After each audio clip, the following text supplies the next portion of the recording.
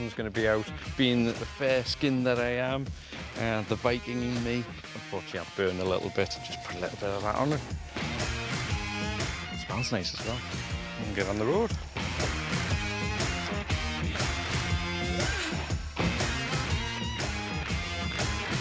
Definitely is a nice day. 21 degrees and rising.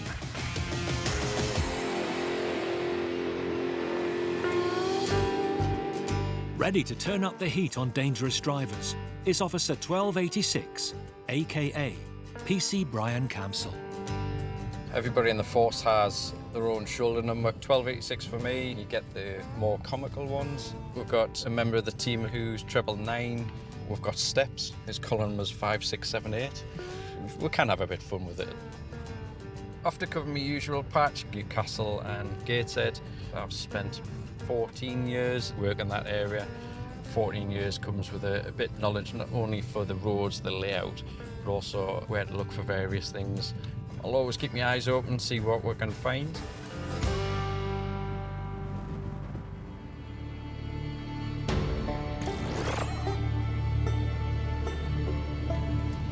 Just got through a red.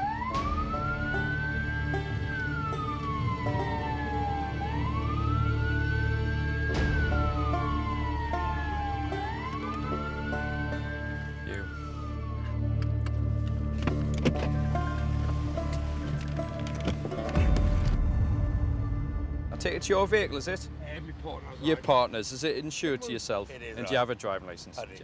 The reason I've stopped you is the red light that you went through on the roundabout. The red light? Yeah. Vehicle check, please. Can I pass the details? Yeah, I'll run him through.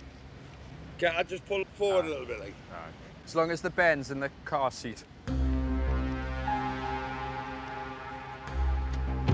Yeah, it's a grey Vauxhall Safira. You've got a full licence. Do you know how many points you've got on your licence at the minute? 3. You've got 3 at the minute. Okay, and do you know what they're for? Speeding. Right. They might have come off new, like, because it was ages ago. Got 10 points on his licence this year. Why do you think you've only got 3? Because I have. How many have I got, like? 10. 10 points. 3 points I've got. How can I have 10? Got 2 separate offences on there. One's an SP20, so you're speeding in a 20, and you got 4 points from that, I understand. And the other one is in relation to notifying who the driver was of a vehicle at the time of an incident. So you received 6 points for that. So what do I get for driving through a red light? Red light is 3 points, which would make you disqualified. No, man. With regards to the red light, you'll have to go to court. Please Right. slow down, especially with red light. Guessing this is your little one? Aye. You need to look after them, mate. It might be that somebody else chances the light on the other side, 2 come together and the Ben could get hurt. All right? Got any questions? No. Cheers.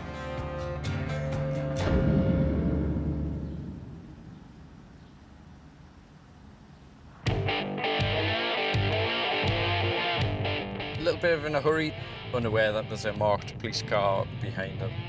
He's on the understanding he's got points to play with. It's not the case. Who knew that a little trip out would go so horribly wrong and become so expensive?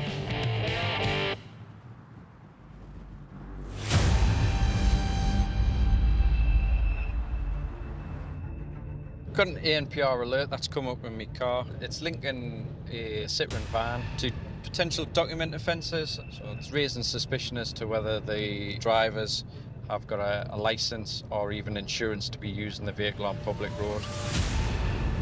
Definitely want to stamp that type of thing out. Poses a danger to everybody.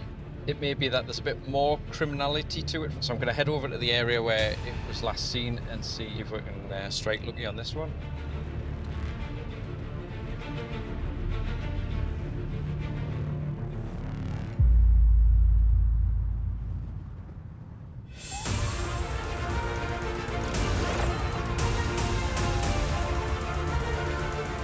Just spotted up ahead.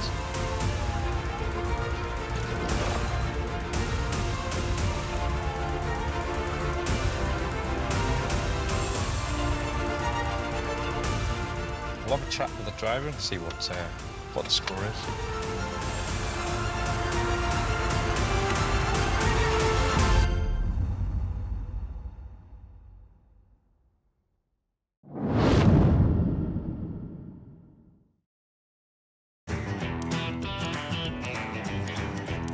Our social media habits are hitting the roads. Fucking idiot. Drivers subscribing to dangerous manoeuvres to keep up with what's trending.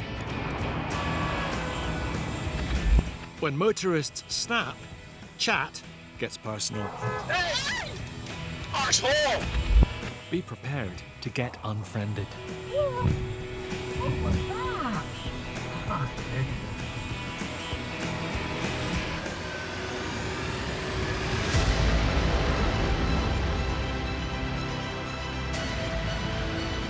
Got an ANPR alert that's come up raising suspicion as to whether the drivers have got a licence. On the outskirts of Newcastle, Brian's tracked down a van linked to possible document offences. We'll have a chat with the driver and see what the score is.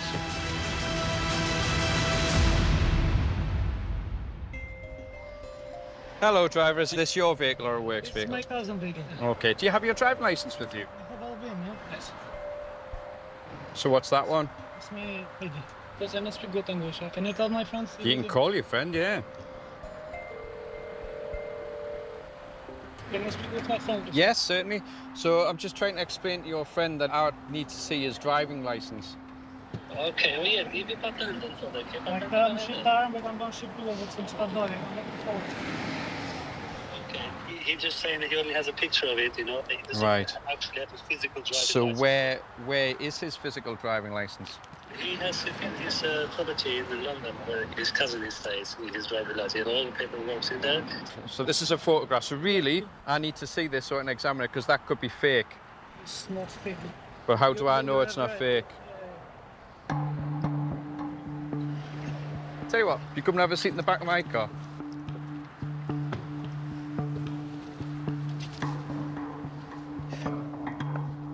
I'll be able to hear you a bit better. Have you got your phone there as well so I can hear your friend? Yeah. Hello. Can I ask if you use drugs, namely cannabis? No. No. Why do you smell of cannabis?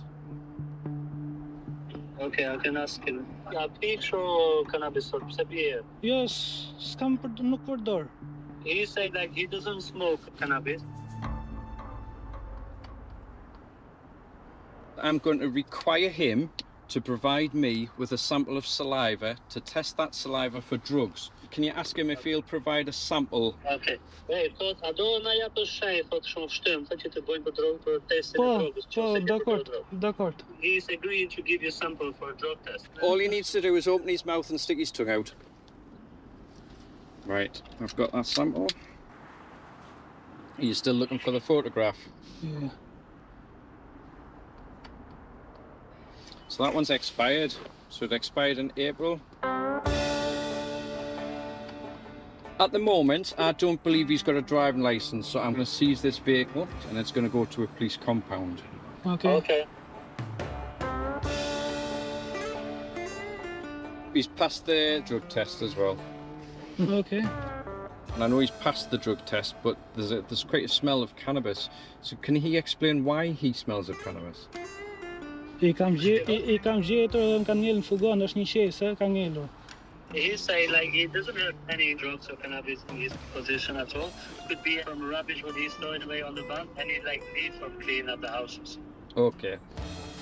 So I'm going to search the vehicle to make sure he's got no drugs in the van.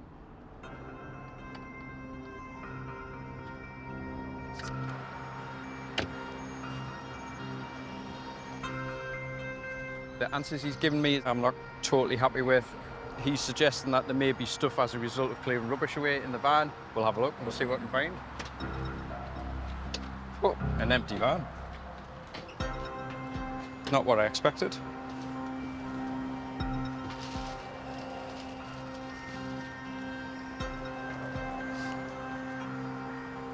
Don't know what that is. I'll go and ask him. Can I just ask what's in this box? A mund të pyes se çfarë është në atë box? Të thash o gzim. Kishin kur futan sirtar që kam raftet, kam hedh plirat, gjeta I këto. He said that he had the van full of rubbish, and when he went to throw it away, he poured the box and without throwing it away. Right, it just seems strange that there's one item's left.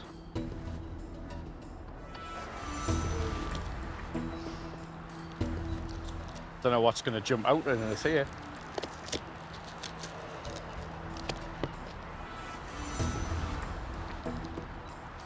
Ta-da! I believe that's baby cannabis plants. At the moment, he's been placed on arrest on suspicion of possession of cannabis. We've got 1, 2, 3, 4, 5, 6, 7, 8, 9, 10, 12, 13, 14, 15, 16, 17, 18, 19 plants.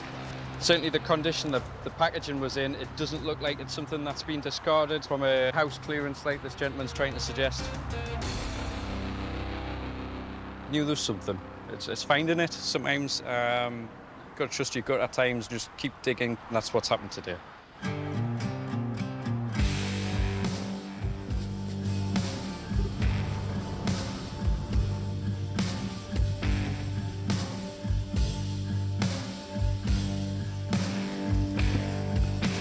we go. Can you manage to climb out? I'm going to go over there.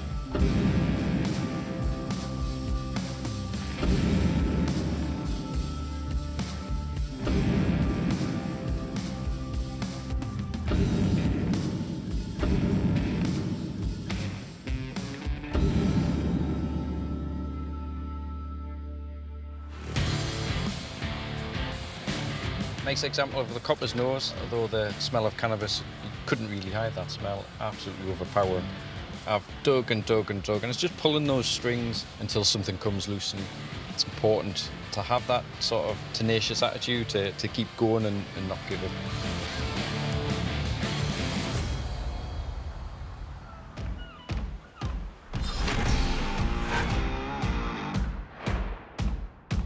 Northumbria Police is marking 50 golden years of keeping the roads of the northeast of England safe.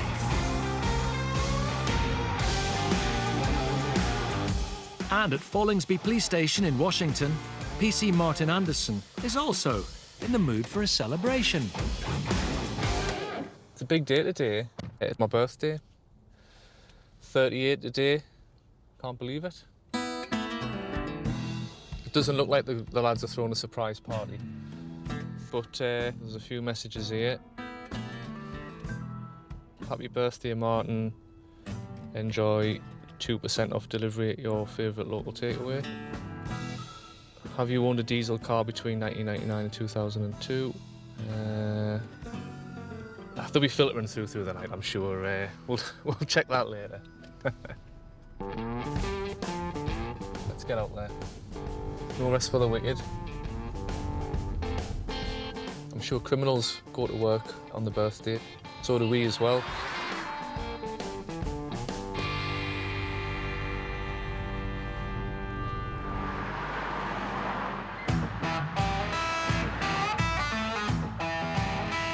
As Martin hits the road, his family are out to play. Wife's had the kids to a fun fair, so I've been very anxious all day, thinking that there's going to be like a goldfish coming up from a Hoop of the Duck prize or something. I know we had one years ago, and it must have had a little bit of dolphin in it because it could jump out the tank. You would get in from work and it would be like stuck to the carpet, so you had to like carefully peel it off, and there would be missing scales because of where it stuck to the carpet, but it would like sort of come back to life when you put it in the water. But it liked living life on the edge, just kept jumping out the tank.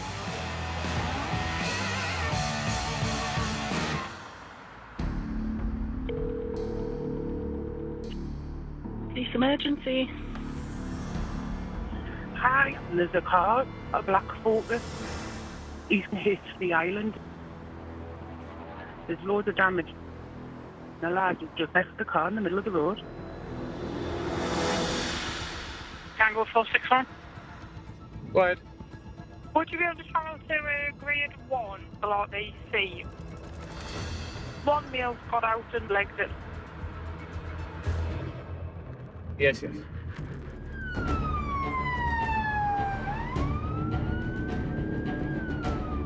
Obviously got something to hide. They don't want to be around when the police get there. Could be for a variety of reasons. Are they drunk? Are they under the influence? Have they got drugs on board? Is the car stolen? Should just be up here somewhere.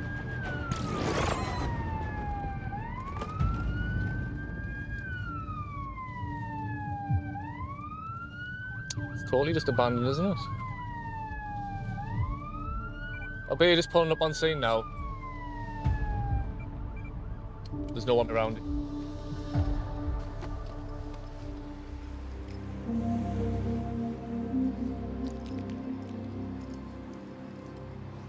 So this is what he's hit.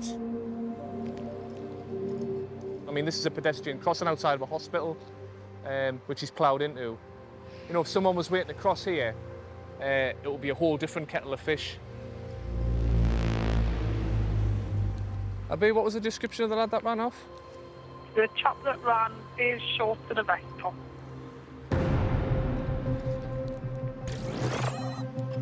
Yeah, I think I've got him here. Is this your car? Yes. Right. Blitzen was... Come here. You've had a drink, haven't you?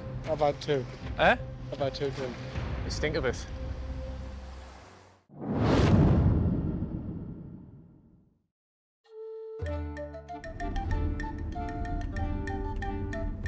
There's more drama on our roads than a Shakespeare masterpiece. Drivers going measure for measure.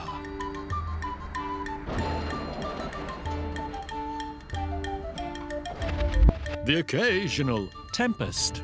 Stupid cunt! When often there's much ado about nothing. Oh, indication might be a good idea. I'm not a mind reader. But all's well that ends well. Fucking hell.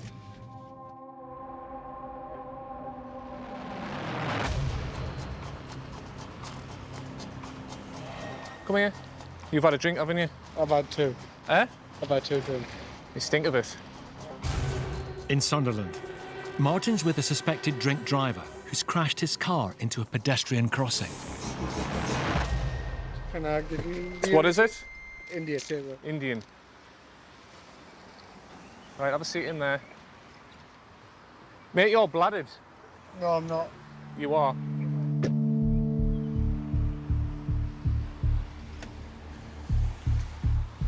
Ugh. Is this your car? Yes. You're the driver? Yeah, someone's blitzing me. Right, where's the other car then? Gone. He's blitzed it. Like, the guy's gone. Right. Because you've been involved in a road traffic collision, I'm going to request a specimen of breath from you, all right, mate? Are you happy to provide one? No problem.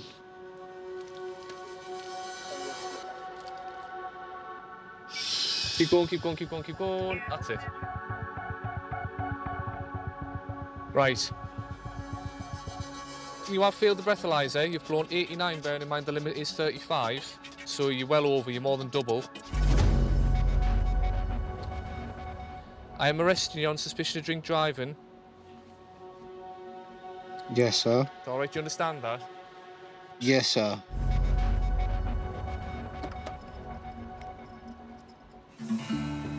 I'm an idiot.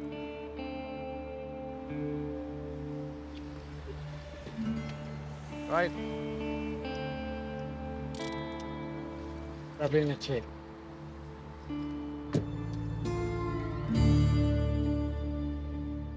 He's more than double the drink drive limit, which would probably explain why he's crashed, to be honest. So thankfully there's no one hurt, because, you know, driving with that much alcohol on board, you can only imagine that it's only going to end one way.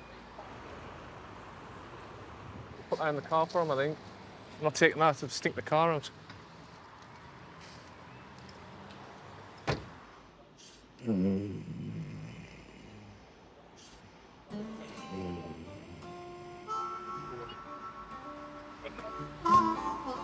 I'm getting divorced tomorrow. Will you be in the bad books for that, like? Yep.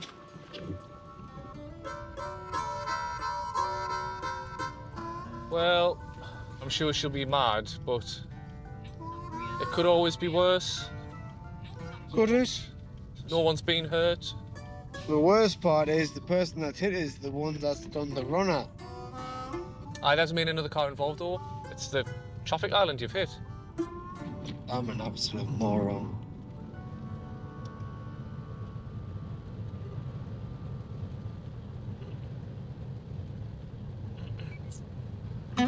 What did you have in your takeaway? What did you go for? Lamb boner and chicken volley. I'm more of a chicken madras sort of guy myself. You don't have to make conversation with me, it's fine. I'm happy with silence. I deserve to suffer.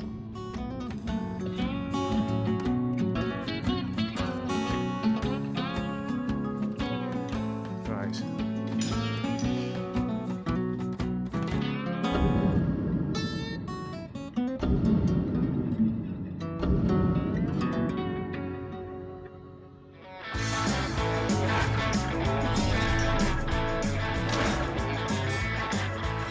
Spring has sprung, the sun is shining, a beautiful day, but it's cold. After 31 years as a cop, Sergeant Dave Roberts knows he has to be ready for anything. So today we have big coat, woolly hat in case it gets stupid. We've got lightweight yellow jacket, and if it all goes horribly wrong on a day shift in spring, a torch. So is it a big coat, little jumper, big jumper, or no jumper? No, we're going to be true to the origins of the North East, so I'm going to stick with the no coat. See how long that lasts, though. Let's go out there and see what's going on.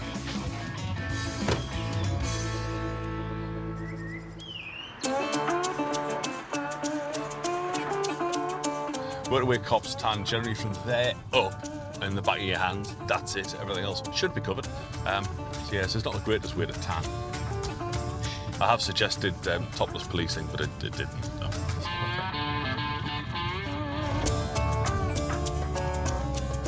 Once you get to spring and the weather starts to get better, this is a fantastic part of the world.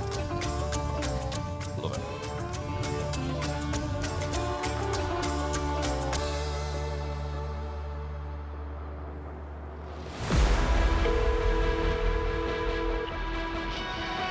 Northumbria Police, how can I help? Somebody's come off the roundabout. A 4x4 bit, the box that controls all of the lights. The roundabout has no light. People are just taking their life into their own hands. I'm going to get officers straight out, okay?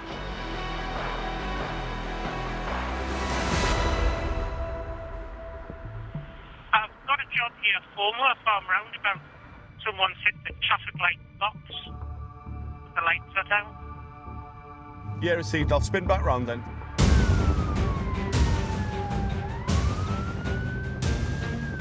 Moor Farm Roundabout is a roundabout that controls the A19 as it joins with the A189. It's a busy road at the best of times, but at this time in the morning, when you get a traffic light system that goes down, it's not good.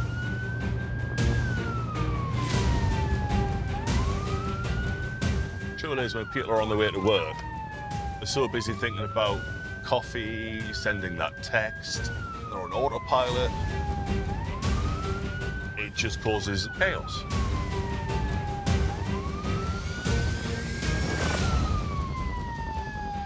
Yeah. They are off the road, having crashed into said control box. Let's see if we can not cause it any more carnage and chaos.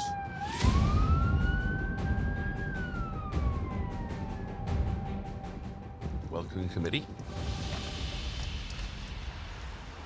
Hello, how are you doing? Right. Are you the driver of the car, sir? Oh, the driver's still in it, buddy. I was behind him. Right. So he stumbled a bit when we were at the roundabout there. Yeah. Then when we got to here, he just seemed to go straight off. All right, okay. But he's knocked over the cable box. It's all gone off. His cable's exposed. That might be live, mind. Give us 2 seconds, buddy. Hello, sir. You all right? Is anybody hurt? And this is your better half, I'm imagining, is it? Right. What's happened? My foot slipped sideways off the cliff. Uh-huh. And I couldn't get his bloody foot up. Right. I couldn't get it to stop. Right. Nobody's hurt, though. That's the important thing. The issue is that you've collided with that traffic light control box, which has shut the whole roundabout traffic lights down. All right? So, a bit of a problem there. So it looks like it's a gent of a certain age.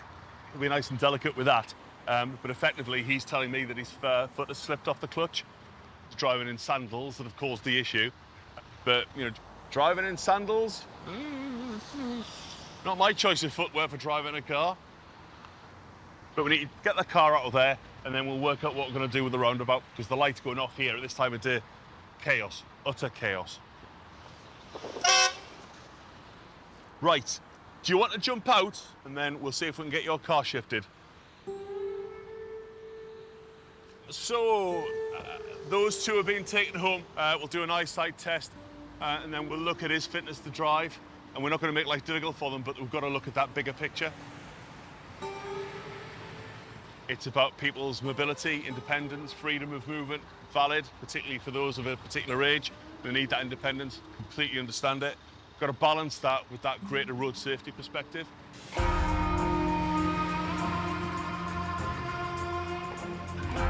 This could need quite a bit of chaos for quite a while. So we'll speak to the council and see what they're going to do about it. But it will need some signage to say to the people that the lights are off.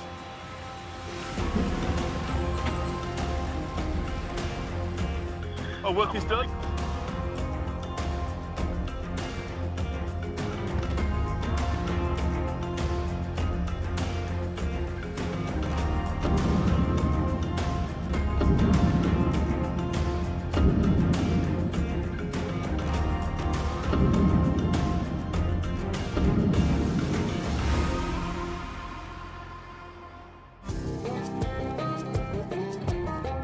That driver could have caused himself and other people a world of pain. It is ultimately about keeping everybody safe, including him. There comes a time when, sadly, it's time to stop driving, when it's not safe. It'll happen to me, it'll happen to everybody.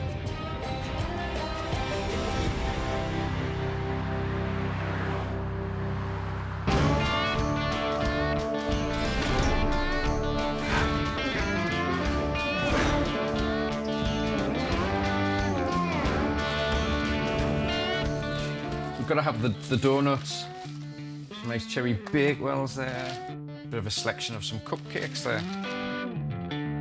PC Brian Campsell is counting the cost of being another year older. Just had my birthday and you get cake fine for it. There's different cake fine levels from biscuits up to cream cakes. And really aggravated, it then goes to like finger buffets. We actually have the cake fines offences directory, so you can look it up, find out what the offence is. Birthday cakes is obviously one, lateness, anniversaries, emergency activation button cakes, return from leave cakes, stinger deployment cakes. It's an extremely long list, and I think you can probably make just about any circumstance fit where you're going to get cake fined. Hopefully it's going to be a fantastic day. Plenty of work with a bit of luck. Today, Brian has been tasked with some important surveillance work. So I'm on a top secret mission at the minute. My daughter, she's passed her driving test, so she needs a car of her own. It's like the secret car hunt started to try and find the ideal first car for her. She's not the easiest to buy for. When I asked, what is it you're looking for in a car, she would say a blue one that's got 4 wheels and a cup holder. My first car was a D-Reg Nova, and I think I paid £700 for the car itself. Windy windows, a tape deck, AM radio, but mechanically sound and a good safety record. Well maintained and serviced. So hopefully I get the right car and I don't buy a lemon.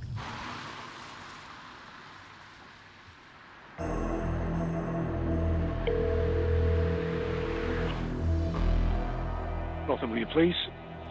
Hiya, can I report a car that's been stolen?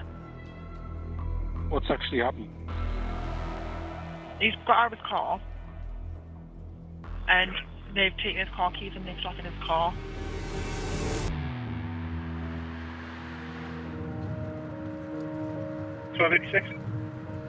Go ahead.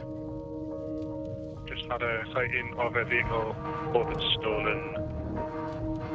Black Vauxhall Corsa, A167 southbound. I'll start gravitating back to Newcastle.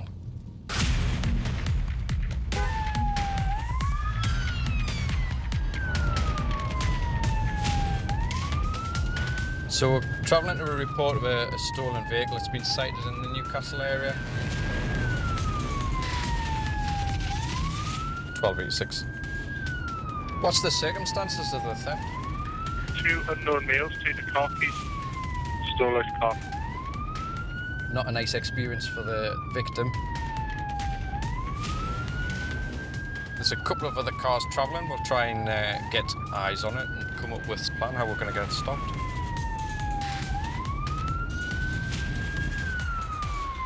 Across Britain, a car is stolen every 5 minutes, and the criminals responsible are some of the most dangerous people on our roads.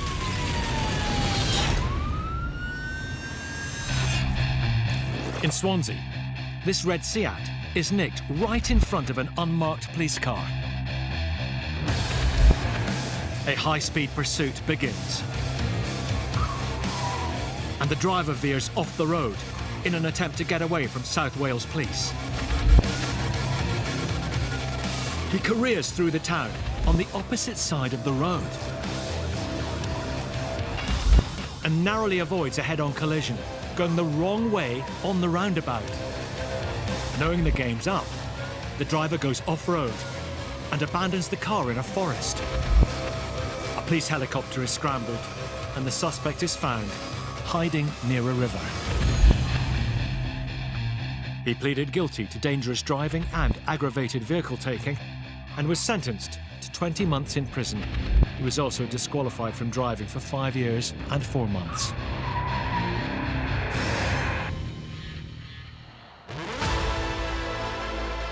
Unknown males, 2 the car keys, stole his car. There's a couple of other cars travelling. We'll try and get eyes on it and come up with a plan how we're going to get it stopped. Back in Newcastle, Brian is on the hunt for a stolen car. We're just in the Cowgate area now.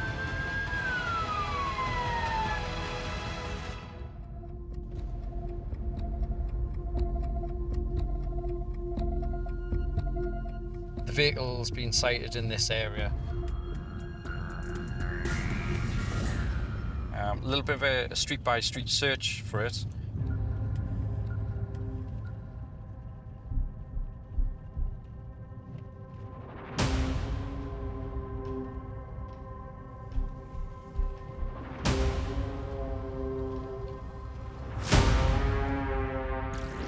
That's the one.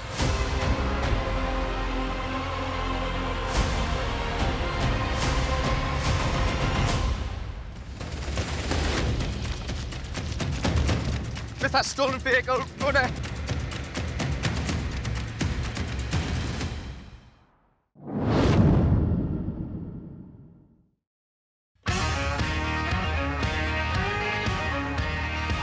When bad drivers feel the need for speed, Britain's roads are like an action movie. Whoa! Staying out of danger can be mission impossible. You've got to ask yourself one question. Do I feel lucky?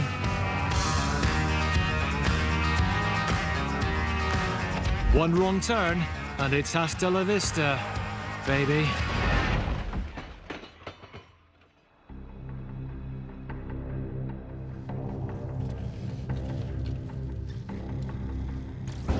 That's the one.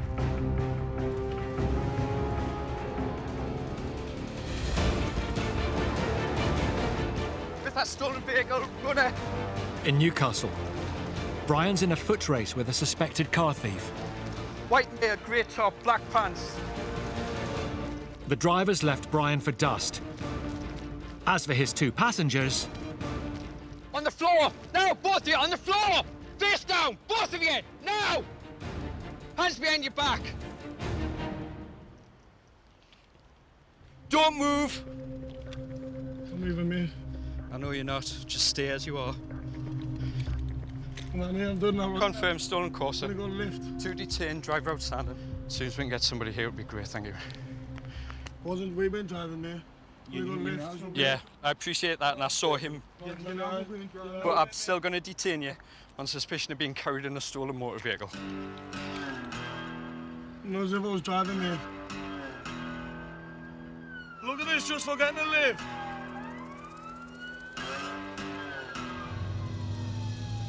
With you now, with you now. Dave arrives with backup. Have you got anything on you that you shouldn't have? No. Right. Now that I've got somebody else here, start off by putting you in my car. Can you manage? You put the pumps on the front, mate, and hands are here, mate. Not at the minute. Well, you could be the kind of person that calls me bother. Are you the kind of person that calls me bother? No. No. I didn't pinch him over here. Well, what are you wearing gloves for? Because I found them in the car. All right, okay. Just a good lad, mate. Just a... All right, we'll talk about that later, all right?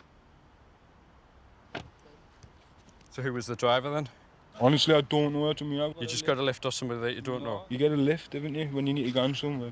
He was going the same place. Right. Well, how do you know he was going the same place? Because he told us. Right. So, yeah, I'm actually getting arrested. You have been arrested, yes. So what for? For being carried in a stolen motor vehicle. In fact, I'll further arrest you on suspicion of theft of the motor vehicle. If you don't match the description of the offender, well, nothing else will happen. How many people match my description, like? I don't know. Exactly. However, very truthful, mate. Can you few people match everyone's description? I could think of 3 people that look like you. Right. So 3 people look like me wearing the same clothes that I'm wearing at the minute? Oh, not wearing the same clothes. That's different. If they're wearing the same clothes, and you've got that's what I'm saying. So we've got an investigation we'll do. Mate! I'm just a bit too hot, mate. Can I just have that done there for that? Aye. Thank you very much, Well, mate. you stay there. Thank you. No, you're a nice busy all the way. Try to be. Listen, my guy's a good cop, man. Come on. Oh, he's got a good copper. I'm at the back cut, am I?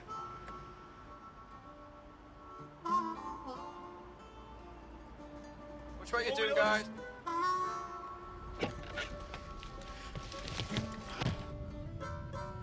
Fortunately, the driver got away, but I'll settle with a stolen vehicle back and 2 in the cells for now.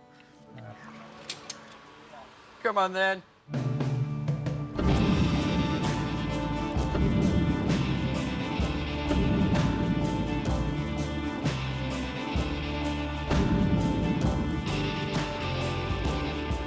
Give us one of them donuts in. This might take a while. I want a donut. Can I have a cookie? You've got to be You've got to be in the police to get a donut. Well, you got one and then give it me.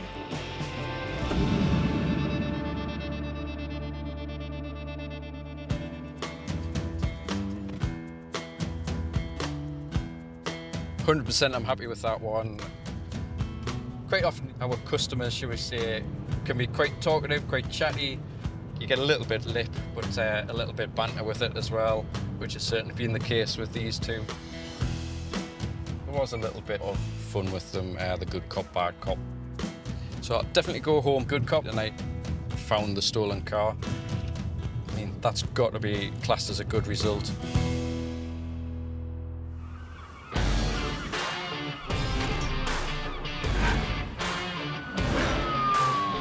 In their fight to rid the roads of crime, Northumbria's Motorway Cops have a glut of gadgets at their disposal. This is the ENPR unit, basically a TV screen, but it doesn't show loose women. It shows any vehicles that we drive past. If it's of note, we'll get an alert on there. Over here is what's called a matrix board, and it's got various messages which we can put on to notify motorists. If I could program anything into this, it'd probably be like, stop driving like a clown. PC Martin Anderson's riding solo, but he will have some company. Alarm monitoring active.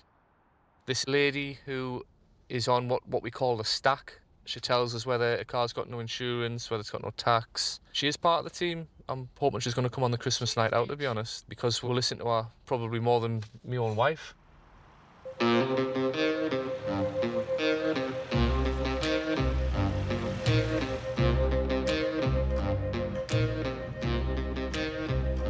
It's a lovely day, and we're going to go and police the streets and see what naughty cars we can get off the road.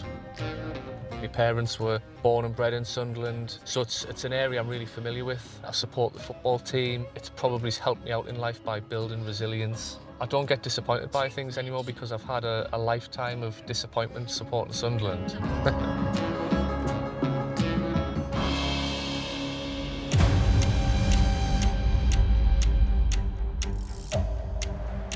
been a BMPR information on a own vehicle at the Metro Centre.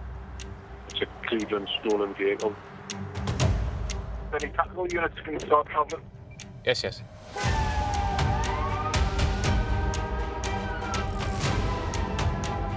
We're heading over towards Gateshead for what we believe to be a stolen BMW, which is disguising itself behind chrome plates. You want to head to the phone bypass? Aggravation don't seem to be around the south side area. We're not too far, 4-way on a bypass now. There's a number of vehicles looking for us at the moment. We've got firearms, there's a couple of tactical cars heading down as well, and fingers crossed we'll get hold of this one.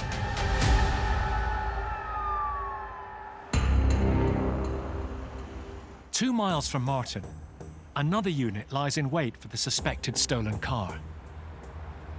It's just past us.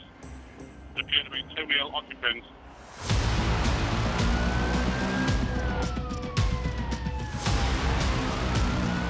The vehicle's now been sighted on the Felon bypass. It's heading east. They are running around in a stolen motor. What else are they up to? Are they using this to facilitate other crimes? There could be stuff in the car that they don't want us to get hold of. So they will not want to stop for us. When drivers of stolen cars get spooked, they'll go to extremes to avoid capture.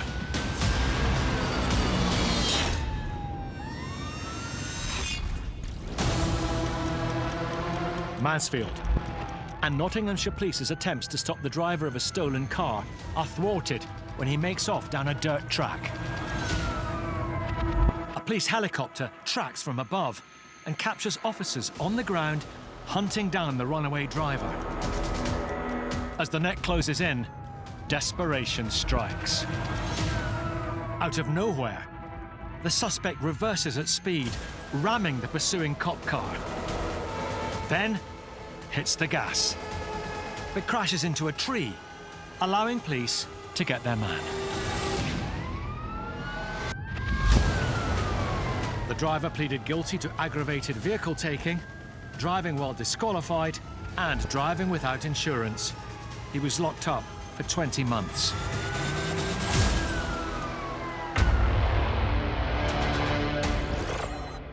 It's just past us. There appear to be 2 male occupants. The vehicle's now been sighted.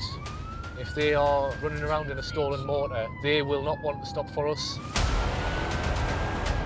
Back in Gateshead, Martin's racing to back up other units who are closing in on the suspected stolen BMW. I've got a stinger set up end of the Felon bypass. Got the roundabout. Firearms, they've got a stinger sight set up, so we're just going to get over there, because if it does fail to stop following it being stung, we'll be in a position to pursue it and bring it to a safe conclusion, hopefully.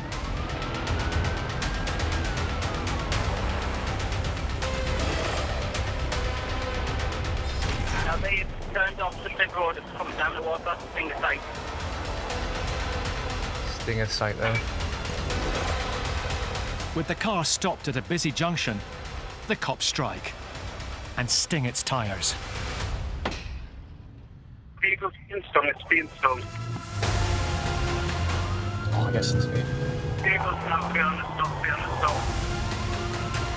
With you now, with you now.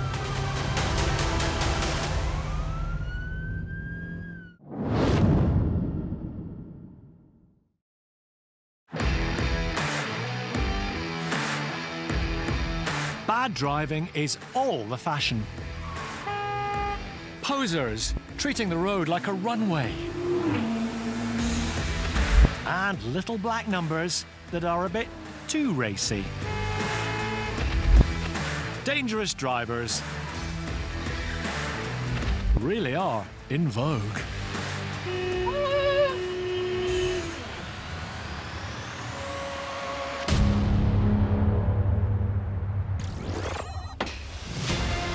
Vehicle's being stung, it's being stung. Vehicle's now be on the stop, be on the stop. With you now, with you now. In Gateshead, Martin and his fellow cops are fighting to reel in a suspected stolen car. Might get him for a box on this car. Tango 461 behind the vehicle now. We are Taking the first.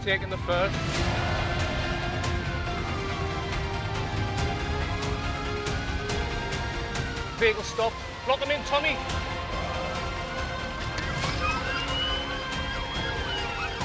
Get out the car! Get out the car! Get out the car!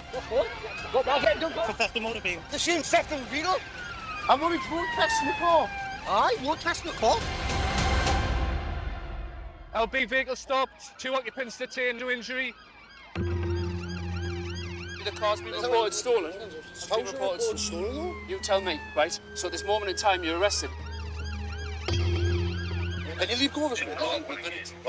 You're in our detention. I can't let go of you. There's a handcuffs on? Yeah, where people run off with handcuffs on there.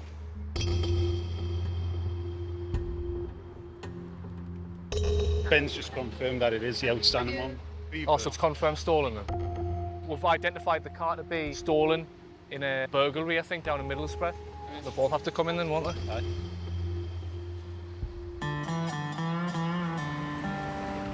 You reckon that's his suit in the back?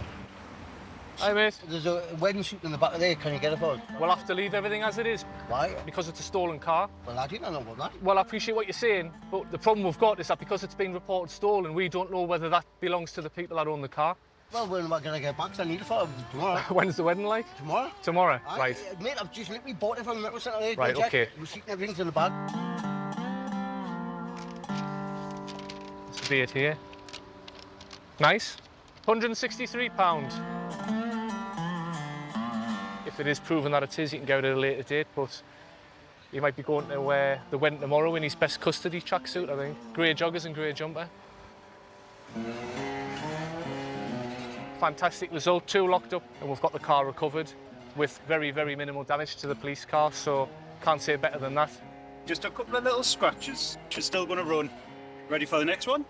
Is it 20 to 3? We've time for at least another 2, yes. See you later.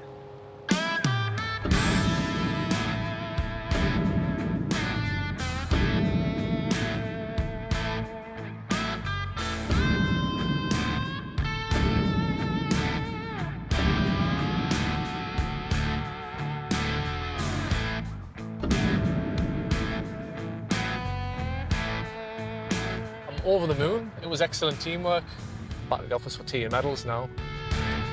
It wasn't a bad suit actually. Very bright, very summery. So he's obviously got a bit of an eye for fashion, that lad. It's just a shame he hasn't got an eye for who he gets in a car with.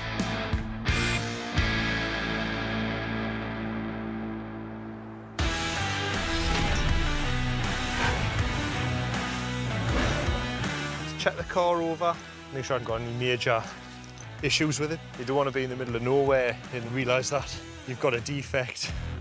PC Jamie Leslie's been a cop for 14 years, but there's still plenty in the tank. I've come close to running out of petrol, but it's never happened to me. My sergeant did once, and he had to pull over and run to a grade 1, which is about 1.5 miles away. I don't know if I would do it. Maybe just get an Uber or something like that. It's in good working order. We shouldn't break down anywhere. Fingers crossed. Tango 1058. Can you just put us on Tango 19?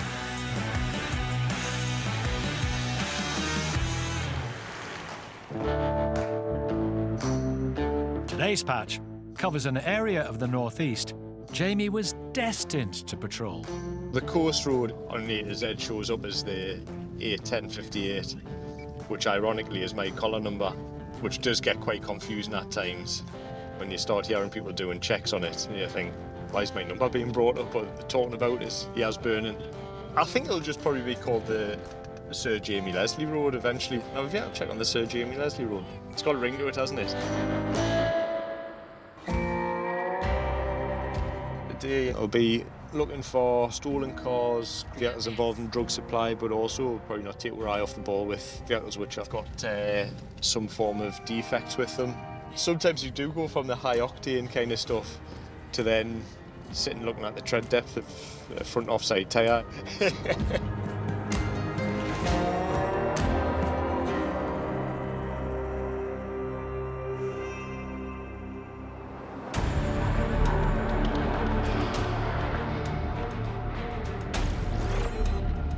don't know what's going on with this car up in front, but it's got a brake light out. And it looks like it's got something hanging off the bottom of it. It could come flying off at any point, damage someone else's car, injure a member of the public. Terrible condition, that. We're going to have to give him a stop.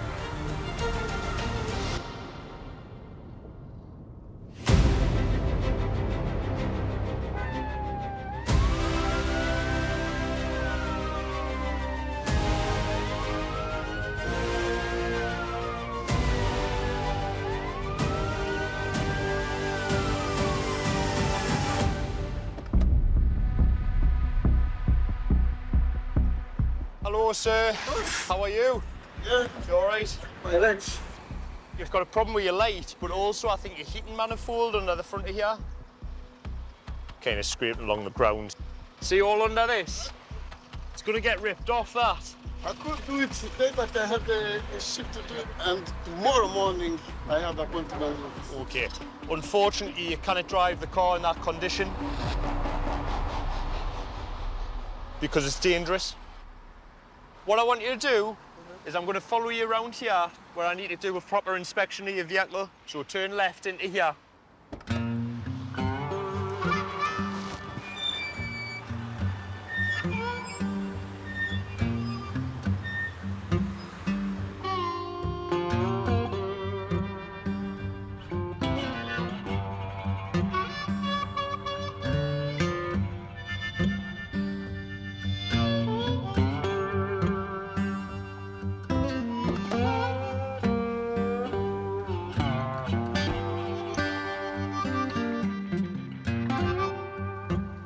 What I do is just put it on this curb, just reverse back and put it on this curb.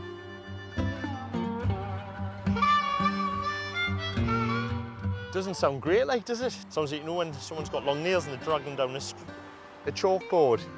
I mean, I've got tinnitus anyway, but it's even worse with that. That's not quite the position I was expecting to park it on the curb. Okay. Well, you wouldn't pass your test. I'm going to conduct an inspection of your vehicle, okay? Just to make sure that we've got no other major faults.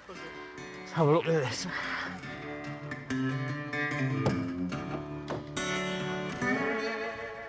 We've got loose bits all over this. It's not great, like.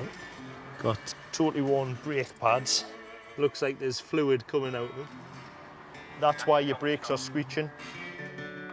It's a rust bucket, this.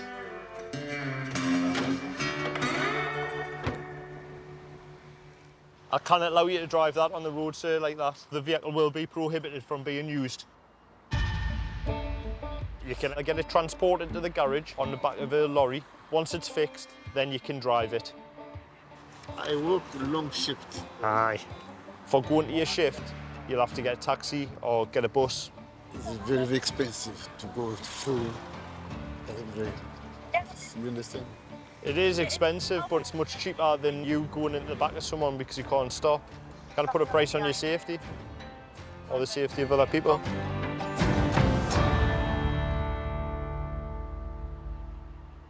Sir, can I just get your signature? Just sign there.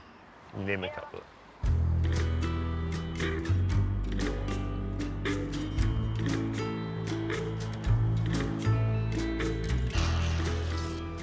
There you go.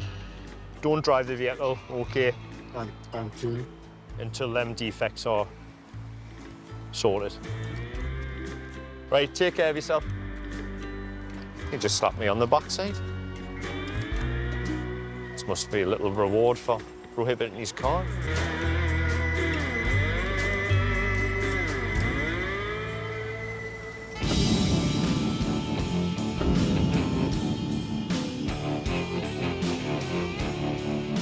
You've got a duty of care to yourself and other road users, you know, to make sure that your car's in good working order, and his wasn't.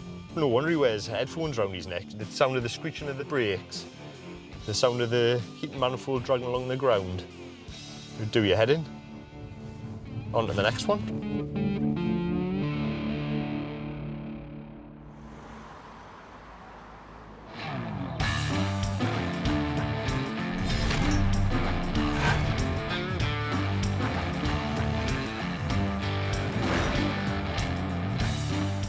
Look at that. So is this your dog? Is he some sort of like social media influencer? He's cracking, man. He's great. I love him. Where did you get him from, guy?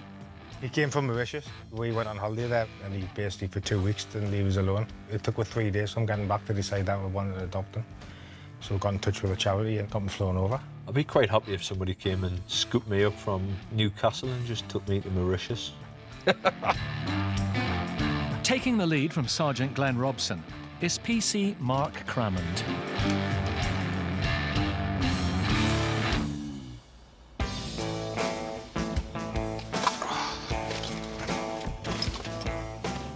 You ready for the drive out? Crack on, mate. We're heading down into the South Shields area now. We target really high-risk drivers, people who pose the greatest risk to members of the public. A good shift for me is if we take someone dangerous off the roads. I'd much like to try and prevent stuff from happening in the first place, than having to deal with the aftermath.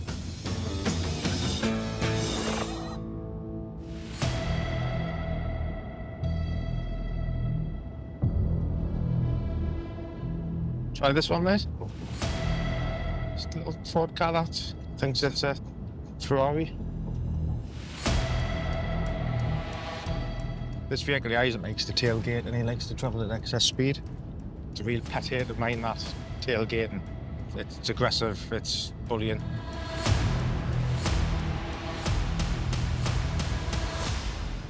We've did a check on it and it's coming back that it's only registered and insured to a female and it's a male driver. We'll have a little chat with him.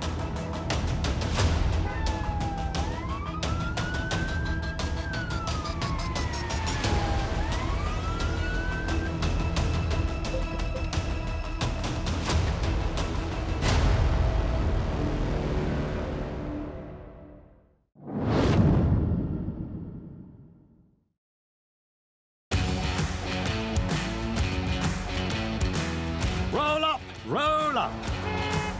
Come and get your bad drivers. What are you doing? It's 2 for 1 on silly speeders. And look out for bargains that fell off the back of a lorry. Be quick! Everything must go.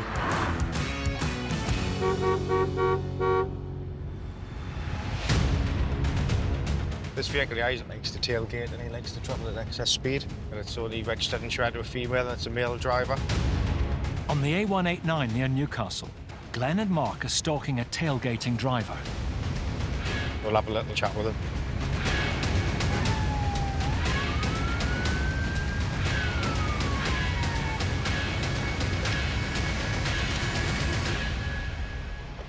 Hello, mate. Do you want to just knock the engine off and just come and jump in the back of your house? A quick crack.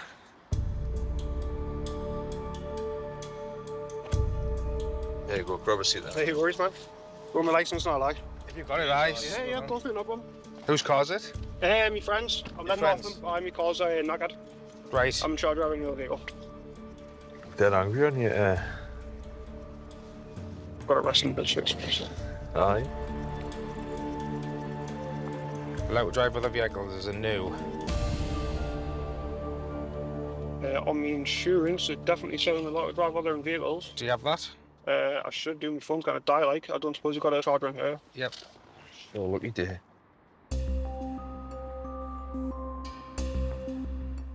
I don't know which one it comes under. Do you know which one it comes under?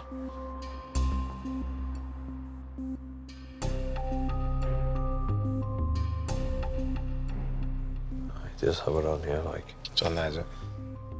Just that top line there. Glad you had that. No, I made sure before I even set foot in that Yeah. car. Kind of for me, even license, I've got a dealership. So why did you drive like it's tool then? Didn't feel I was driving like a tool. The reason why I've stopped you is you're travelling over the 70-mile-an-hour speed limit and you're tailgating other cars, bullying them out the way. Don't think I was tailgating, like. Well, you were. Were you leaving 2 seconds gap? Felt like it. I'm sure it didn't for the cars that you were behind. I want to show you so you can see. Your car there, the white car? Yeah. Can you see the blue car in front of you? No, I'm sorry, I'm a bit too close up. It's intimidating. You just cannot drive like that. I understand, yeah. thing the camera lies about is my weight. The fact that you're driving over the speed limit, and you're out of people's bumpers when you're driving. Right. So, like, you're saying that because you can't afford to lose your licence, but yet you're driving like a tool. That road there, the Spine Road, is probably the worst road in the Forth area for KSIs, killed or serious injury RTCs. Okay. Obviously, you're travelling excess speed as well. It's a recipe for disaster. Okay. You ever been on any driving courses recently? No. If I ask you that question in a couple of months' time, the answer's probably going to be yes, because that's what we're going to recommend today. Okay? No, I appreciate it. I really do. Right, that's it. You're free to go, mate. Yeah. What are you talking about that? Well, at least you got some juice as well. Exactly. 20 pence in the pot. Take care. Cheers, man.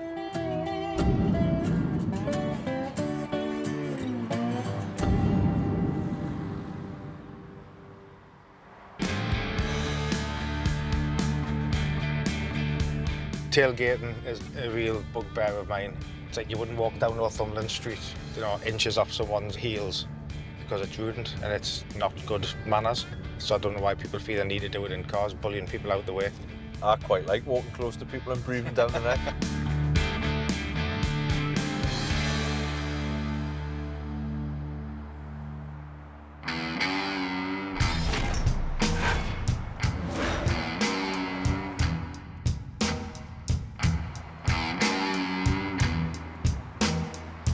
My role, I've been a bit of an admin passenger. I don't mind doing that, but I always prefer driving. I'm happy to be chauffeured. The sergeant's the queen. He's been chauffeur driven. Or the king.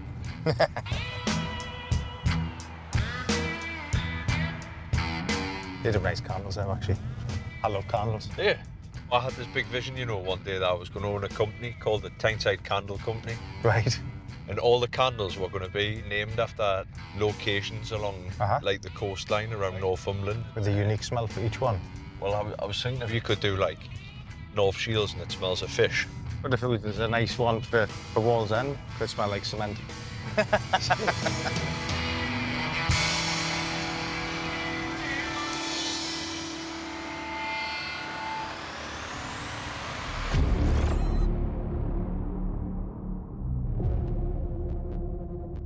That bloke of that green Vauxhall Mocha. Just two females on the Where does the Mocha go? Left? Behind it, still parked up. Green one? Green one, aye.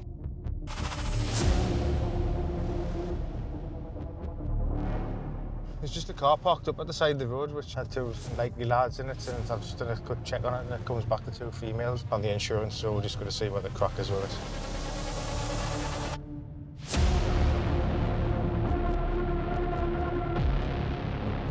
The fact that he's waited until we've gone out of sight and then went mobile, sort of, it's a little bit of a giveaway, isn't it? Yeah. Glenn and Mark know drivers quick to steer clear of the cops often have something to hide.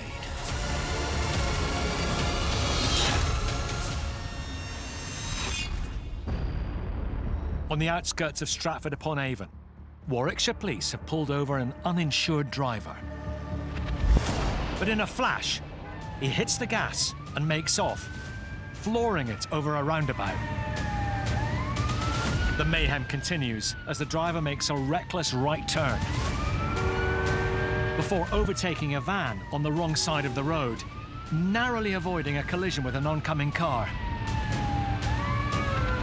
As officers try to close the gap, the driver pushes the vehicle to its limits and loses control, hurtling up a grass verge.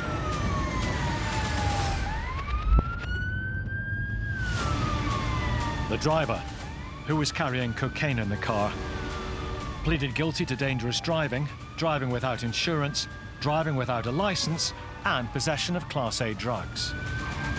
He was sentenced to 10 months in prison.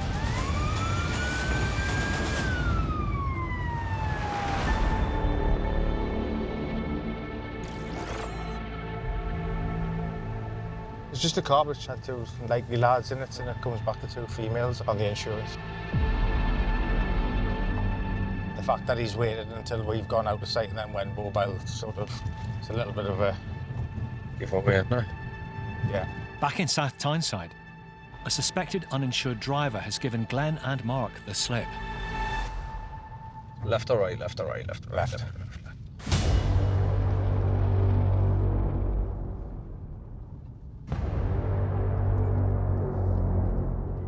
Could be anywhere. Game of cat and mouse, isn't it? There's one of the little people on the motorcycles who ride on the footpaths. We're working with the Southern team for the shift to target motorcycle disorder. So we'll shout up on the radio channel just to let them know to deal with them.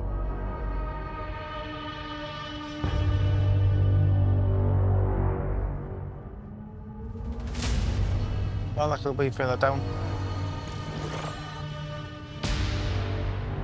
Oh, there it is. Aye, champion. We'll just find somewhere appropriate and request the vehicle to stop.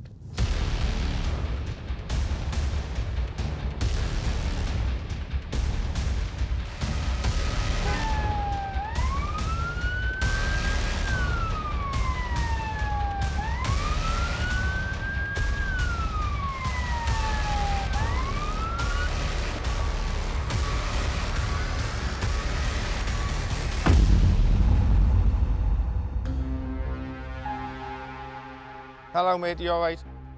Do you have insurance for this car? No. Go and have a jump at the back of the car, then.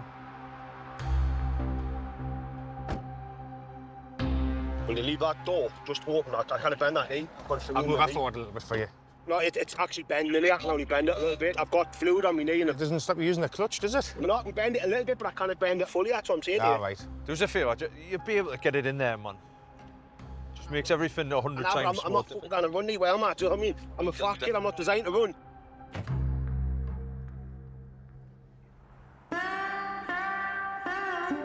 When we just come off our car, that car going to mark against it. Copper's nose. It's not a copper's nose, like, cause it was. If it was a copper's nose, you'd want them 3 kids on the strikes. Well, we'd seen you beforehand. How didn't you just go after them little swans and that, them little bikes? How didn't you just bother with them? We do. Too quick for us to get away or something? You just never see them getting started. I might buy myself one of them instead of using cars. Whose car is it? It's my wife's, but it's fancy me stuff as name. Is it registered to him? Aye, the logbook is aye. Should I give me brother's name? He's in trying to drive out. And he looks very similar. Further digging reveals the driver doesn't hold a valid driving licence. What did you lose your licence for in the first place? I didn't have one. Just never had one? Nah, just stupid really, but...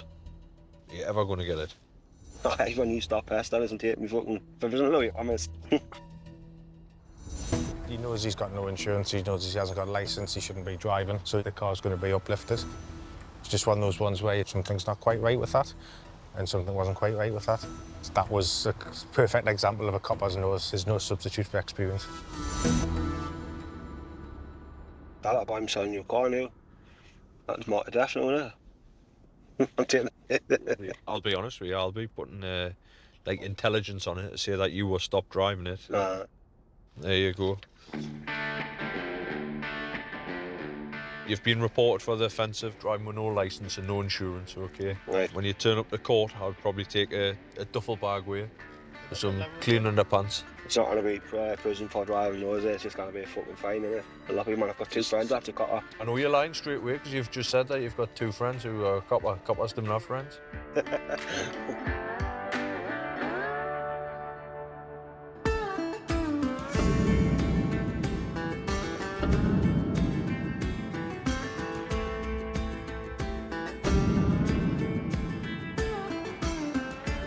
That fella there, he's never had a driving licence at all. He's never sat a driving test.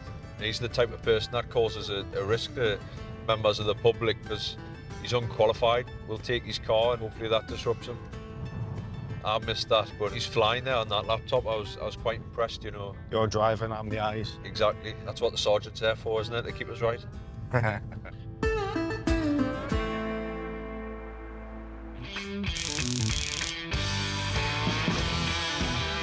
But at Follingsby Nick in Washington, there's one bit of kit that never goes out of fashion. Yes, we do have cones, a lot of them. I know traffic cones are a thing for drunk students, aren't they? And these are actually a good size and weight to put on your head. I don't think I've ever been that drunk to put one on my head. Each to their own. PC Martin Anderson is happy to keep his cones firmly on the road. The minging as well. Once you've done this job and you see what these things get put out in, like mud and petrol and fuel, and the last place you want one of them is on your head, but you think differently when you've had a beer, don't you? So each to their own.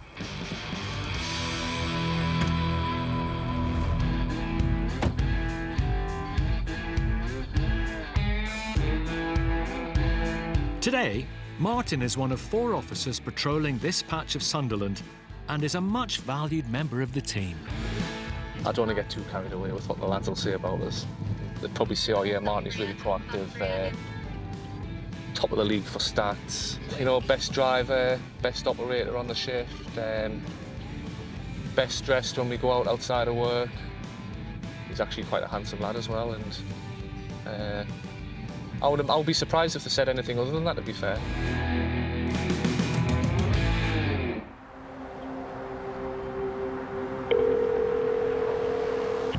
Go ahead, caller.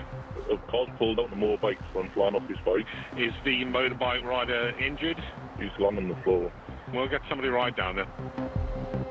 Not AC. Yeah, received. We haven't got any injury details at the moment. Local and ambulance also travelling. You let us know if there's any update on injuries when local get there. I'll start heading over.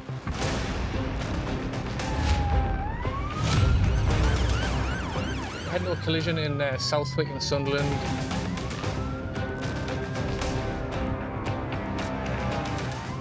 My concerns with this, with any RTC that involves a motorbike, is just that, you know, obviously on a motorbike you're so vulnerable. You know, in a car you've got a bit of protection around you and a bit of a shell. On a motorbike, you know, you just get exposed.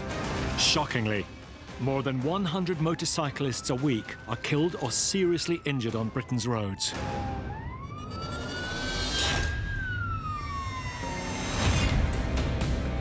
Unsurprisingly, over half of the most serious collisions involve a car. Rural roads pose a greater threat to riders than urban ones. And with motorbikes less visible than cars, drivers fail to see them. It only takes seconds to turn a near miss into a direct hit. Thankfully, the motorcyclist who captured this terrifying crash on dashcam recovered from his injuries.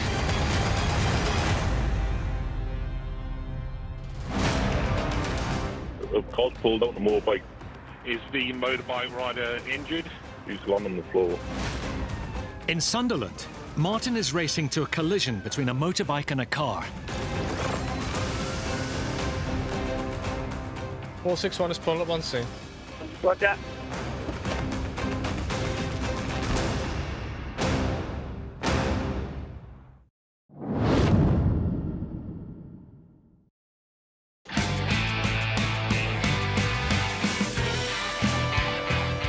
Prepare for battle on Britain's highways, as dangerous drivers go on the offensive, launching missiles on not-so-military manoeuvres. If all else fails, get ready to retreat.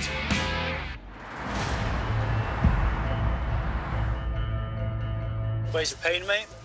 Top of your neck, all the way down your back. Your neck? How's that for you, mate? It's sore. Eh? It's sore? Sore. All right, mate. In Sunderland, Martin is at a collision between a motorbike and a car. How's your neck? Just feels sore. Just there. Exactly there? Yep. Fine. What about up here? No, it's all right. No, just there. Just there. What I'm going to do is get you straight. Just bear with us, all right? Yeah. While medics look after the motorcyclist. Is this the driver of the Corsa? The driver, yes, he hasn't been breathalyzed as of yet. Right. Martin deals with the driver. Come and have a jump in my car and I'll do the breathalyzer and that on you, mate.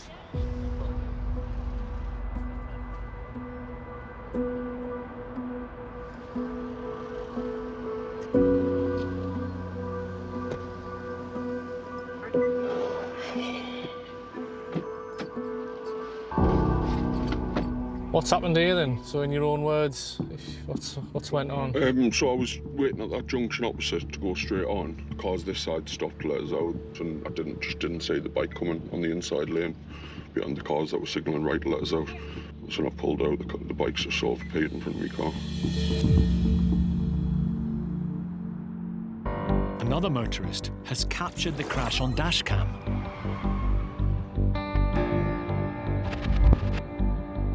It shows the motorcyclist riding along the road when suddenly the Vauxhall Corsa crosses the junction straight into his bike.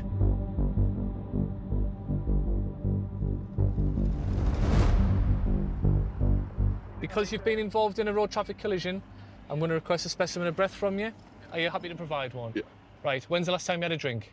Yesterday I had 2 cans. Right, have you had anything to drink in the last 20 minutes? No. Right. How long have you been driving, like? I passed 24th of April. Oh, right, so just a month? Yeah. You'll know I've done one of these before if you've not been driving for long? Never seen one before. Right, I'll keep all of it. All you need to do is take a big deep breath and blow into there as if you're blowing a balloon up. Keep going, keep going, keep going, keep going. Thank you.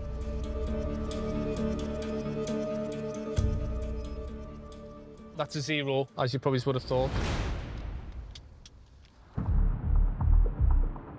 So I'm going to go ready, brace, lift, okay? Yeah. Ready, brace, lift. Right, watch your back.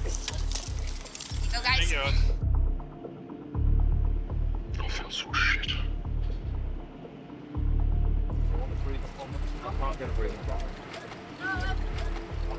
Will I find out if he's all right and everything? I hope so, yeah, but it'll take a while because you'll probably have to go for scans and things like that just so they can make sure there isn't any, sort of breaks or internal injuries and things like that. Right, mate, you can go.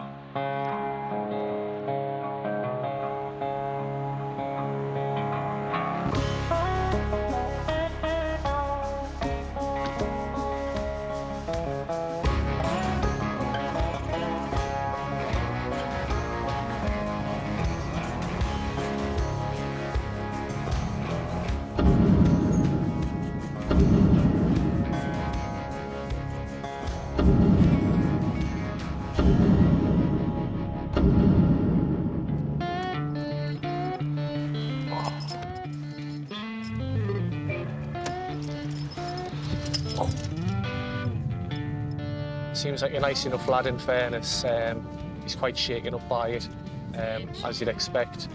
He's only been driving for a month. He only passed his test about 4 weeks ago. A shock for anyone, but when you've only been on the road for a couple of weeks, it's going to have given me a bigger fright, I would imagine. But yeah, certainly could have been a lot worse.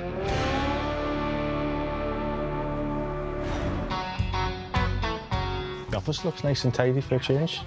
I was wondering if you noticed anything this morning when you came in there, Glenn? I did. I thought I'd actually been in early because it was up to my standard. At Eatle Lane Nick in Newcastle, grime fighters PC Mark Crammond and Sergeant Glenn Robson are ensuring standards don't slip. I had me marigolds on. I was tidying up, tidied the cups up, done the dishes, wiped the desks down. Yeah. Who's his dirtiest desk? Definitely the inspector's desk is the dirtiest. Yeah, lead by example. Right, that's good.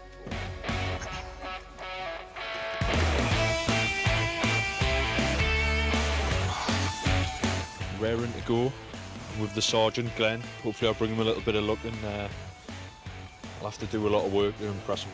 I'll have to be good. Are you ready for a drive out? Let's go.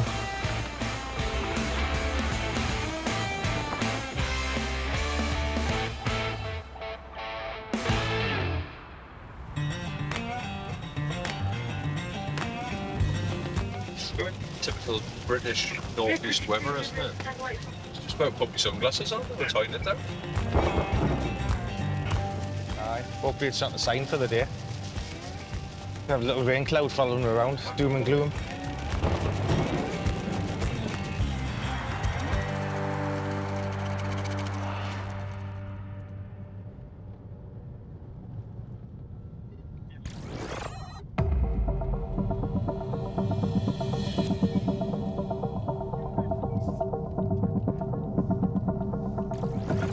I will have a look at that car up there.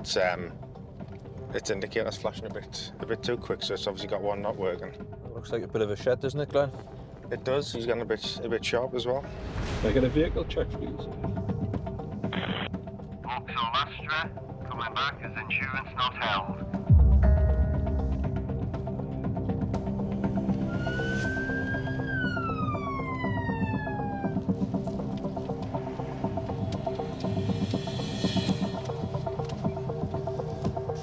Hello, Pally Harriet. You got any insurance on this car? It's just showing up as not having any insurance, that's all on ours. Are you able to show us it? Yeah, I'll have to get it signed. What's your name, mate? Do you have a driving licence? No. Eh? No. You come sit in our car, I can't hear you when you're mumbling away. You're mumbling away, sat there, and I can't hear a word you're saying.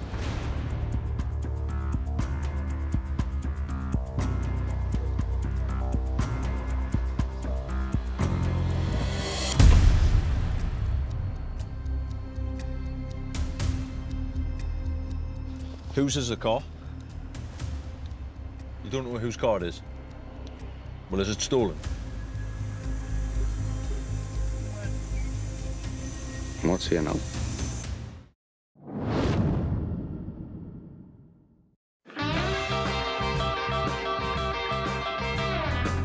Bad drivers are in need of some good parenting. To learn to take turns and not fill themselves with junk. All this pushing and shoving. And throwing toys out of the pram. We'll see naughty motorists getting grounded.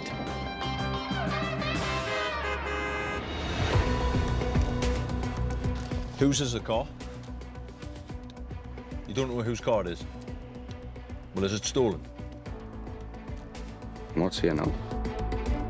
In Newcastle, Glenn and Mark are searching for answers with the driver of an uninsured car.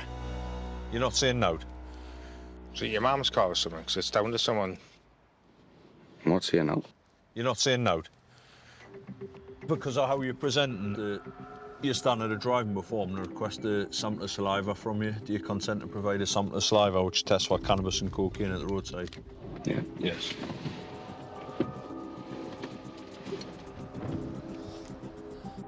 Hop your tongue out for us. You used any drugs recently? I've smoked cannabis, but I haven't. Yeah, I'm not under the influence now.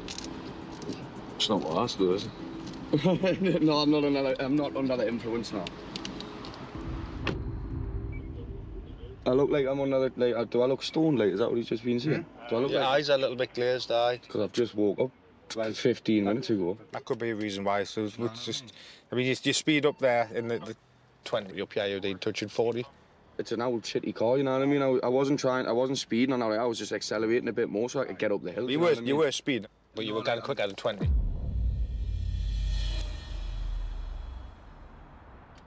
you know who you buy your cannabis off? What? Do you know who you buy your cannabis off? Do I know who I buy my cannabis off? Aye. Why? So I would ask for a refund. Haha, Ghosty, that'll do me. Clear as a whistle. I'm going to be reported for the offence of driving with no licence and no insurance. That's the end of your short stay with us, okay? Ghosty. But you might want to tell your mum then if your mum's driving it, because it's not showing as having any insurance. The only thing is now is the car gets seized. Anything you want in it, just get it out so you don't have to go. No, Ghosty.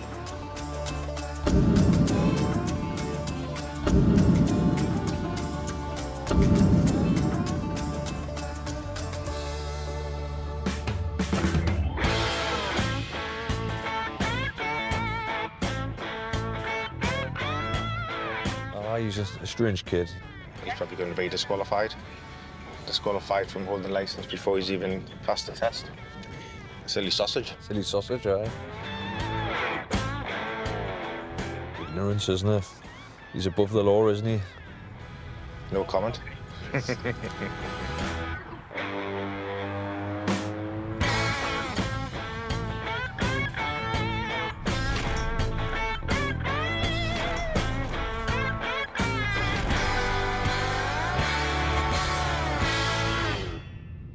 I'm not going to complain about the sun because we hardly see it.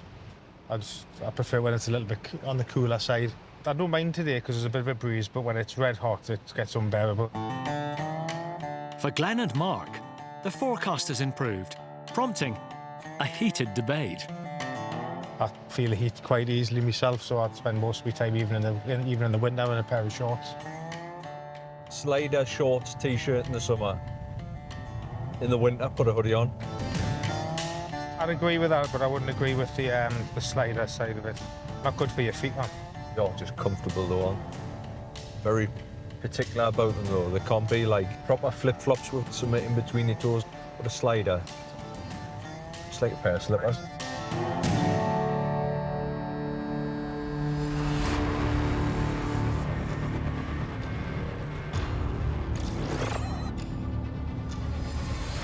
Try this one, mate? Oh yes, we'll be bullying up the back end of this car, yeah.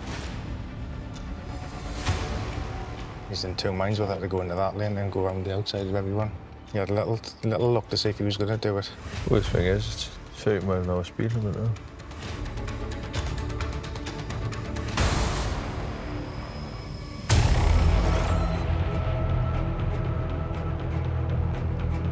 Bullying cars out the way again. We're over 90 now. So you're going to be held down, isn't he, by the car in front? Right up the back end of him again. Speeding drivers who act like they own the road put lives at risk. In Harrogate, a speeder in an Audi couldn't care less as he floors it on a wet motorway. With North Yorkshire Police on his tail, he flies through red lights.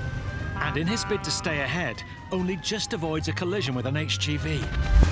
The pursuit hits the busy A1 as the driver races down the hard shoulder.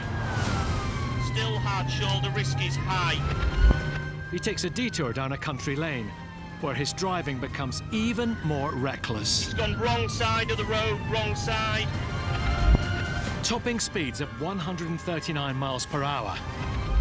Unaware, another cop car lies in wait, ready to deflate his tyres. Vehicle stung, ending the chase. The driver pleaded guilty to driving while disqualified, dangerous driving, and failing to stop, and was jailed for 10 months.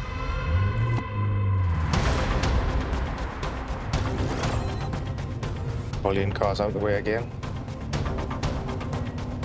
You're going to be held down, isn't he, by the car in front?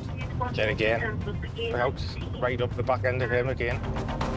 North of Newcastle, Glenn and Mark are in an unmarked car on the tail of an impatient driver with his foot down. We're over 90 now. Pushing on. The car in front's pushing on as well, but we only stop one.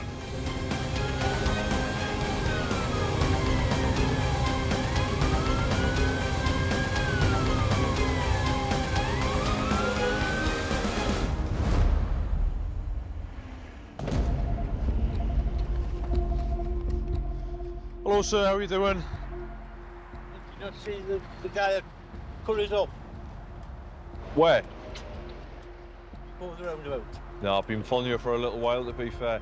You want to just knock the engine off and come and join me, please?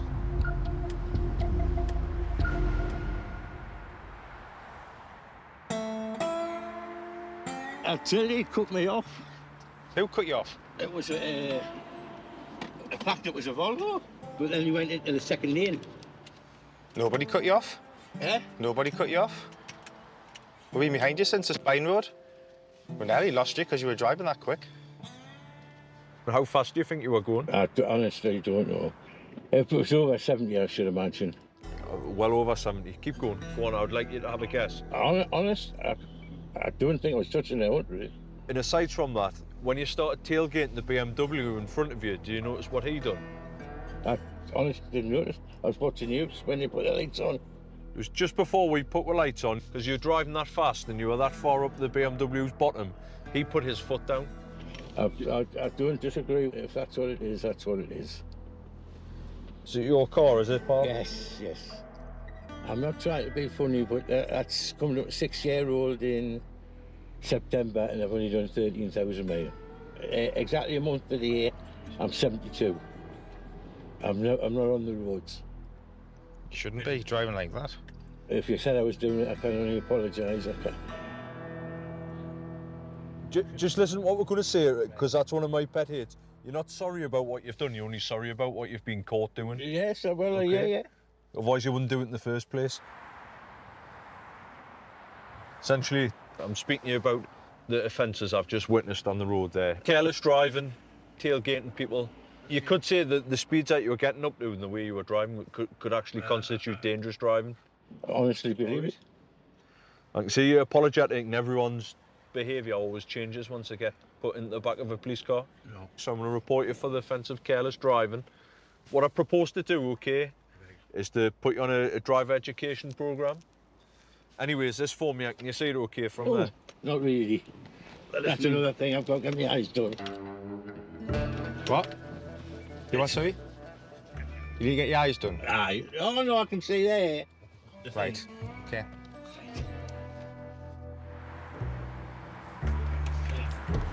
We'll do an eye test with you as well, okay, to make sure you're fit to, All fit right, to hold aye. your driving licence. So it's 20 metres, okay, away from your car, and I'm good at it. Do you reckon you'll pass with your glasses on? I hope so. So do I, otherwise you're in trouble. Is that the wife in the car, is it? I'm going to get absolutely murdered. She's going to get in crackers. So he measures out the 20 metres, then I'll ask you to read the reg in his hand. It's AG19GZL. Right, perfect. You've passed.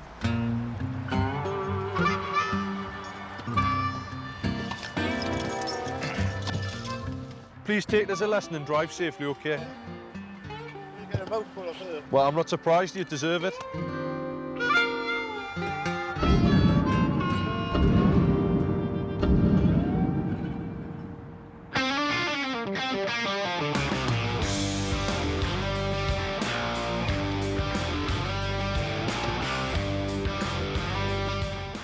Just his manner of driving's my concern, his attitude to the road. He's been driving since the 60s.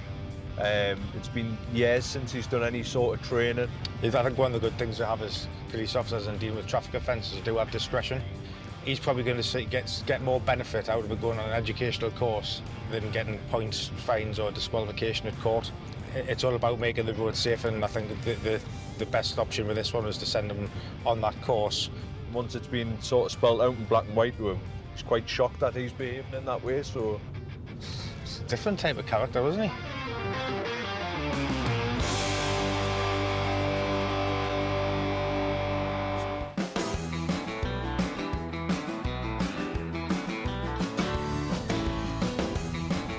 I did criminology at university because it's just always been this sort of like desire to join the police, and I just thought, well, no one gets in first time, so I'll give it a shot.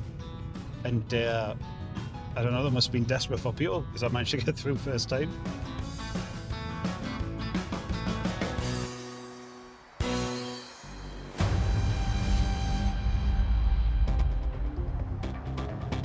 We've just had a hit on the ANPR to show a white VW Golf. It's heading into the Sunderland area, and there's intelligence on it to suggest that there's multiple people using the vehicle, none of which are the keeper and none of which are insured. The vehicle was recently sighted, but it's managed to evade being stopped. And then once it was located, it was already parked up with whoever was driving, had walked off. Again, it just adds to the suspicious element. Could be anything from committing thefts, drug dealing. There's never normally any good reason for a load of people using the car. It obviously carries a risk that if they're not using it legally, that they may fail to stop. So we'll just have to see how it reacts when it gets near.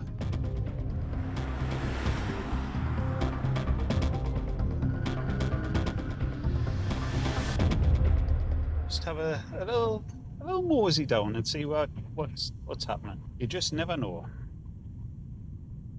Right, might be coming down behind me. So we're just looking for a white Golf.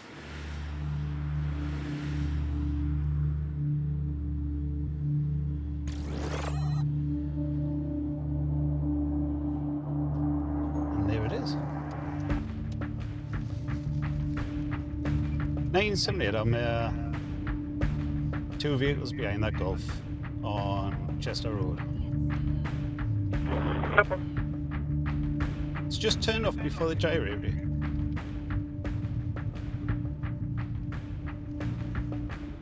Yeah, I think I've got it stopped. 2 seconds.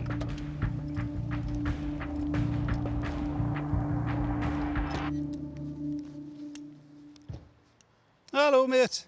You okay? Is this your car? My friend's car. Right. You got a license and insurance to drive it? Right. We do us a favour, mate. We just pop out the car for us, please. Mate, are you ready? Just take a seat in the back of the car, my car for us, please. If you just take a seat here for us.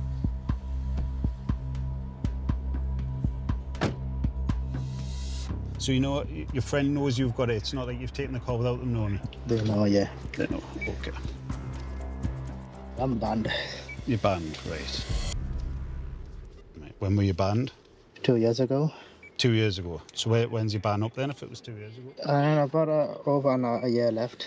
Quite a lengthy ban. What was that for, like? Drink driving. The one thing I obviously say is, if you've been banned, mate, don't drive. Yeah, I know. It was stupid. It was stupid, I know. All that'll happen is your ban will get extended. I know, I'm regretting it now, like. You've been no bother with me, and so that's why I'm being honest with you, all right? I do need to know who owns the car, otherwise I'll tell you that in person, So, but I'm not going to say anything now. I have the right to remain silent. I'm going to practice my right. right. Who owns the car? No comment. Oh, no, mate. Right. Take me to the station, mate. I'm not going to say anything. I have the right to remain silent. I'm going to remain silent.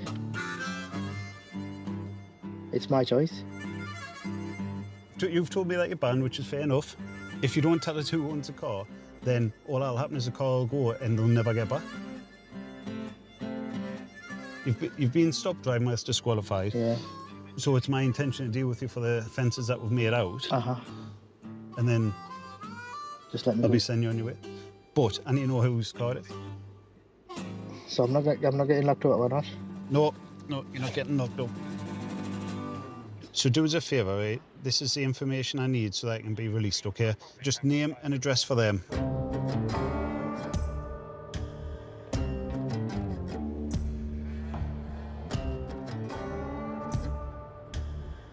So I'll tell you what happened. So they come to my house, left their keys, but went out. My TV, I smashed it last night.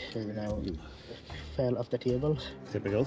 Mm-hmm. I just went to buy one with somebody else. That's Right. That's all it was. So that's why you want it. So you've got the TV in there now? Yeah, I mean, I could have walked, get the bus there, use public transport, but how am I going to get a 55 TV? That's all it was. You know what? Our advice is always going to be don't drive. I know, it's so stupid, I thought I'd just be quick. But if you've got the key, I'll take the key off you. I'll just get me a telly. Can I get me a telly out of the jacket? Of course you can. I'll come and get you out, mate.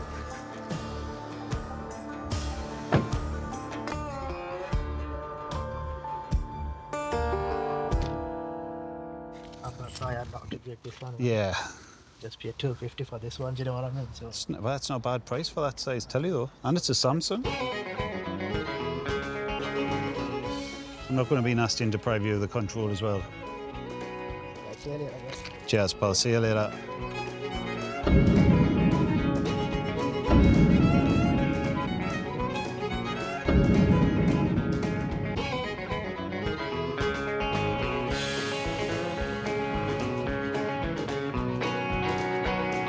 At the end of the day, he knows he shouldn't be driving. Car uplifted and the driver reported, so yeah, quite happy with that. Seems a lot more bothered about getting the telly than he did the fact that we're taking his car off him, which it would be the least of my worries. But he's getting his telly out though, so apart from the fact he's going to have to explain why the car's been uplifted, I'm sure he'll still have a happy night.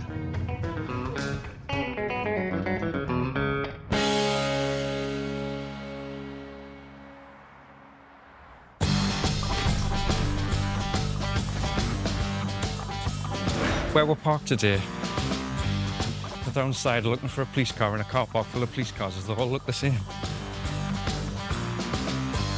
You'd think I'd be search away and know where they are, but You keep looking for the lights flashing. There it is. We'll see what went and stir up this morning. Missing car located. Now nothing can stop PC Brian Camsell turning up the heat on dodgy drivers. 12-hour shift ahead. I think the first thing we're going to do is sort the heating out because it's 2 degrees outside and somebody's going to sit on cold and freezing. But hey, it's part of the fun, isn't it?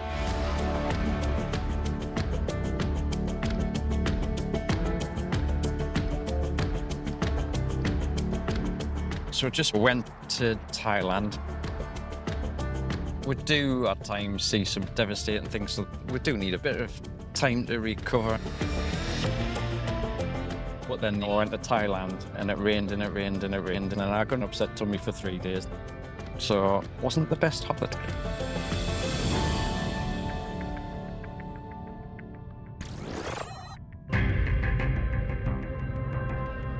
So I just spotted this van. It's got no brake lights working as we're going down the bank here. It could result in a crash. It seems a bit familiar, the van. I recognise the reg.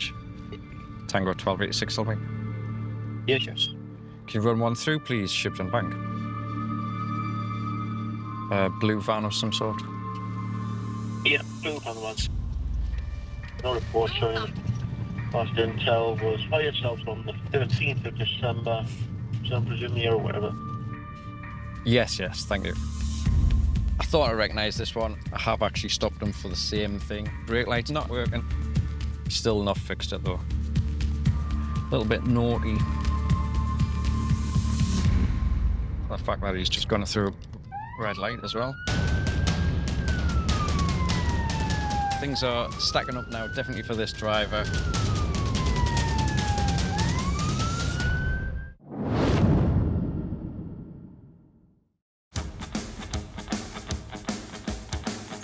Britain's roads are like a kitchen nightmare. Fucking swat! Drivers giving each other a grilling. Your indicator does not give you right away, you stupid prick! Simmering tensions reaching boiling point. Plenty of expletives. Shitting fucking hell, that's the closest I've been to a crash. And people forgetting they've left the burners on.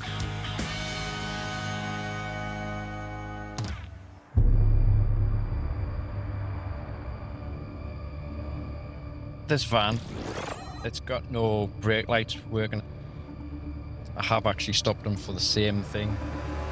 On the outskirts of Gateshead, Brian's following a van driver he's had previous with. He's just gone through a red light as well.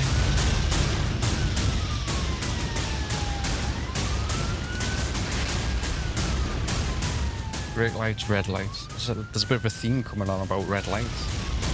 He obviously doesn't like.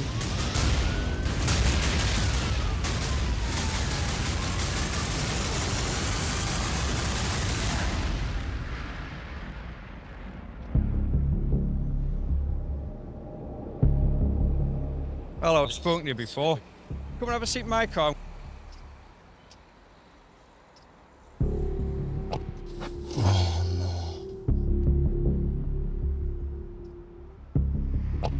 Thought I recognised the van. It's the same van. So your brake lights still aren't working. Oh, they're not. No. Is the top one not working? The top one works, but you've got to have the outer ones working, which is a legal requirement. And the last time I stopped you, I told you that. Yes. I give you the benefit of the doubt, and I told you to go to the garage and repair it. I'm going to stick a PG9 on the vehicle today. Right. It prohibits the vehicle from being driven on a public road because you still haven't got it fixed in several weeks later. Okay? Next thing, you've come down to the roundabout and you've sailed through the lights. Shit. The next thing coming on from that is you stink of cannabis. A stink of cannabis, Yeah. aye. I'm going to require you to provide me with a sample of saliva for drug analysis. Right. Have you got any cannabis on you? No, I haven't. Do you use cannabis?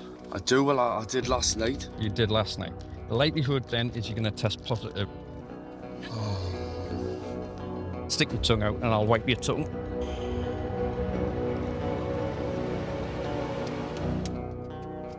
We're having a good time, like. Having a terrible time. My van's knackered and everything. Alright. But it doesn't mean I shouldn't be doing all this. No, I mean, you shouldn't. Last time I stopped you, I let you off, and it turns out you made me look a bit of a mug back then. Right. So the way this test works, it takes up to 8 minutes to give me a reading, and within 2 minutes it's already tested positive for cannabis. You're now under arrest for driving with a drug concentration in excess of the specified limit. Right, sorry, I'm sorry. My life couldn't get any worse. One thing that you can think of is we've stopped you and nobody's been hurt. You're under the influence of drugs. It's from last night, so I didn't... It doesn't matter. You're still driving. Is there anything in the van you need? Could I get my phone and my code, please? I'll get those for you. I can't believe this, like, it's been a nightmare, this. Right.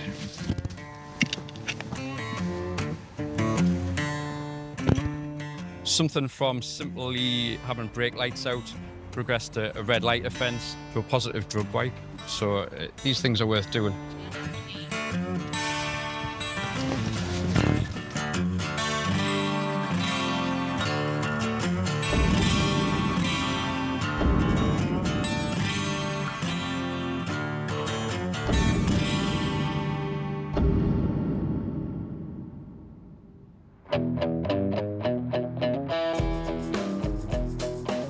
Not very happy when you give people the benefit of the doubt, the opportunity to try and rectify a fault that is potentially dangerous, and they still keep driving around. He hasn't bothered, he's chanced his luck. But then the added fact is he's tested positive for cannabis on this occasion, so, you know, is that why he's gone through a red light right in front of a marked police car? Is he's driving impaired? It's quite scary when you think about it.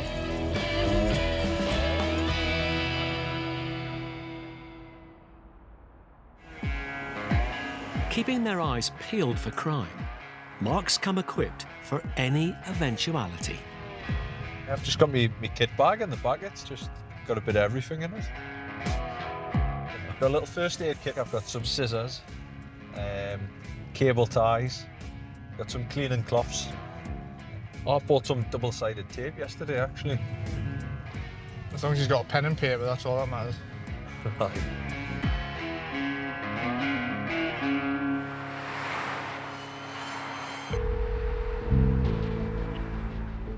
Emergency. There's very loud cars racing on the north side of the Pine River in Newburn. Right, we'll get somebody up there, okay? Have you any other unit that float around Newburn Industrial Estates? I'm getting calls about the car meets. Now we've got vehicles racing up and down now. Roger that. Make some progress to get across. There's been a number of reports from members of the public of a large group of car enthusiasts driving in an antisocial and dangerous manner. There'll be a small minority treating it as a racetrack when it's a public road. And they're the people who tend to make mistakes and end up killing somebody, so it's really important that we take positive action when dealing with them.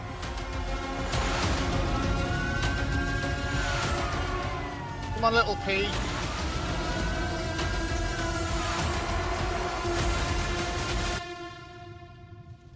Well, we've been sighted straight away.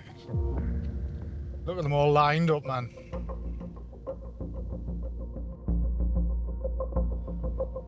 They obviously know it's a fuzz. Aye.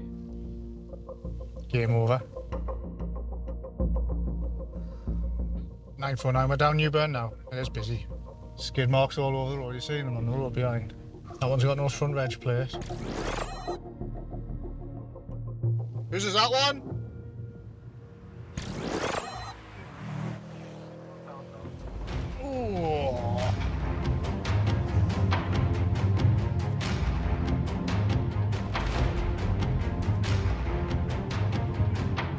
So we've got to the bottom of the road and we've heard some sort of high revs. As we've turned around, we've seen that car just accelerate very harshly at speed up the road, basically driving in an antisocial manner. Is he doubled back round? I can't even see him in the distance. With all these tracks. There he is, there. We'll have him.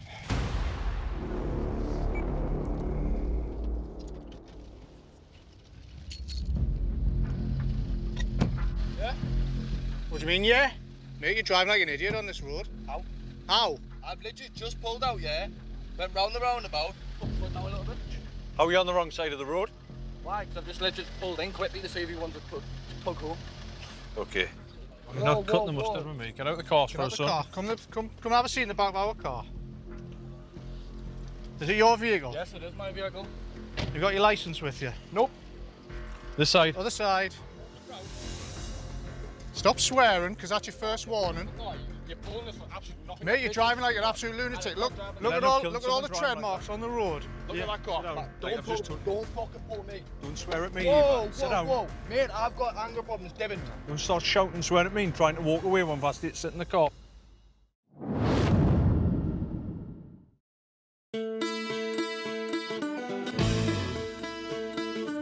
There once was a driver who sped, who stupidly ran through a red. Hello. Swerved over the lane, drove road users insane, before crashing into a hedge ahead. Oh my days. Oh my God.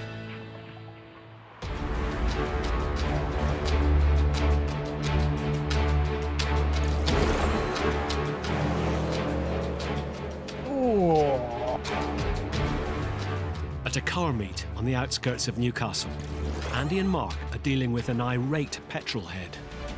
Look at all the tread marks on the road. Look at that car. Sit down. Don't, I've just told. don't fucking pull me. Don't swear at me. Whoa, either. Sit down. whoa. Mate, I've got anger problems, Devin. Don't start shouting and swearing at me and trying to walk away when past it, sit in the car.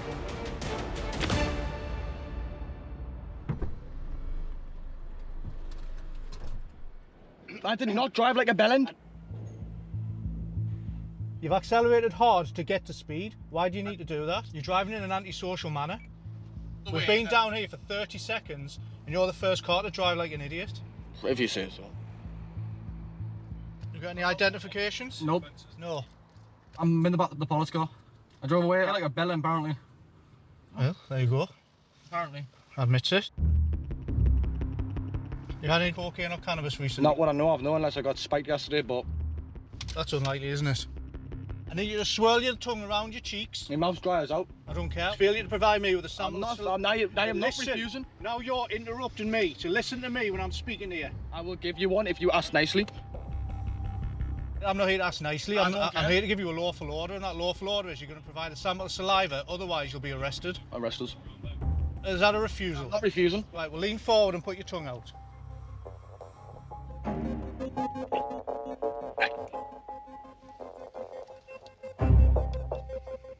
Can I get out for a vape now? Because I'm getting very stressed. You're not having a vape while you're in the middle of a process for drug driving.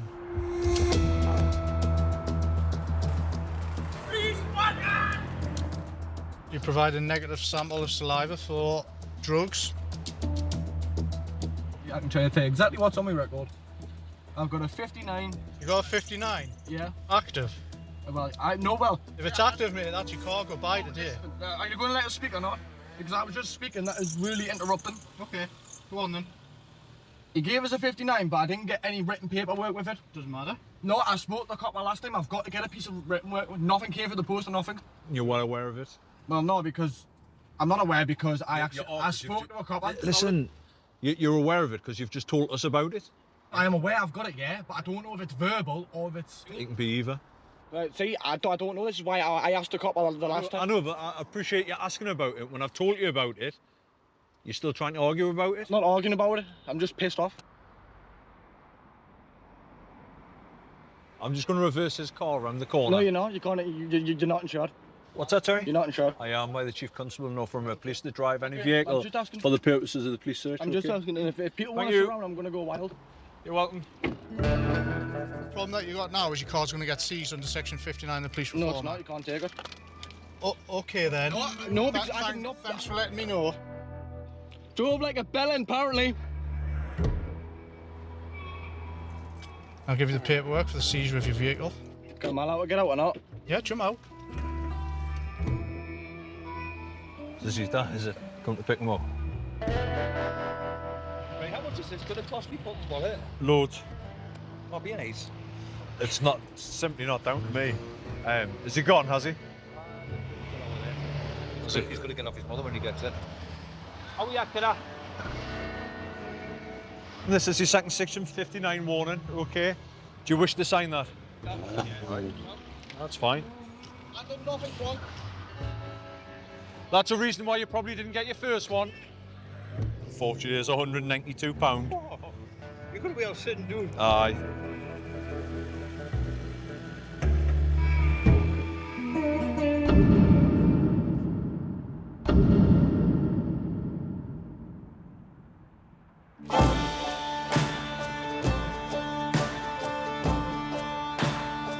His attitude stinks.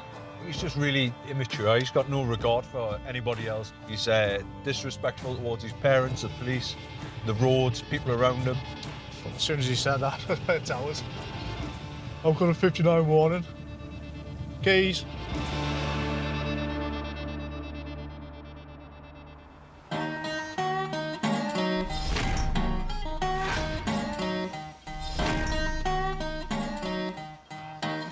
The beautiful British summer.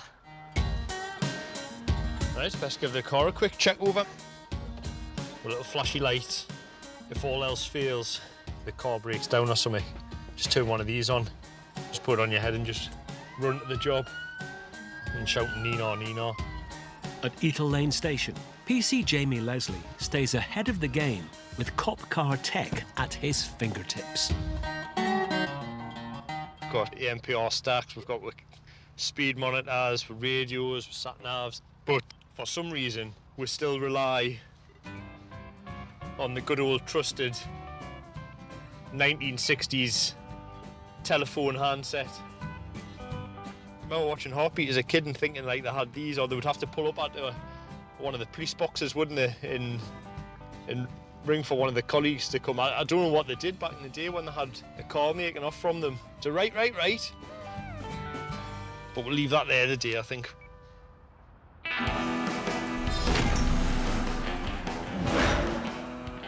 As Jamie takes to his beat, another old-school tool is letting him down. Yeah, I must have a bit of a cold or something, because me copper's nose is off a little bit. We're having a bit of a dry spell at the moment. Some cars that you look at are general dead ringers for having no insurance or document offences, but there's a lot of legit people out there. It's frustrating. It's still early in the day. It's just got to be the right place at the right time.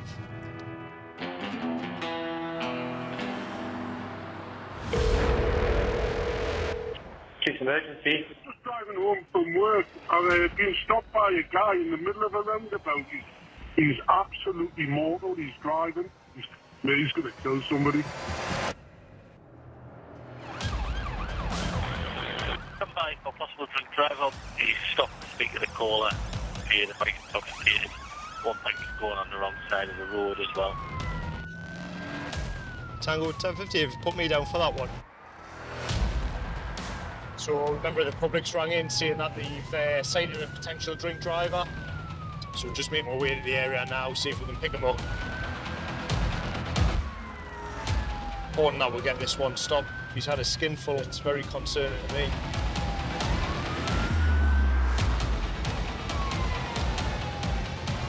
Jamie needs to act fast. Drink drivers cause around 300 deaths a year on Britain's roads.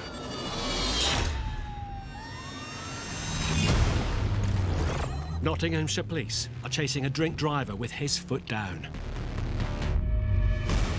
At 80 miles per hour in a 40 zone, he rockets through Nottingham on the wrong side of the road. After running a red light, cops surround the car, but the boozed-up racer takes off. He hurtles through a roundabout and careers into a cul-de-sac, where his dangerous driving meets a dead end. At twice the drink drive limit, the man was found guilty of drink driving and dangerous driving. He was sentenced to 1 year in jail and banned from driving for 3.5 years.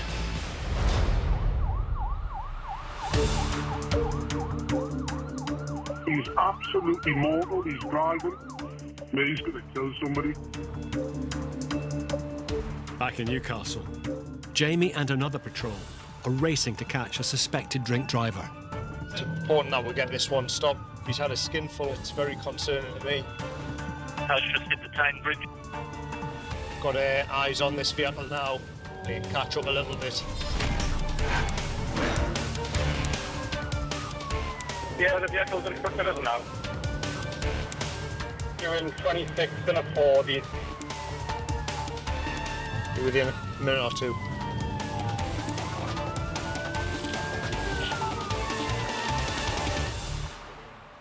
Aye, he's a bit worse for wear, him, like, isn't he?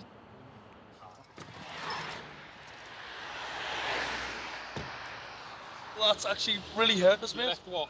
Was it because of your watch? I can't point to it because obviously it's the way it is. Sorry, sorry, mate. Above where me thumb is now. Aye, but you're bending your arm. If you keep it straight like that. That's your watch, mate. So where do I need to keep it then? Just like that. I'll take your watch off for you and put it in your pocket. You're absolutely hammered, you. I've only had 4 drinks. Are you? What? You stink of drink, man. I've had a drink. All you need to do is take a breath test. Yes. Take a seat in. I'm paid for. I've got a licence. I've got insurance. Have a sit in there for us. Yes, got You some got a driving licence on you? I haven't been. No, but just take a seat in. Watch yourself as you're stepping in. Yes, go. Mum first.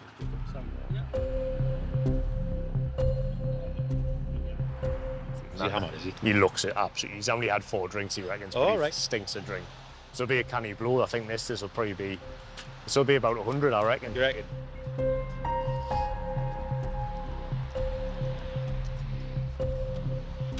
What did he blow?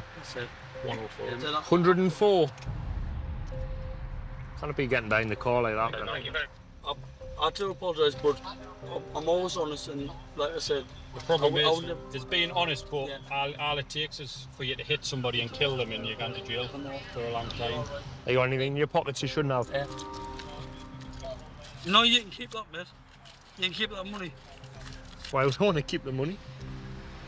I just thought, also. We didn't keep any of your property. We've just got to check what's in your pockets, etc. In case there's anything that shouldn't be there. Even though I'm insured and got my licence, what happens to my car then? We'll park it up somewhere. And But you'll not have your licence much longer. but I'll lose my licence. No, aye. We can't just go like, oh, it's drink driving. Yous are the people who kill most people, man, on the roads. You're in that category now, mate.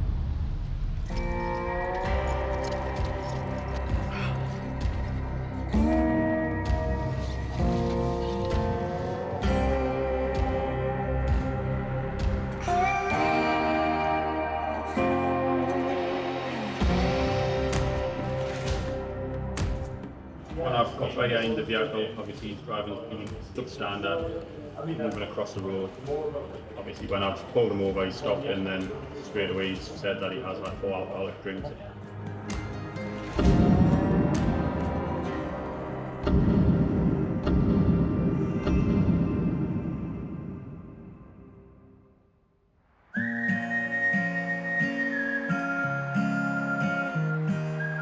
He's blown 104 on the roadside breath test, which is just ridiculous. The legal limit's 35.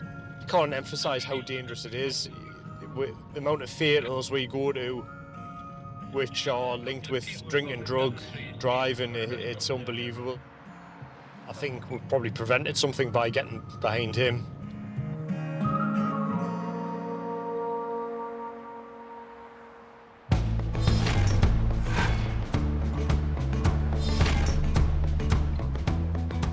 Can it deal with a car that's got different tyres on each wheel?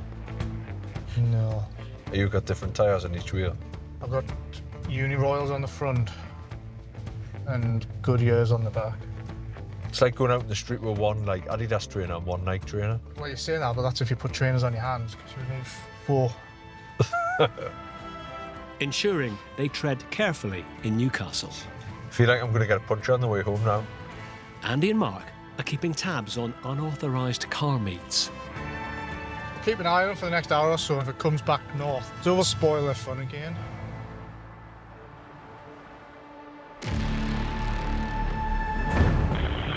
Army to Crowther. It's getting out of hand. That's another unit to head across the board. Yeah, if that's the case, we will head over.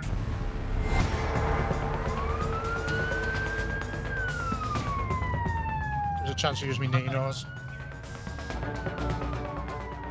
They've all migrated over to Washington, and calls are coming again saying it's carnage.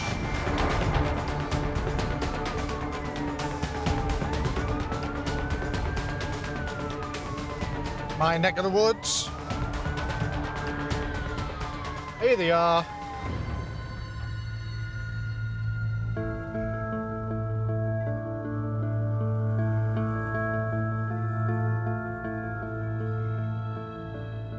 Eddie's even got a barbecue with these.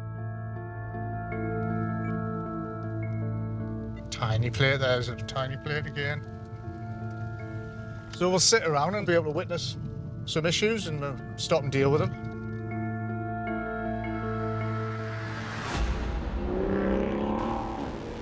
Can it be doing that?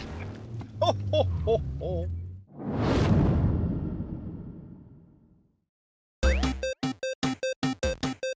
Fancy a real-life game of Mario Kart? Then try driving on Britain's roads.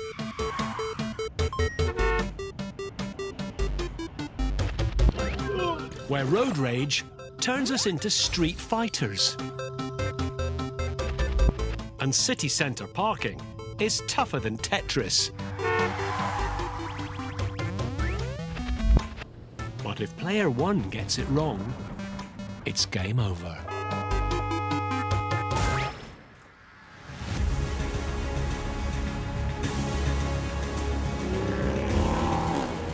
Can it be doing that? Ho, ho, ho, ho. At an unauthorised car meet in Gateshead, Andy and Mark are after a white van burning rubber on a roundabout. Do you think he noticed us or not? I don't know if the van did. Is he going back round? Is he reset? No, he's come off.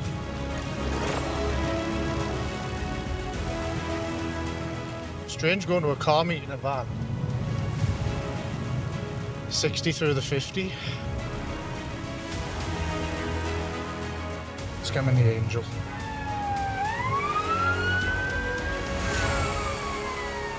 To be fair, I'm happy to take it. Aye.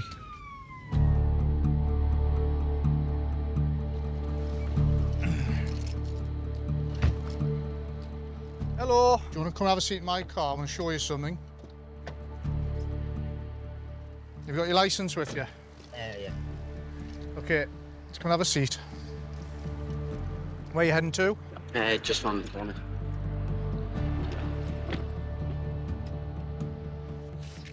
Right, this is video of somebody decides they want to come drifting round the roundabout, leaving their tyre tracks. Is there any reason why you were driving in that manner? No, it was just daft. Daft. What do you think that looks like? It doesn't look great. On top of that as well, right? Why were you driving at 60 mile an hour in the 50s on the start of the A1 in the roadworks? Was I doing 60? Yeah. The only time you slowed down was for when you saw the average speed camera. Is that not the start of the 50? No, the 50 start is where it has a big sign that says 50. I've then just seen you at a car meet, which is an antisocial meet, so you've kind of got three things there. If we see somebody doing one, we give them a yellow card. It's called a Section 59 warning. If you get two of those, okay, the van gets seized. Do you think it would be unfair if we seized that vehicle from you?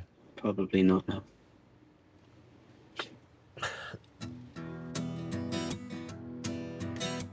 Clearly you see you're a little bit shaken and quiet. But what's amazing that people can be shaken and quiet, and as soon as they drive off here, they're like, oh, whatever, and do what they want. I think I was just in a daft mood and I know, but mate, what happens in 6 weeks' time if you're in a daft mood? I'm not going to go to any more car meets. To be fair, that one was shit, so I'm not going to go. As we pulled up, I would have been hell-bent that van's come with us and it's not been driven any further. But having spoken to you, you seem like quite reasonable and sensible, but then I've got the devil on my shoulder saying what happens if he drives off here and clatters someone. Yeah. I've never actually done this before, ever. If you're on my shoes, would you give yourself another opportunity to drive off, or would you seize the vehicle and make one of your folks come and collect you? I think I'd give us another chance. You've seen there how many people are lining the streets. You lose control of your car and you've just killed somebody. When you've been to multiple fatal collisions like we have, seen the dead bodies, and then gone and delivered the message to the family, it's not pleasant. We have to live with the stuff that we deliver and see, you know. And we want to prevent that. So, today, I think you're going to be lucky. You are going to be issued a warning under Section 59 of the Police Reform Act, okay? If you drive in that manner, in any antisocial or careless manner in any vehicle, it'll be seized. Just cut it out. How old are you? I'm 20. You need to mature and grow. Okay? You want to hop out? Apologies for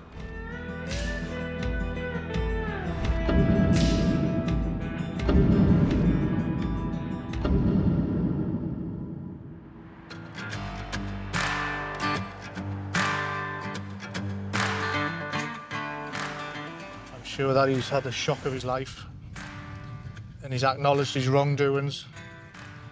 So he's been given a warning rather than his vehicle seized. He's now on our radar.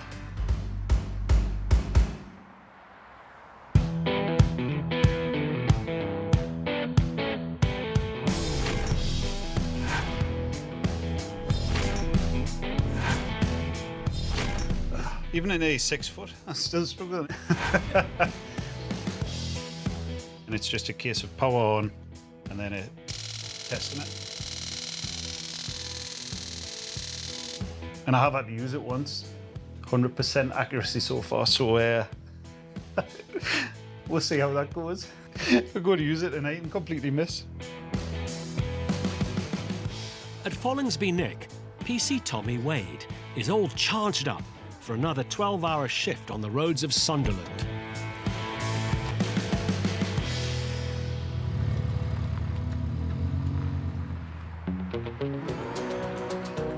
Tommy's been picking off the bad guys for 17 years. But it won't just be criminals getting under his skin today. I can feel a spot forming. It's one of them ones that you cannot see it, but it irritates the life out of you. But there's nothing you can do about it. It's flipping killing. Thankfully, I don't get many spots, but when I do, God. Then you look like you're picking your nose with other people.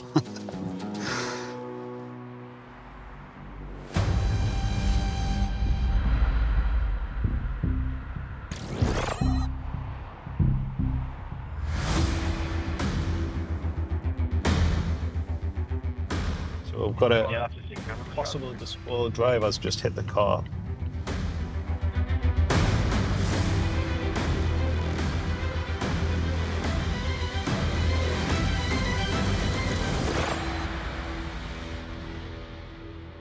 There it is. Abby, would you mind just running one through that's at the car for a possible disqual driver? 978, yeah, looks like a potentially disqual driver, showing no insurance at the minute.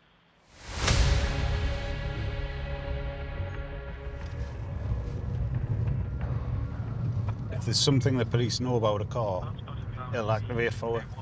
You're only human, you're never going to spot everything that's going on. So that little bit of help is massive. If it is a disqual driver, I want him off the road. Driving while disqualified can land you in jail. But reckless drivers will take that chance behind the wheel.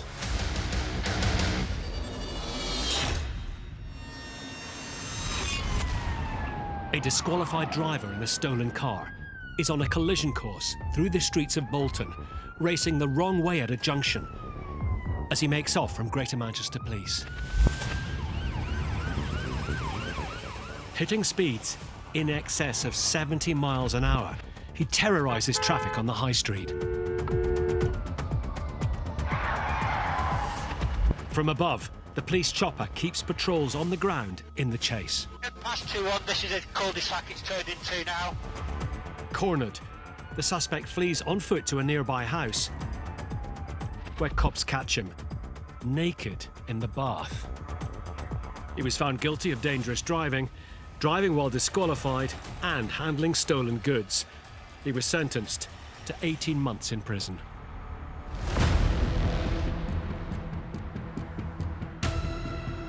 If it is a disqualified driver, I want him off the road.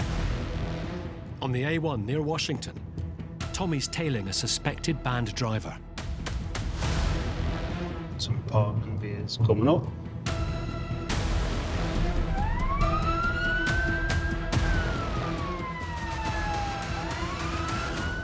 Let's see what he's got to say.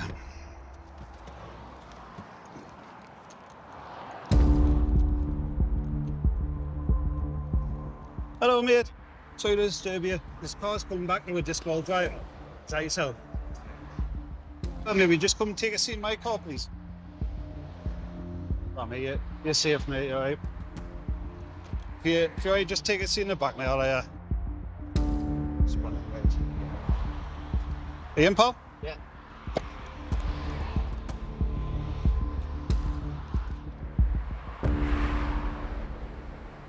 Oh, yeah, so when you've gone past our car... Yeah, triggered high. Triggers. When were you disqualified? February. February.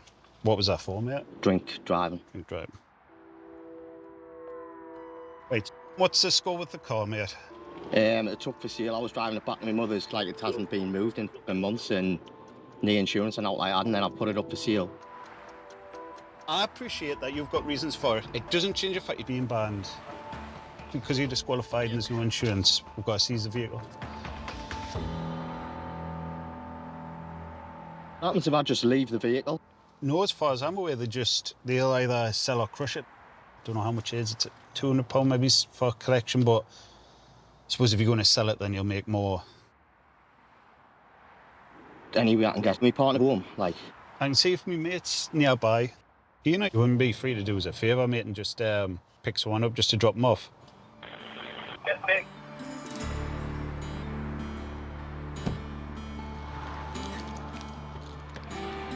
Right, if you want to pop out, mate, and I'll grab that key off you.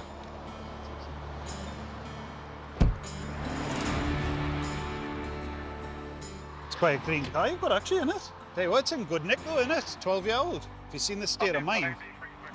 That's kids for you. Not here to be nasty to people, man.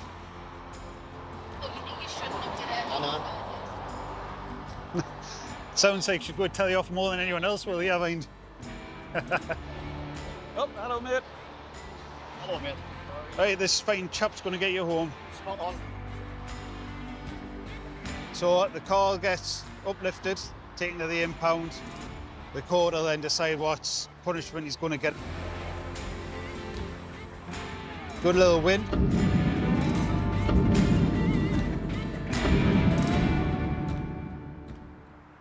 I was trying to see he was moving it to the register keeper's address. I'm not sure if you're selling a car that would make much difference, but now he's going to be massively out of pocket as a result of us uplifting it. They should have sold it without driving it.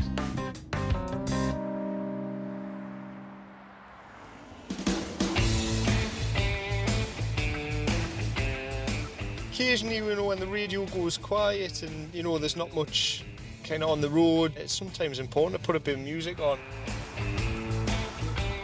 2 hours into the shift, and Jamie's already got his first confession.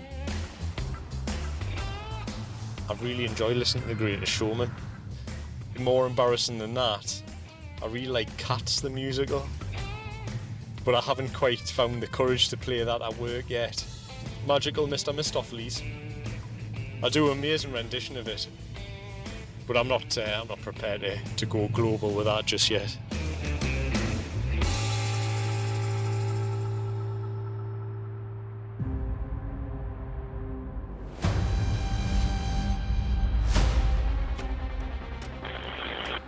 A guy's just stolen a white transit van. Time was on the A186. Tango 1058, I'm travelling. Stolen motor vehicle was stolen yesterday. It's just been sighted by cameras. Yeah, I'm behind that. Stolen transit now. Appears to be one occupant. With another patrol on the van's tail, Jamie races with backup. It's not in pursuit just yet, but probably will eventually. Awful driving conditions. Got to be on your A game sometimes with these. Appears to be pulling over.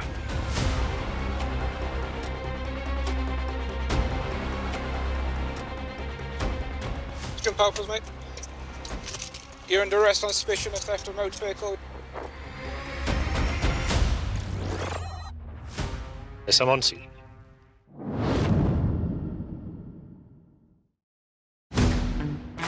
The puzzle of bad driving can leave us scratching our heads. There's no need to be cryptic. You fucking dickhead. When choosing a crossword. Can you spot the difference? I'd move out, move out, move out, move out. Between an open road and a blocked one? That was real life hazard perception. And joining the dots isn't always a pretty picture.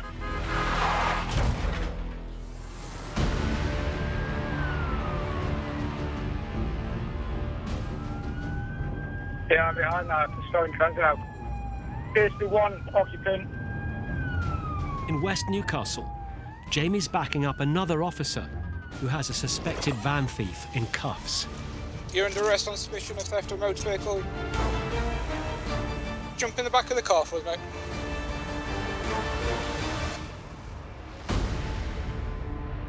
Harry? Good spot, mate. He looks a bit surprised. Did he? I wonder what the crack is. Lost from this van. Yesterday I gave the police report. You did? Yeah. Where's the phone call to the police? No. Police, he ring me. Because I go to, the police station, I gave report. All right. My tools. Tango 1058, what was the circumstances of the theft? A bit confusing that he said he had two vans parked outside his address. Both have had equipment stolen and then this van was taken. Yeah, received. We're just trying to get to the bottom of it now. So it's taken another van, but it's taken tools out of this one? Yeah, from this one. What's the registration of the other van? The registration is here. So that's stolen? Yeah. You haven't got it back yet?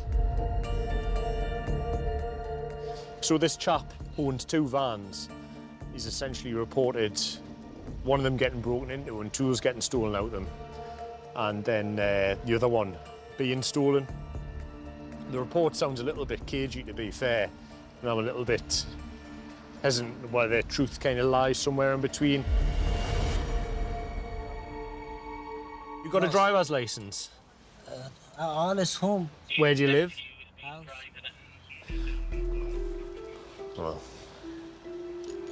Don't understand what you say. are you insured on that? Yeah. In your name? Yeah. What's your full name? My English is no good, but... Well, can you not just tell us because you were speaking all right? HS... HS... M... HSM? Yeah. A... How you must know your name. Right, was that you? That's your name? Yeah. This is my new name. What do you mean new name? So this is Listen, my... right. You're going to get locked up here. What's your proper details? You've got two different names going on here. If you give me interpreter, I will call because my English is not... Well, you're speaking perfectly good English to me. But I don't understand your English. Well, you understood what I said there, didn't you? Do you know the lad whose van this is? He's working in my house. Ah, right, aye. What's he called? His name Hamid, and his brother name is Hasman. Ah, right. That makes perfect sense. You gave your brother's name to them officers, did you? Ashman. Yeah. That's not your name. That's your brother's name. Aye. Because you're trying to deceive us? No, just You're trying to deceive the police? He entered this vehicle from the 30th of June, intends to use his brother's ID when he stopped by officers and does not have a valid driving licence. He's known to drive dangerously around Newcastle. Yes, that's all received. Right, you haven't got a driving licence? You? You've lied. You've tried to be deceitful. That's exactly why you've done it. Because we know that you try to provide all the time your brother's driving licence. With a policeman, we're clever. Your van is getting seized. Here my works. Right. This house. Right, not today then. Not with, you can take the tools out. You're going to get a canny fine and you're going to have to pay for that to get recovered. It's going to be expensive for you.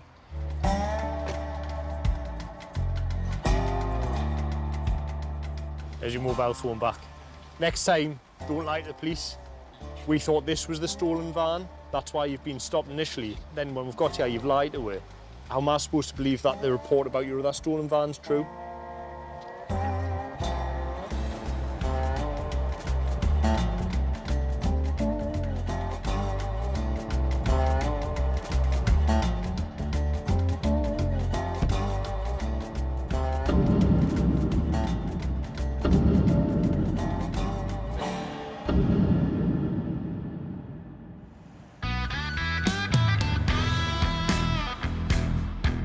Bit of a strange one, that really. His major downfall was the place where he's supposed to be doing work on. The guys came out and said, oh yes, his brother is such and such, which was the details that he initially gave with. So obviously he tried to pull the wool over our eyes a bit there by providing false details. And he'd have to get up pretty early in the morning to get away with that. Behind every great motorway cop is a high-performance police car. But at Eagle Lane Nick in Newcastle, one motor may be due for retirement. If I was to cruise me grandad across Britain, it would be a great car. Chasing baddies, unless they see you, not so good. PC's Mark Crammond and Andy Clark have also spotted that their unmarked car isn't entirely unmarked. Have you seen the scratch on your car, yeah? I bet someone's got out of a vehicle. I have, that's exactly what it is. Yeah, you'll not be able to cut that out.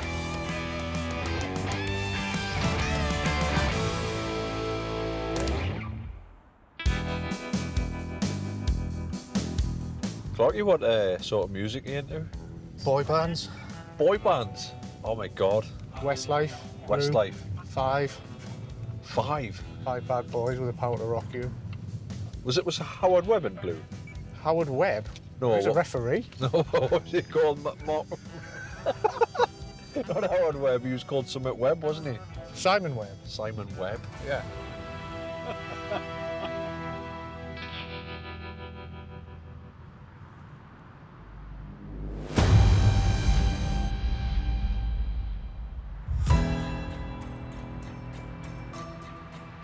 We're going to head towards a Tyne tunnel because there's a car with a false plate.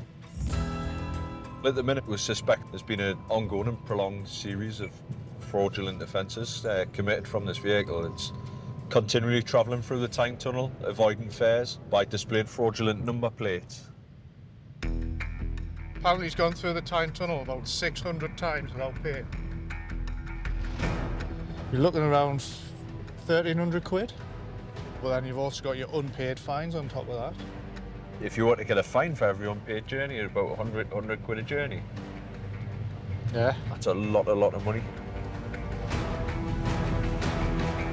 Drivers on fake plates will do anything to get away with their crimes.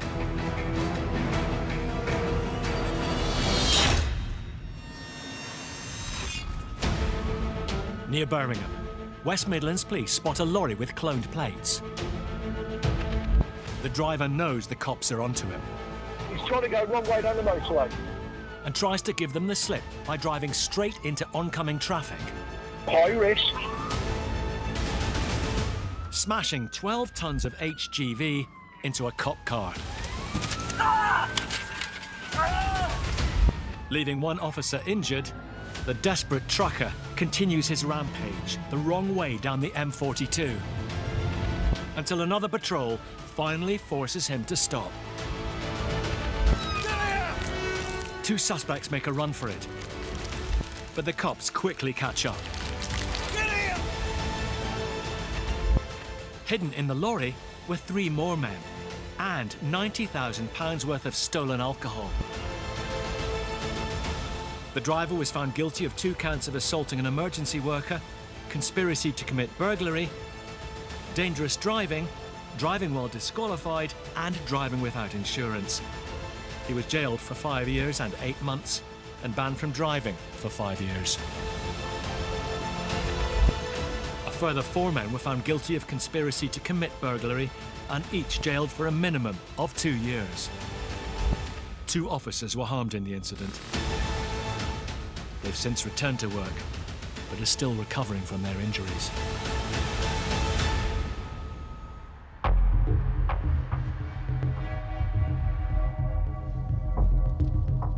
There's a car which has had in excess of 600 tickets with a false plate. Andy and Mark are on the hunt for a car on false plates, avoiding fines through the Tyne Tunnel. Is it still been come through the tunnel all week? Yeah, 25 past 3, the last couple of days. See if this car makes its regular journey come through the Tyne Tunnel. Then get it stopped. We'll have to investigate. It's unfair on everybody else who queues and pays, though, isn't it?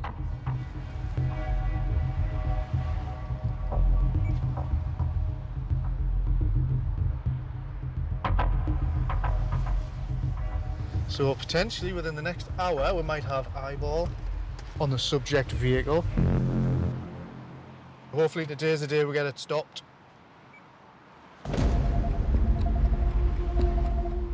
$15.19. It's just hit the southbound.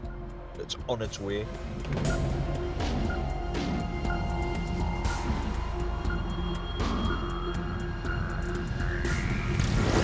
There it is. There it is.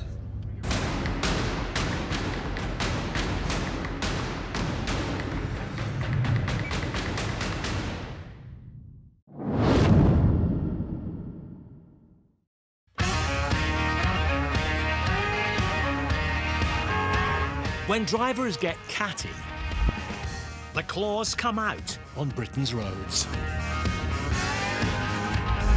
Accidents avoided by a whisker, with no time to pussyfoot around. You'll wish you had 9 lives.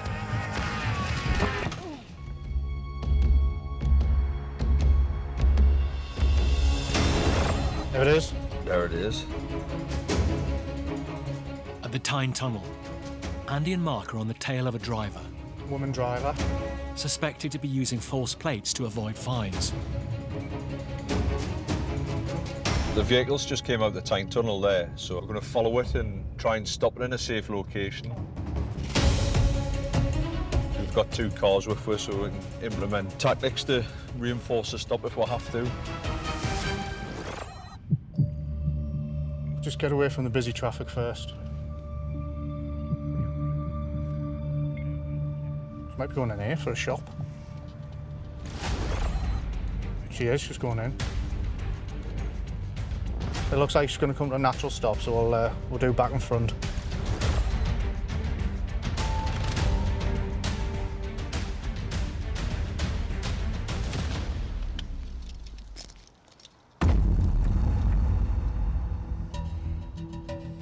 Hello, it's the police. How are you doing? Right, I need to speak to you about this motor vehicle because it's not shown as having this reg plate registered anywhere, and it's picked up a load of fines within the Tyne Tunnel. Fine. Okay, do you want to come and join us in the back of the car? It's just we need to ascertain what's up with this car, okay? Just hop in.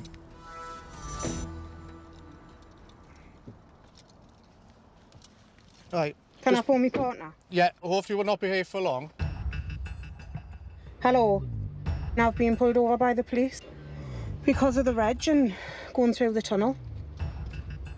I'm sat in the back of the police car. Right, love you, bye. Right, so what's cracking? That plate, I don't really know what to say about it.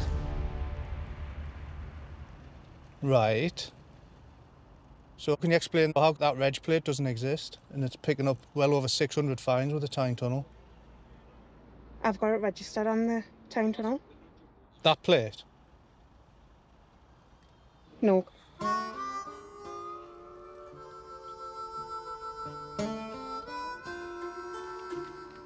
That plate should be an 08. So you are aware it's got the wrong plate on them?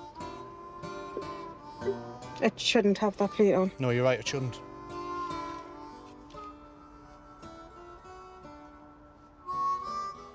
So why have you continued to drive with fraudulent plates on? I don't know. I don't know. Stupidity, really.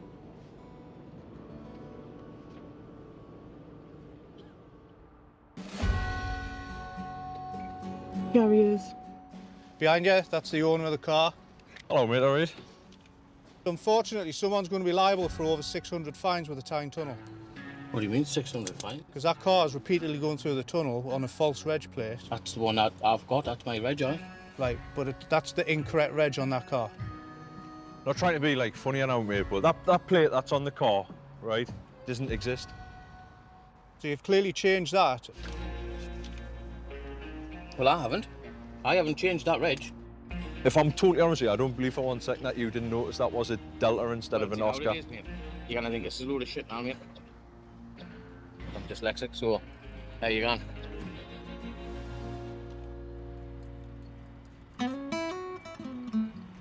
Okay, I'm going to be reporting you for driving a motor vehicle with fraudulent use of a registration plate and theft fraud in relation to the offences committed with the Tyne Tunnel.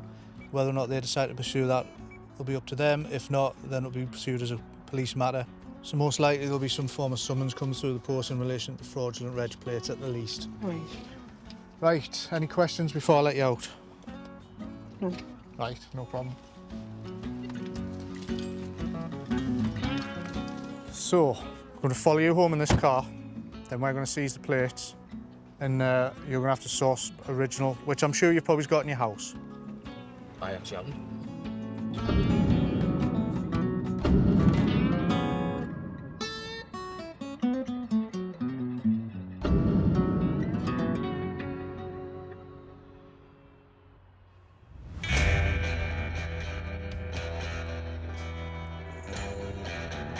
Pleased we got that car there, Clarky. I'll be able to sleep tonight now. I'm happy with that. Staff at the Tyne Tunnel are absolutely ecstatic.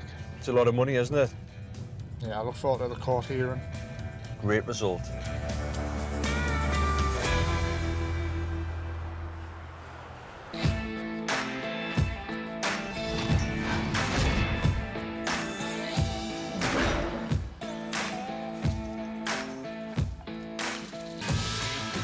Before we go, I'm going to give the boots a once-over. I've left my kit at home, so one of the lads is lending us theirs. Natural beeswax, this one. I don't normally like using different polish. I've never been away from parade gloss all my life, so we'll give it a go. At Follinsby Nick, Martin's putting his best foot forward. I'm stood in these for 12 hours a day, so they need to be comfortable and waterproof. I don't know if I like this, to be honest. Let's just put a greasy layer on them. It's done a job, but I'll not be using that again. I'm not big on change. I'll stick to what I know.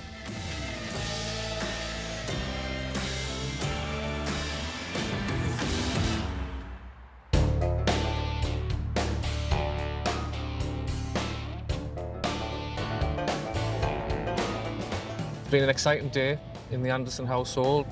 I've had to clear out the garage. The proactive side got the better of the lazy side of us, and I decided to do a tip run. It puts us in my wife's good books because it's probably one of the most romantic things I do for her these days is take stuff to the tip.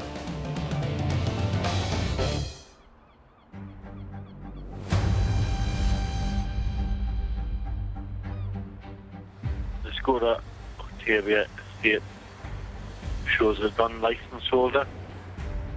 Currently wanted for immigration offences.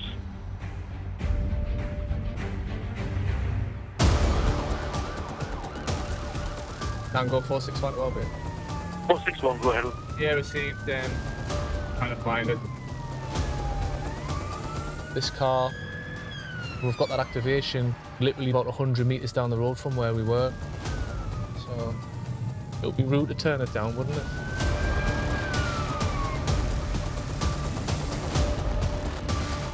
There it is.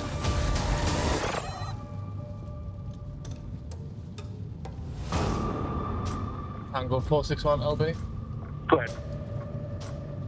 Behind him on the Felon bypass, heading westbound.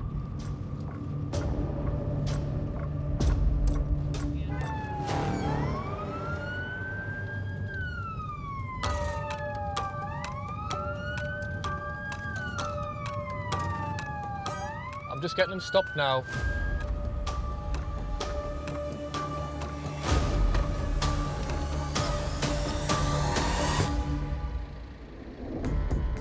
Can you jump out and I'll speak to you in my car? Yeah. And we'll do some checks, yeah? Yes, of course. Have you got a license? No. You haven't got a driving license? Yeah. Yes or no? Yeah. You have? Yeah. Take a seat in there. What sort of a license is this? It's Albanian. Albanian? Yeah. Okay. What you need?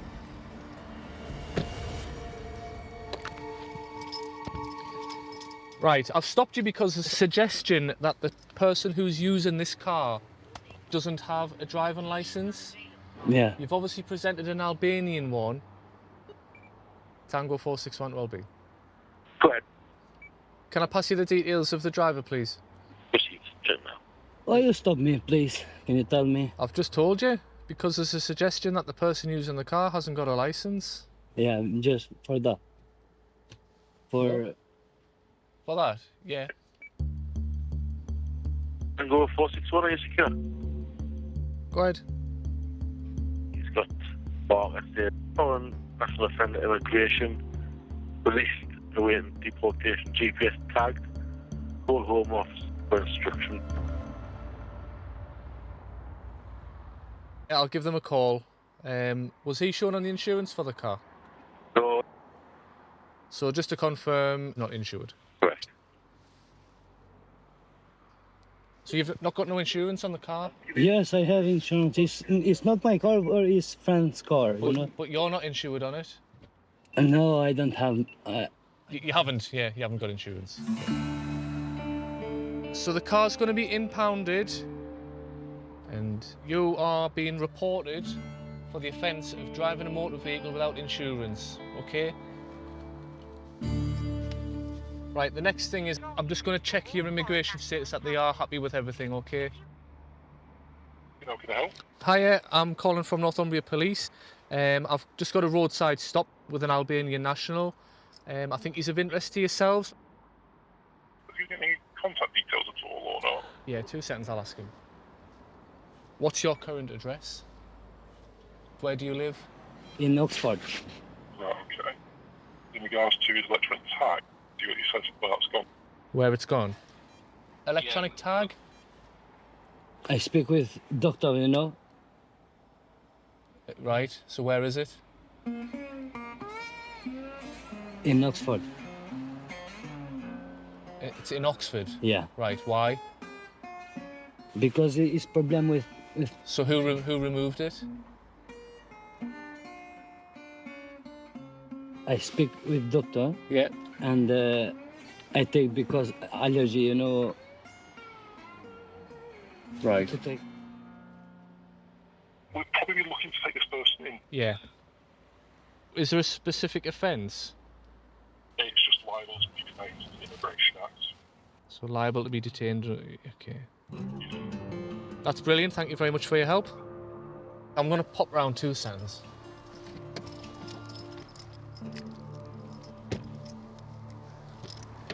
Right, if you just give me your hands as well. Yeah. You're arrested for an immigration offence that they've just outlined to me. Where I am going? You're coming with us to custody, the police station. Okay. Yeah? You've been arrested, so immigration can speak to you. Okay. All right? Okay.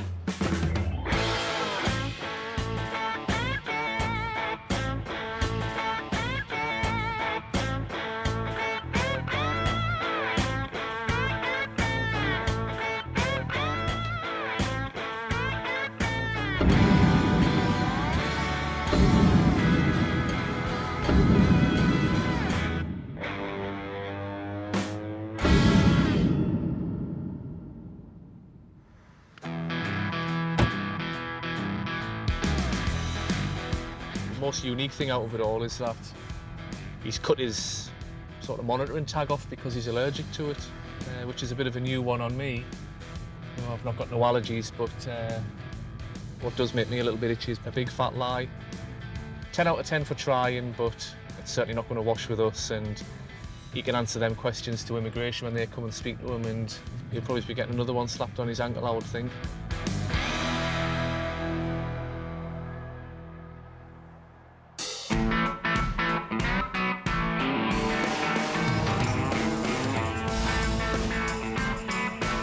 Were you in Biker Grove? I was in Biker Grove.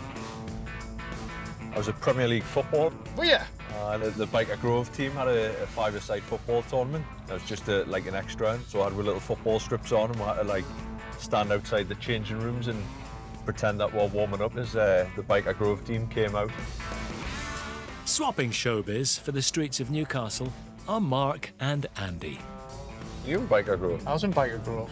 What did you do in Biker Grove? Why were they letting Magnums in Biker Grove? It's funny you say that. I actually turned up my Sunderland top and they made us put a fleece over the top of it. Did they? Yeah. You turned up in your Sunderland top? I did. You're a brave lad.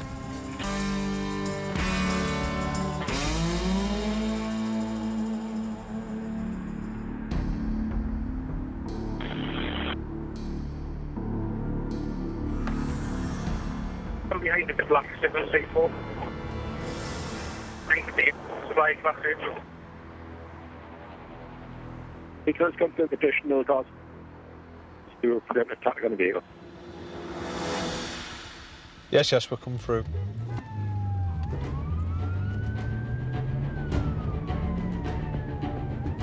So there's a vehicle of interest that's linked to drug supply. Recent intelligence as well that it's carrying a wanted male.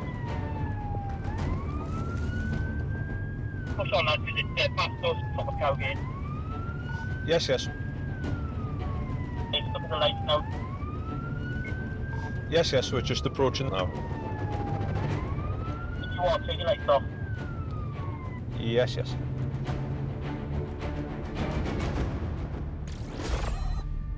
That's it, just in front of the red Vauxhall.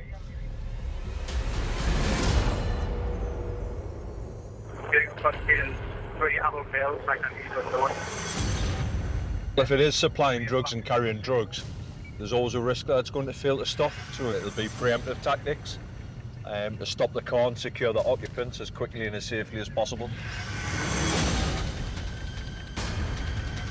Motorway Cops know drivers dealing drugs will stop at nothing to avoid capture.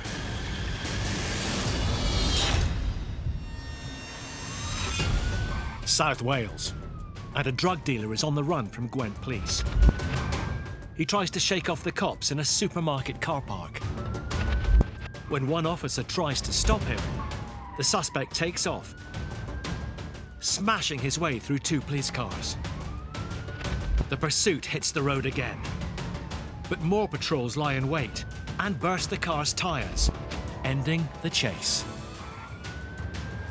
A search of the vehicle revealed 1 kilo of cocaine and £100,000 in cash. The driver pleaded guilty to being involved in the supply of cocaine, dangerous driving, failing to stop, speeding, and possession of criminal property. He was jailed for 10 years.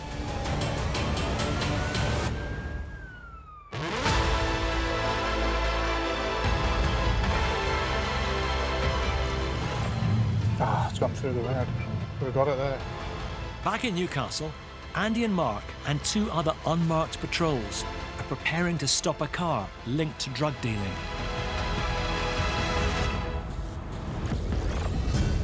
Not one. Not two. Oh, it's taking right. Right. Into what I believe is a dead end.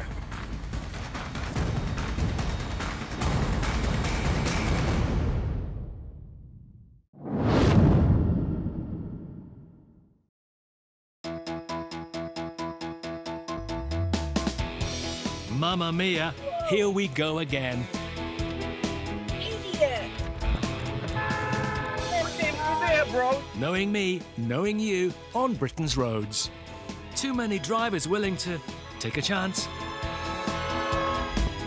With dodgy manoeuvres the name of the game. But when all is said and done,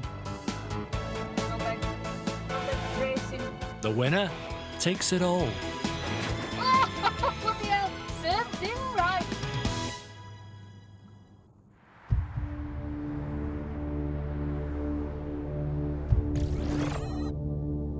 I'm behind the black signal C4. Supply class A. If it is supplying drugs and carrying drugs, there's always a risk that it's going to fail to stop. In Newcastle, Mark and Andy and 2 other patrols are tracking a car potentially linked to drug dealing. Let's take right. Right. Into what I believe is a dead end.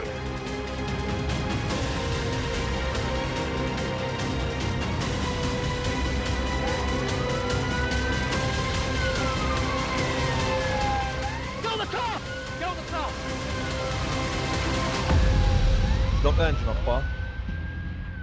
Put your hands across your chest. Just keep your hands out where we can see them. Jump out. Spot on, pal. Whoa. Right, at the minute, he's detained for purposes of a drug search, all right?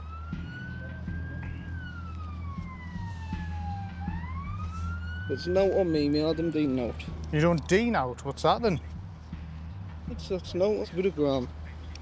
Of? Toot. What's that mean? Cocaine. There you go. You just said you don't do out, you've got some on you. Just come have a seat in the back of my car for 2 minutes. Just have a seat in there.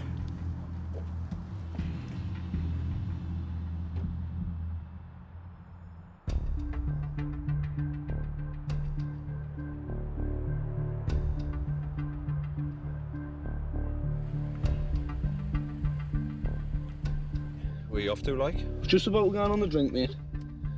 It's not good for your cocaine, you know. I like it when I've had a drink. Have you been arrested before? I have, I. What for? Drugs? No. I don't do note, man. Well. Well, what? That would suggest otherwise, wouldn't it?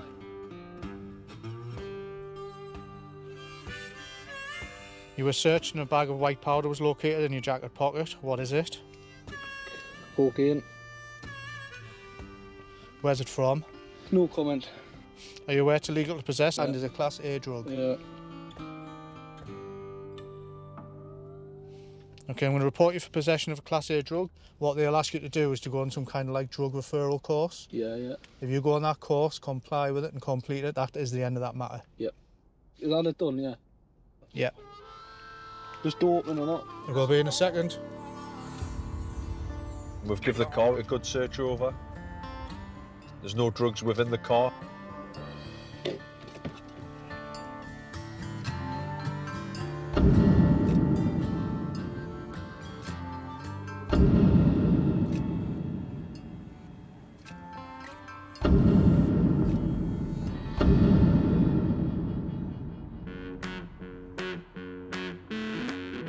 Right, let's get this aircon on. Cheeky little job. If I've got my eye on a target and I don't get it, it like totally spoils me evening. Especially if you're then going to days off and you've got to wait 4 more days to go back and get them. I'd think about it every day on my day off, thinking I hope somebody's got them. That's what our team does. Set our sights on something and we usually get it.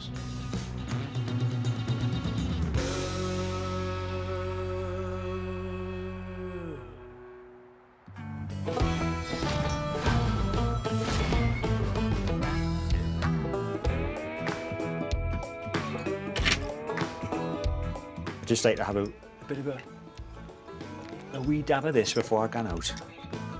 It acts as a barrier between you and the frightful things that you might encounter. You know, we're talking smoke, fumes coming off, oil spills, fuel spills, that sort of thing.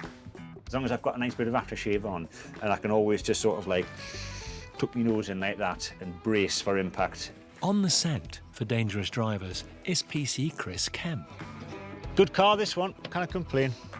Inspired by the starry sleuths who've come before him.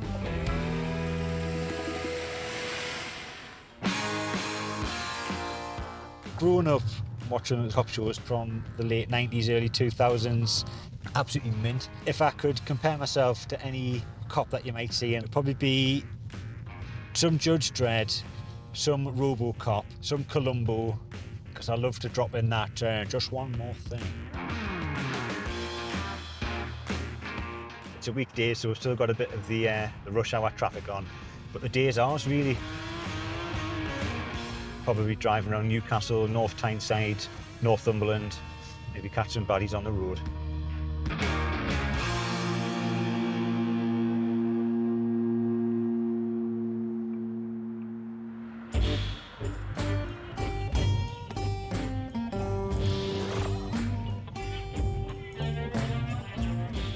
What's this guy up to?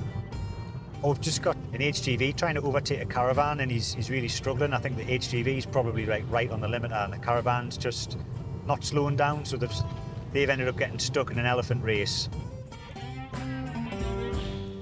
Elephant race, and a term for HGVs on like multi-lane roads when they're struggling to overtake each other. You know that they're as slow as elephants.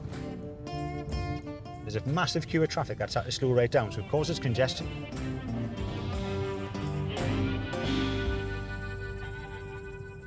You know what, I think we're going to end up having a word with this driver.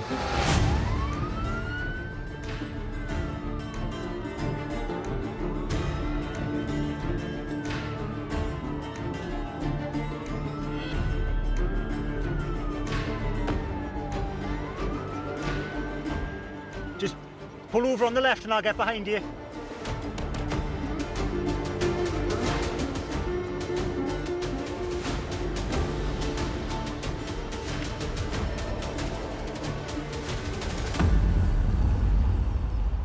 All right, sir. The only reason I was asking to pull you over was just you didn't give way to the heavy. He was in lane 2 for about an hour trying to get past you. Well, not quite an hour. It's a figure of speech. But I'm thinking that you could maybe have lifted off and let him get past so that the traffic behind him wasn't held up. I'm trying to keep my speed up as well. Yeah. Now what you need to... Well, yeah, but the tanker on the limiter. And everyone else behind it is coming in at 70 and they're having to slow down. It causes congestion, a bit of a tailback. Everyone's got a part to play, and even if it's just lifting off for a couple of seconds to let him get past. I didn't want anyone crashing in the queue on the way back, because then the whole A1 ends up closed. I don't think anyone likes being stuck in the elephant race. Thank you, see you later.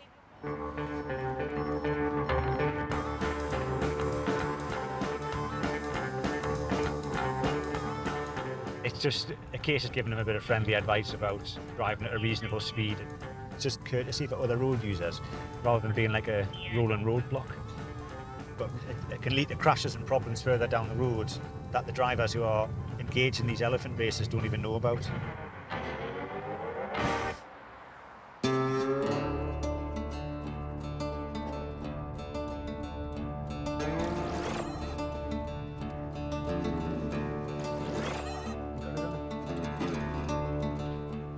Right, your seatbelt, mister? Get yourself pulled over on the left-hand side after these lights and I'll speak to you.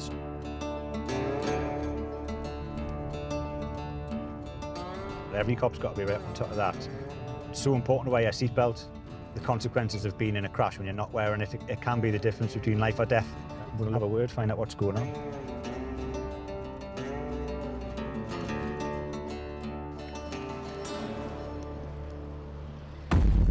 You alright, fella? I just stopped you there because I'd seen you at the junction at the top without your seatbelt on. Do you always have it plugged in behind you like that? No, to be honest, I'm a courier, man. So right. I actually deliver parcels, so it's just a case of I'm in and out. So apologise about that. I was hoping to smash these out, to be honest, and have an early day. And you still can, but it's like, you know. I understand the seatbelt. I get that. It's like 2 seconds at the start and the end, isn't it? Like. It's true, man. It's true. Very true. I'll wear my seatbelt, I promise. Yeah. Please don't give me any points or anything, please, But man. I'm sort of expected to take action in circumstances like this, and I think there's an expectation by the public that there would be action taken. Right. You know, you're a professional driver and you're supposed to be like probably better than most drivers. Yeah, man. I appreciate it's convenient for you to not have your seatbelt on, but if you're involved in a crash, then you're obviously going to get hurt. I won't write your ticket out at the roadside, but I'll get a ticket sent to your home address. You can go to court and argue it if you want, but if you do end up going to court, you could possibly be liable to an increased fine. I'll be honest with you, I've got 4 kids. Yeah. I'm in the wrong. I Yeah. wouldn't expect my children to not have seatbelts. Exactly, exactly. I'm trying to be fair. I appreciate you've got a job to do. And didn't tell us you didn't leave it running when you're out of it, do you? You weren't going to nod there, were you? Because they get nicked all the time from drivers doing that. That's your livelihood and all your parcels gone, and it happens all the time. So remember, every time you stop, keys out, belt off when you get in, keys in and belt on. Just keep it safe, man. All right. I'll catch you in a bit, okay?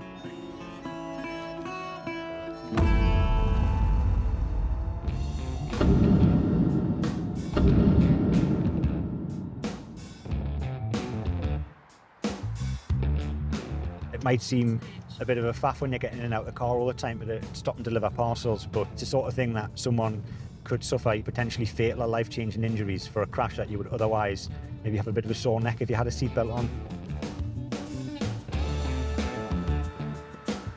That's right, okay, head back to the station, pick the flies off the grill, get it washed, get it fueled.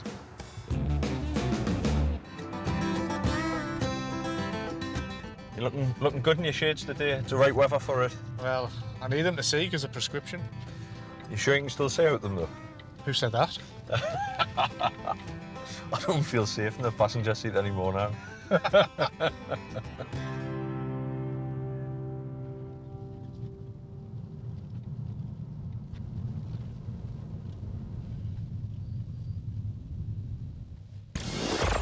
The car looked a little bit hesitant, as though it didn't know where it was going.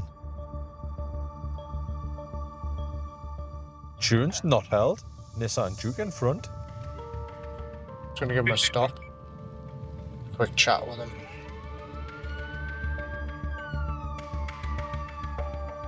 There's kids in the car now, mate.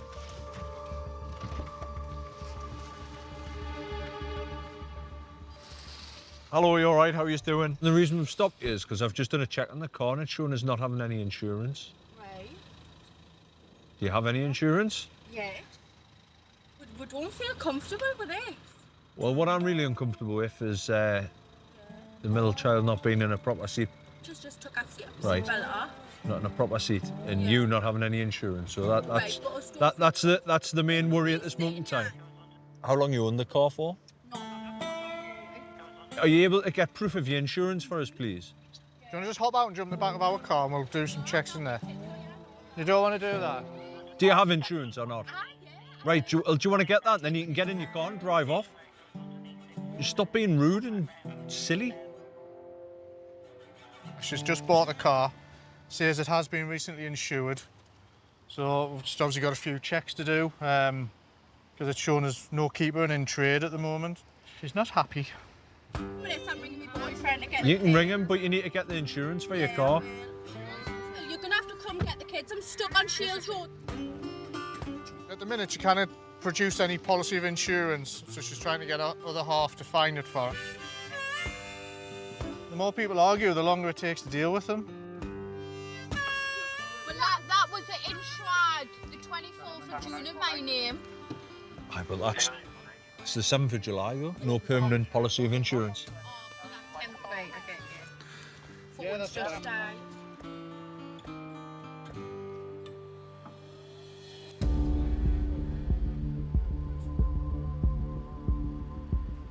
She's got a massive history of no insurance. That's right. Yeah, there's about 4 or 5 in the last 2 or 3 years with no insurance. So I'm just going to check her driving licence.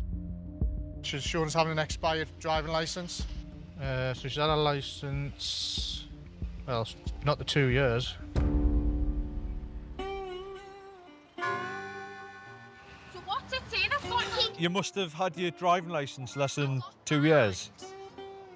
I got banned about how long ago was that, but I'm unbanned now. You might have been banned and had to resit your test. There's no insurance on the car that we can see. You haven't been able to prove any in the time I've been here.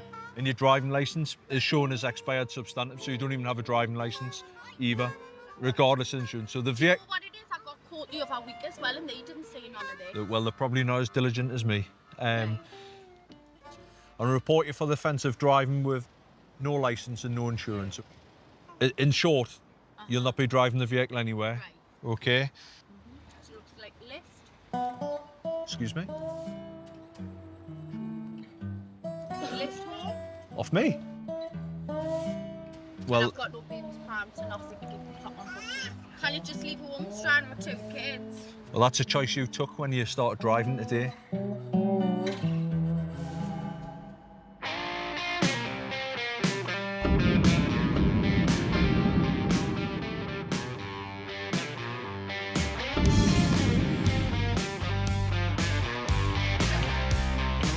She's away.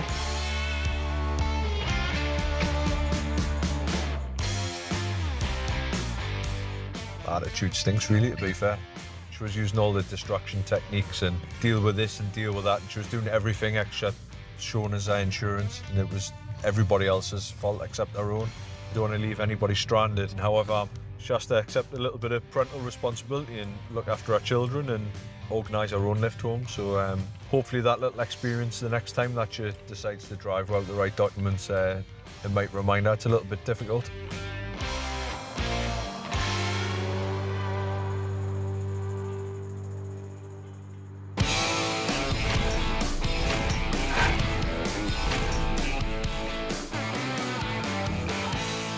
Morning. Mornings, how are you? What are you having? A latte? A big latte, Big please. latte. A big latte. I will help out. And I've got a magic stirrer for her. Because we're on motor patrols, I think it's important that we use a tool for the stir. And plus, because there's probably no spoons down there either. I'm just concerned about the absolute state of your mug. My face or the cup? Oh, well, that is disgusting. That is grim. It is rather manky. I do apologise that you've even got to hold the handle, really. PC's Moya Cullen and Jamie Leslie don't even have to leave the station to get their first lock-up. You're going to have to steal some milk. I don't think I've ever seen padlocked milk. We'll go for, I'll try the classic 999. Honestly, I feel like a proper code breaker. Despite it's not actually breaking any codes other than the code of ethics, honesty and integrity. Nah, I give up.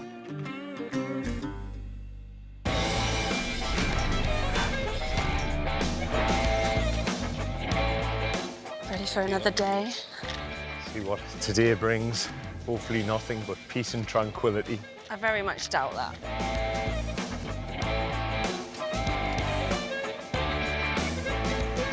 Got the dream team back together, eh?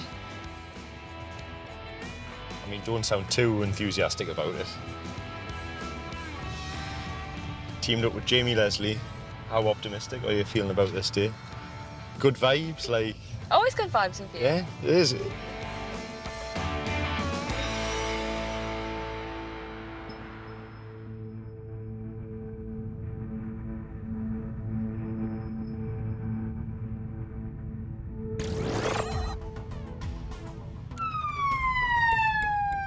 Just went through a very, very obvious red light. Pull in there.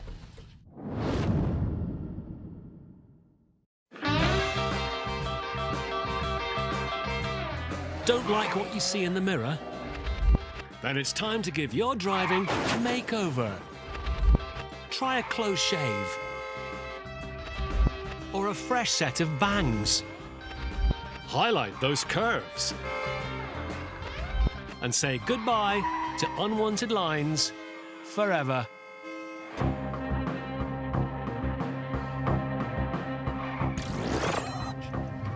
Just went through a very, very obvious red light.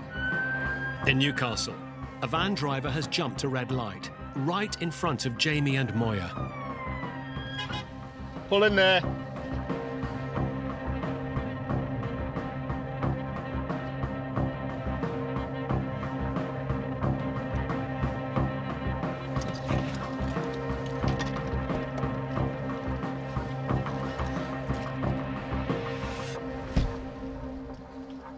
Hello, sir, you all right? You all right? Just knocking the engine off. Just have a seat in the back of my car for 2 minutes, sir, if that's all right.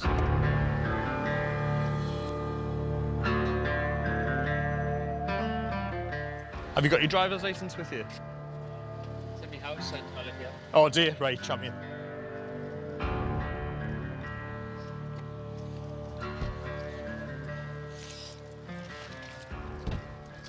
Right, do you know why we stopped you? Well, when I'm back to red, I couldn't see because of that lorry in front of us, if I'm going to be honest. It was a bit too late for us. Well, it was red. It was definitely red because you slowed and then thought about it and then went through it. Well, okay. These lights, they've just been installed as well. So that they go off and on quick, these mind. Aye, very quick. Can I just run the driver through? There's no reports present. He was caught at 2006 when he had a toy TV gun. I can actually remember that as well now.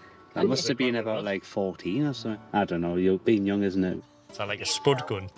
Possibly, yeah, possibly.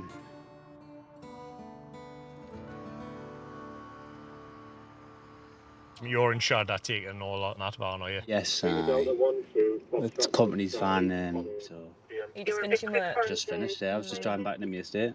What time do you start work? I started at like 8 today and just finished at 10:30, so... Is that you for the end of the day now? Oh, that's not bad. No, I've got a pretty cushy job, to be fair. I'm a gas engineer by trade. Bit like me, I'm one job a knock and that's me done for the day. Sam, your job? I wish this was it.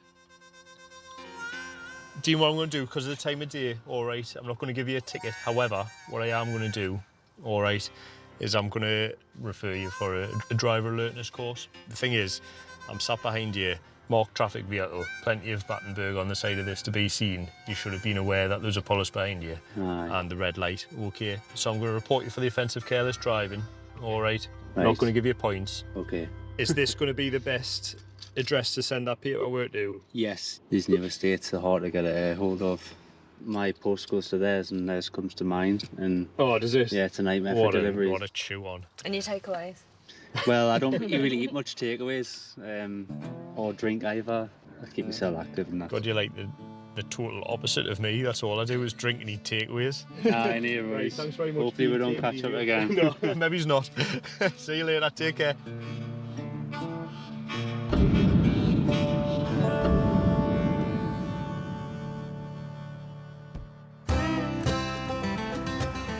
How do people get these jobs? I finished work at 11:30 in the morning. What are we doing here? It's done a 3.5-hour day.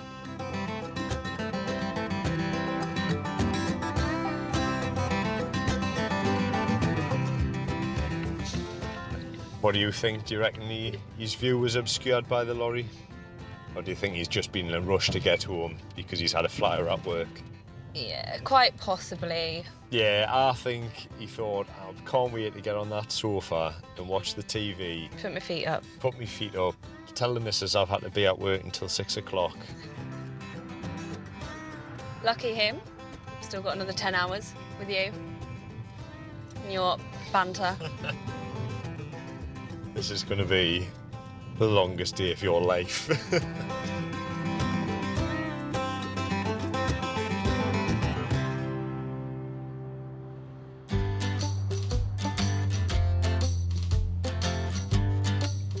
What do you call the TV remote control? TV remote? I hear people call it a clicker. We call it a remote all the time. Yeah? Like Pass a remote? Remote. Then the other day, somebody in the house says, "Can you pass us the clicky buttons?" And I was like, "The what?" Andy and Mark like to choose their words wisely, as anything they do say may be given in evidence. I'm posh, I call the living room a lounge. We've got a utility room that she decided that she was going to try and call the pantry. Oh, we've got a tiny little teeny weeny understairs cupboard in the kitchen which she calls a pantry because it's got some shelves in it. Oh. It's in the pantry? You mean the tiny little cupboard?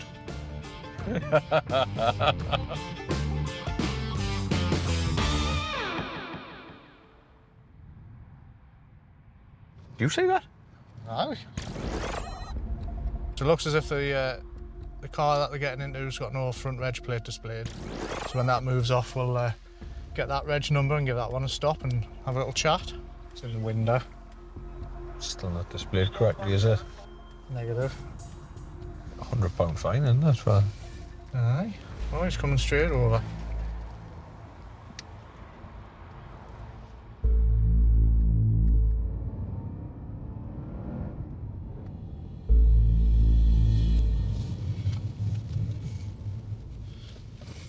Yeah, it doesn't look like anyone's got their belts on. Can't see the driver, so... He's definitely not got his on. What a sausage. Drivers without seatbelts raise Motorway Cops' suspicions. Criminals looking for a quick getaway rarely strap in for the ride.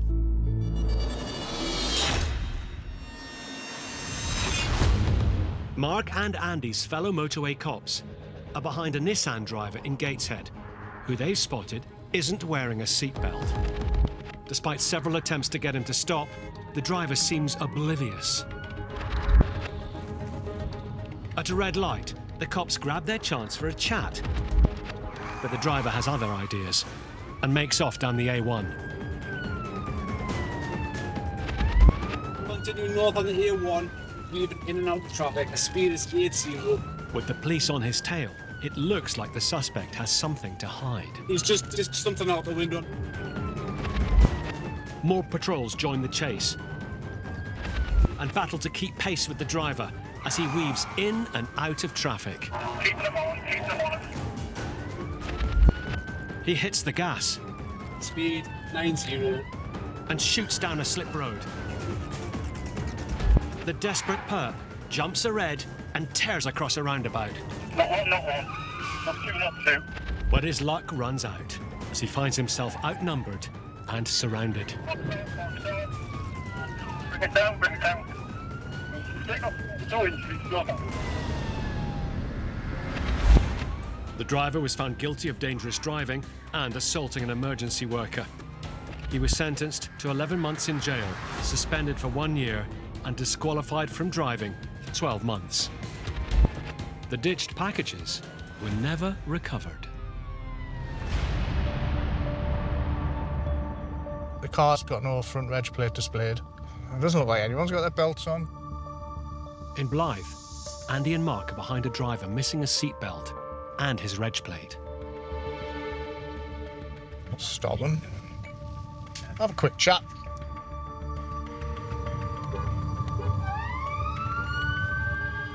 I don't think rear seat passenger's got his seatbelt on either. Wait there, she's going to shuffle and try and get it on, isn't she?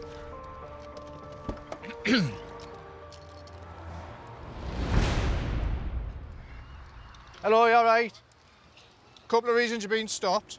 Seatbelts, for one. Yeah. Right, no one's wearing any. I know, sorry, we've literally just pulled away. Because do you know how much it is for a seatbelt fine now? £100. 200 quid. Do you know what'll happen if you have a crash? You'll go through the windscreen, your head will crush her head, she'll die and he'll have a headache. Yeah. But you'll be dead, so you won't have to worry about the headache. Yeah. But then we'll have to go and deliver the news to your families. Yeah, young'un?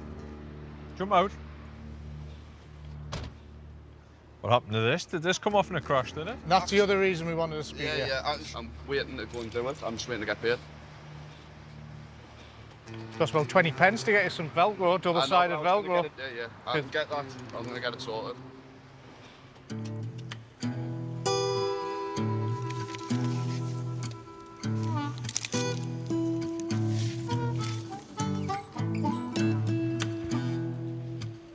Stick it on for us? Yeah. Legend. Am I sticking it on for you? Give it us the stuff to do it. Aye. Thank you. So you're saying you're a skin, but you've got a Rolex? Why didn't you say... Oh. Well, instead of wasting your money on counterfeit goods. Rolex, Canada Goose. I know. You look like you've just rolled around a shop in Turkey. I was in Thailand, you know. All right, well... That's why I'm skinned. Well, focus on getting the basics right, rather than the luxuries of life. Aye, so you potentially could have had £100 for that, £200 for your belt, £200 for your belt, £200 for your belt. Would I be alright to stick it there? Nah. It's got to be visible. Would that not be visible there? Not really. No, it's pointing to the sky. Unless you're a bird. I don't know if that's going to stay on. Big push on it. There you go. Looks more like a car to me now. So today, and all joking aside, this is your educational conversation to wear your seatbelts, because obviously a record will now be made, you've all been stopped and spoken to. So that'll be your last ever warning, okay? Sorry, what was that? Oh,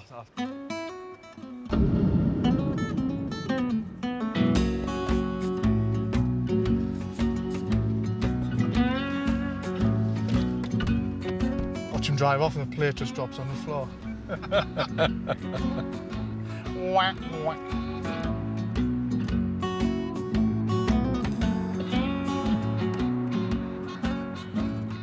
sometimes it's nice just to help somebody out and be a little bit mature, because he's saying he's skint, he couldn't afford to do it whilst he's driving around in a car, which is a luxury item, and yet he can't be bothered or afford to stick a number plate at the front of his car. It's pretty frustrating. One of my pet hates is people who don't have a front number plate.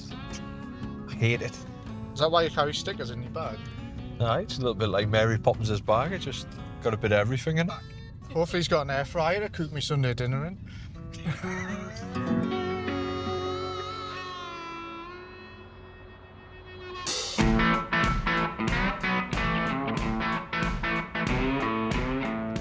Do you name any of the traffic cars? We don't. And I think some people do. I mean, I probably should, really. What would you think for this one then? So if you've got any ideas, So Volvo, would you go down the V route? Would it have to be a girl's name? I think I'd probably go with Valerie. Valerie. Valerie. This queen seems quite sophisticated.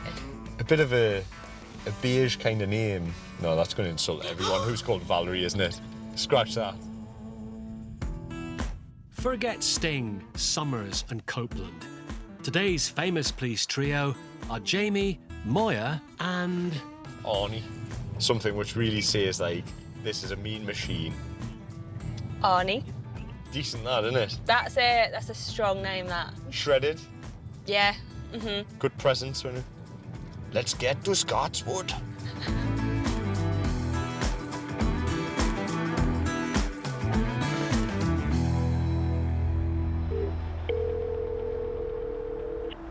Police emergency. Kingston Park roundabout, there's been a big crash. I just seen it come flying off the motorway and then I heard a big bang crash and the lamppost was shaking. You're going to have to send ambulance in straight away. It's bad. Yeah, I'm on this one.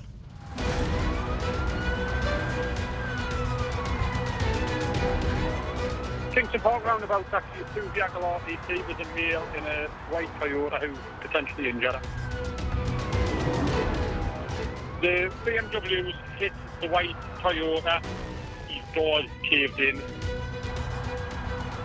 Main concern is to ensure the safety of everyone. The ambulance has requested a fire brigade. Airbags have gone off in the Toyota in the driver's seat. There's a report that there's one male trapped in this car here, so don't know what his injuries are just yet, but I know there's paramedics travelling. It's important to gather as much evidence to quickly try and establish what's actually happened, because with worst case scenario, sort of a fatality.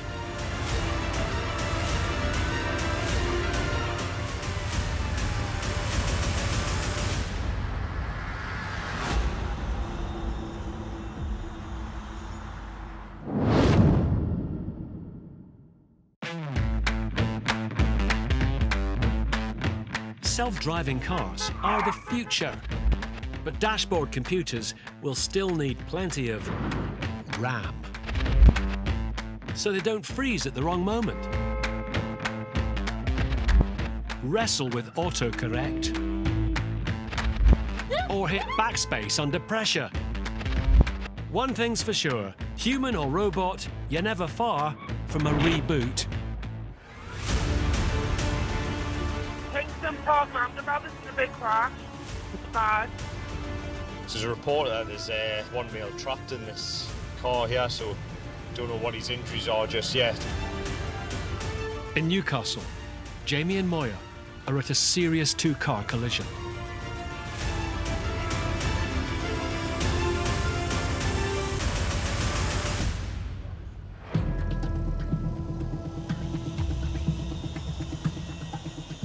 What, injury-wise, what we've got with the... I don't know, they're just getting assessed. The paramedics are here, the fire brigade are here. Just keep looking forward. We've got everybody here that needs to help you. No witness turned up when we turned up and said the BMW driver was driving erratically and then he's gone into the side of him. Where's this one been coming from? It's been coming round. And that's came off, that's gone out, yeah, nudged them back all in. damage on the side, so like the whole driver's door's in. All right. So... He's saying shoulder pain, saying he feels like it's popped out, or like a bit, and then all down his leg.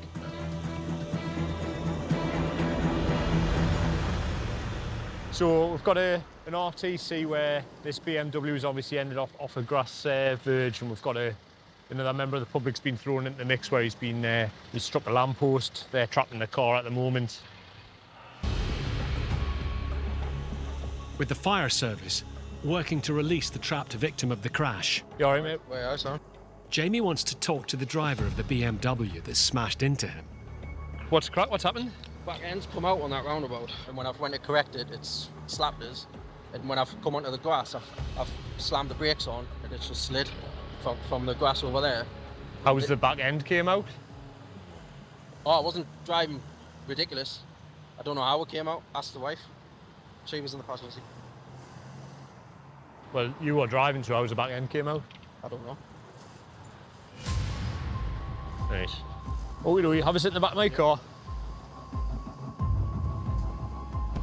Are you alright with him for 2 seconds? I'll give you his if you just run him through and then.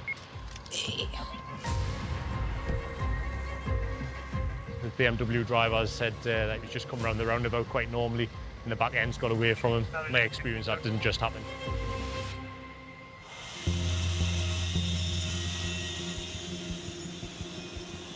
You alright? Are you his partner, are you? In the red car? Alright, so how he's ended up on there? Has he been going fast?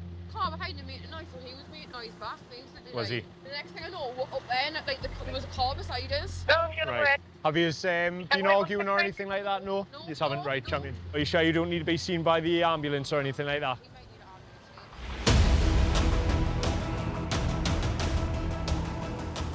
Captures everything. So he come from this way, does he?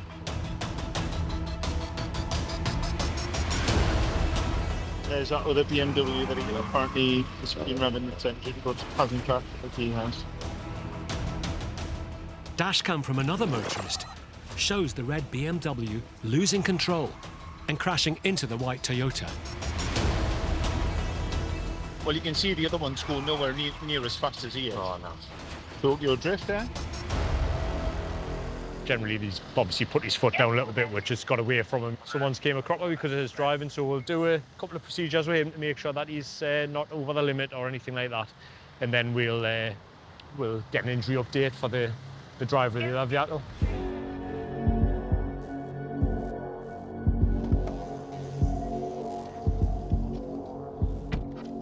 I'm not going to lie, it looks like on the initial inspection there's dashcam footage of that you're going quick. Of me going quick? Yeah. And driving with the vehicle out of control. I don't feel like I was driving too fast for me capabilities, to be honest. I don't think I was going over 30. Have you had any alcohol or anything like that? I've had one Long Island iced tea. One Long Island iced tea. What I need from you is just one long continuous blow on this one. If you want to take a deep breath, and I'll tell you when to stop, alright? Go on, keep going, stop it. Champion, that's 0. So what we need to do is we need to ascertain the injury level of the person in the other vehicle and make a decision from there as to what we do with you. Yeah. All right.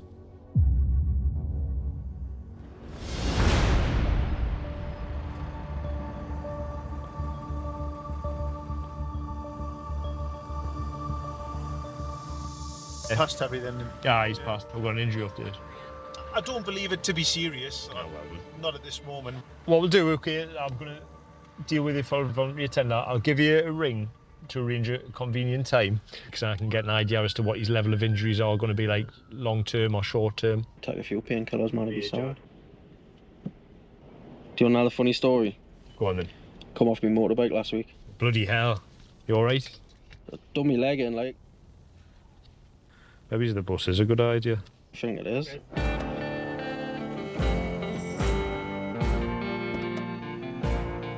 Well, he'll be interviewed at a later date, which gives us enough time to conduct a proper condition update on the driver of the other vehicle. And hopefully this chap in this car is all right.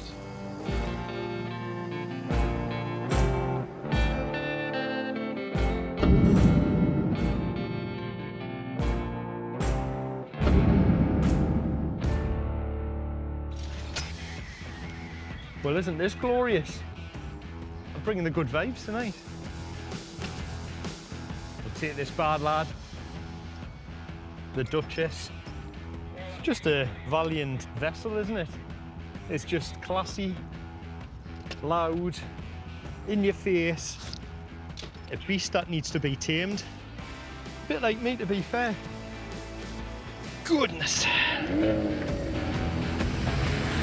His high-powered cop car isn't the only set of wheels to get PC Jamie Leslie's heart racing. I am a little bit sunburnt. Long weekend down at the F1 in Silverstone. I've picked up a few driving tips from them, to be fair. They're probably not quite at my standard. Quite like to challenge them to a race. But I wish we kind of had a pit crew like them where we could get our tyres changed as fast. Formula 1 pit crew will do it in about, I think, 1.97 seconds is the record. I'd say standard about 3 hours for us.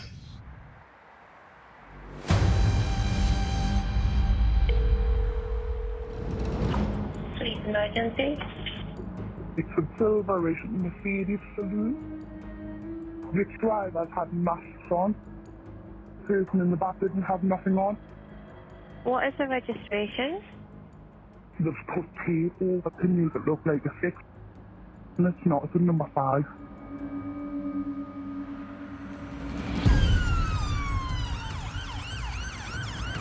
Just where we reported a possible stolen car. First possible stolen Mercedes. Use will be authorised. I think pretty much everyone and anyone's going to it. All the tactical units going, firearms are going. Tango 1058, that's me on Kilmarnock Way now.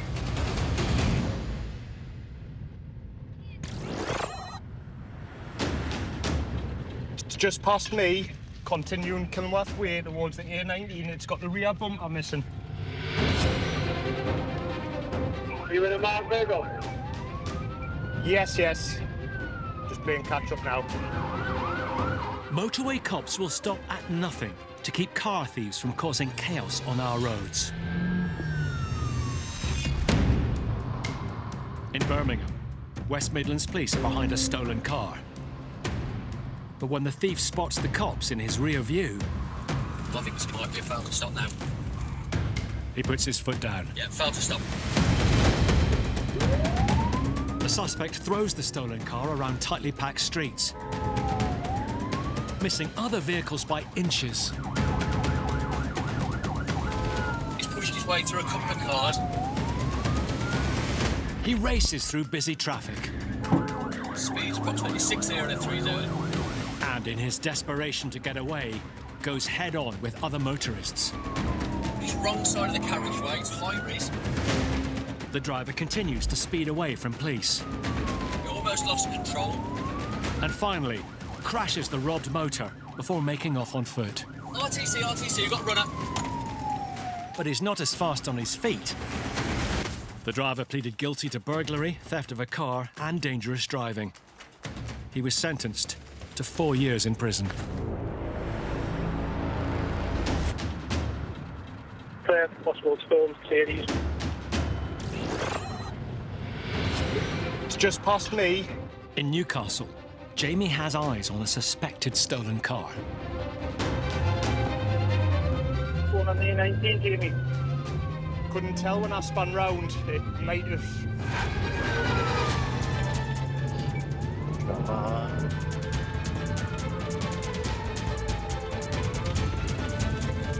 Might have eyes on it here.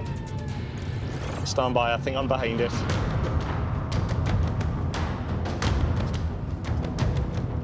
Nah, cancel.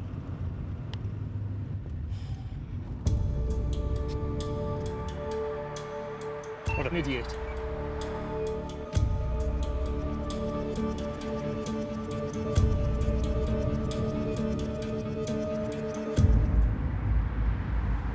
It's just pinged eastbound.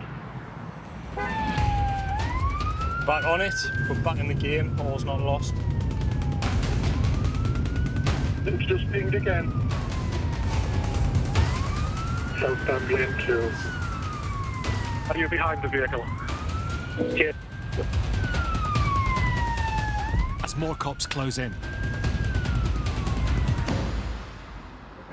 One patrol has the suspect car in their sights. We were just heading late now.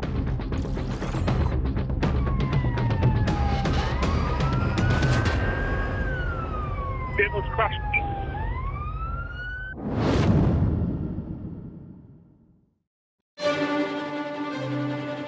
Dodgy drivers paint a poor picture of Britain's roads. Right. Fucking muppet. There's little sign of artistic flair, but plenty of brushes with danger. Okay, now. These motoring masterpieces are far from a work of art. First possible storms series. But back in the game, all's not lost. In Newcastle, Jamie has joined the hunt for a suspected car thief. And one patrol has the wanted vehicle in their sights. We were just heading late now.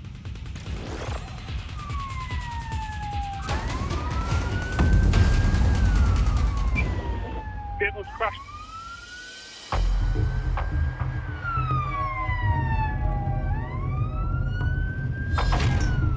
We're okay. Two members of the public on their cars saying they're fine. The driver has ploughed into queuing traffic. Substantial damage to their vehicles. We've got one male driver detained. Two detained. We can service 2 were detained in 1 run-off. Yes, yes.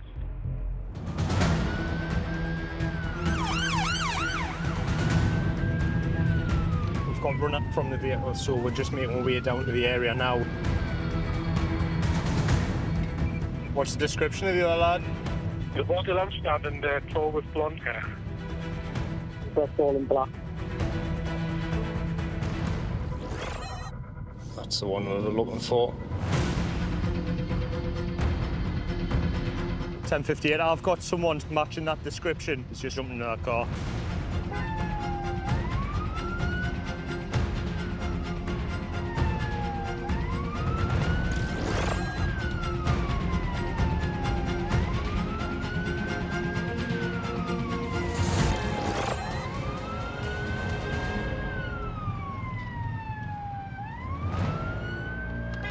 Hello, have you got someone in the back of your car at all?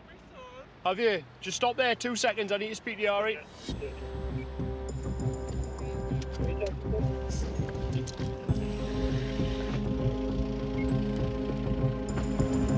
Just put you in cuffs just for the time being, buddy lad. You've just run off from there, haven't you? You jump out for us. You're soaking. I haven't been in the shower for days. Joking me? Come and have a sit in the back of my car, buddy lad. Whatever this little is, it's got nothing to do with me. The officers aren't you just going to go for concert with him or not? Is he in your car, is he? He's in Let's get a look at him. Jump in there. That's him? Yes. Yeah, Tango 1058, Kempy's ID'd him. Swing your legs in for us. Yeah, ma, will you tell him to loosen the cuffs? Yeah. So what's the conversation been between you and him? He rang us, he says, can you come and get this from my friends? I says, yeah. Not mentioned anything about making off from police? Nothing, not a single thing. Ma! Mom! Are you deaf? Can you fucking buy me fucking back, man? You mate us go right, man. What you need? I'm uncomfortable, mate. Oh, man, you look spackers, mate. Listen to me now, son, right? I'm not trying to be funny, all right, but you can't be doing that. I haven't done nothing wrong, mate. No, you're acting like an idiot, aren't you? Are you going to be chilled out? I'm sorry, I apologise.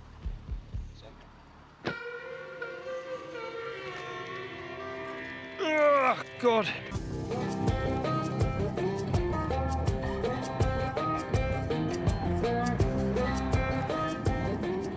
So what even happened? Oh, come on. You tell me.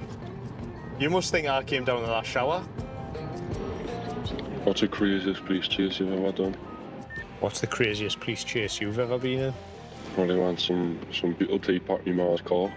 That wasn't proper tea packing, that one. No. Next time I'll show you proper tea packing.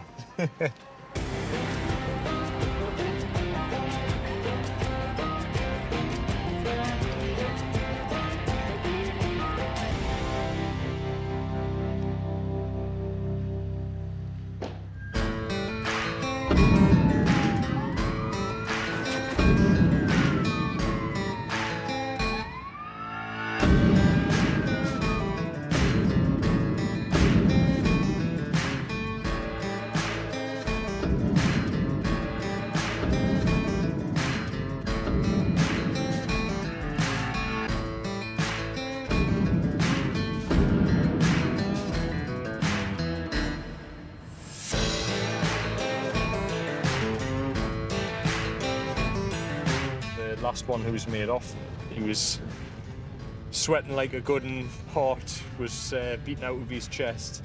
Got a little bit animated in the back of the car, but he chilled out eventually.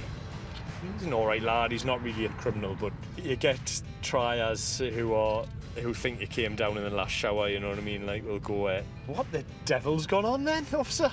Oh yeah, no problem. They're all pulling the wool over my eyes, they're too big to start with.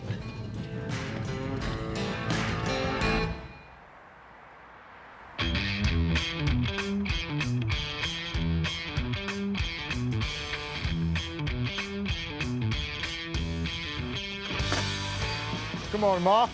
How are you? You all right? Morning, Sergeant. Who's driving today then, Sergeant? Person in charge. Keys are already obtained. No coin toss required. I'll look after you. I'll just do as I'm told. Right, shall we get out? As Acting Sergeant Andy Clark and PC Mark Crammond head out in an unmarked car, there's talk of an upgrade. If you could have any police car from any era, or even any car to make a police car, what would it be? McLaren F1. Ah, good, sounds good. Yeah, a couple of pop-up cones. Pop-up cones in the passenger seat. What uniform do you think you would wear, though? Shorts and T-shirt. I can just imagine you having like a full, like, race boiler suit on underneath with your helmet. Why would I have a helmet on? Well, because I don't feel safe in the passenger seat.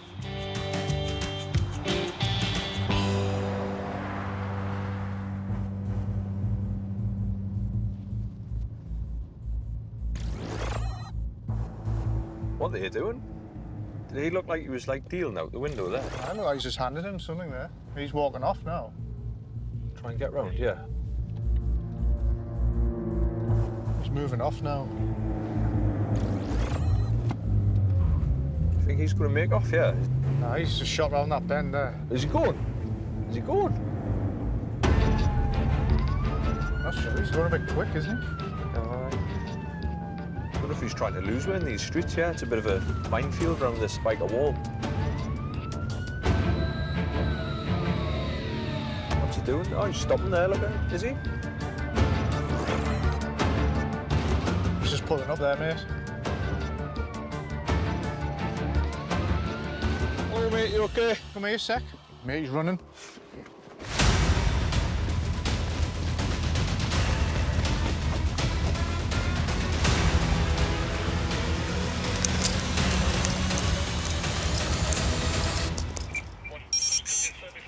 Stand up. Stand over there, please. Open that hand.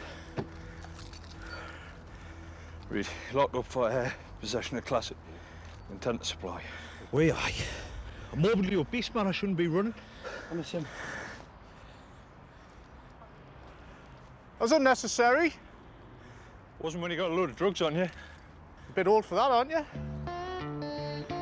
I'll be Tango 949. This lad's got drugs on him, so if you could just book a cell. Yes, received, no problem. Now take this off, put that hand on top of your head, okay? Your hand. Ah, your hand. Just drop down the bottom of your back. It's just that's leading. Don't run. I know it. Happy with that? Yeah, comfy.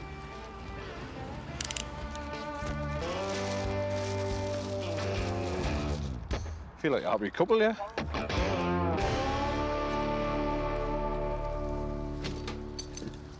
I'm just searching the car, make sure there's nothing else on it. was wondering if that was a bag of drugs, but I think it's a filthy nappy. Okay, I'm going to request a sample of saliva off you. No, right. Test for cannabis and cocaine, used any? No, I didn't. I've got to hold me on, mate. No, I just mean I didn't take drugs, sorry. You just pop your tongue out for us, please, pal. That's it. Jumpy. Thank you.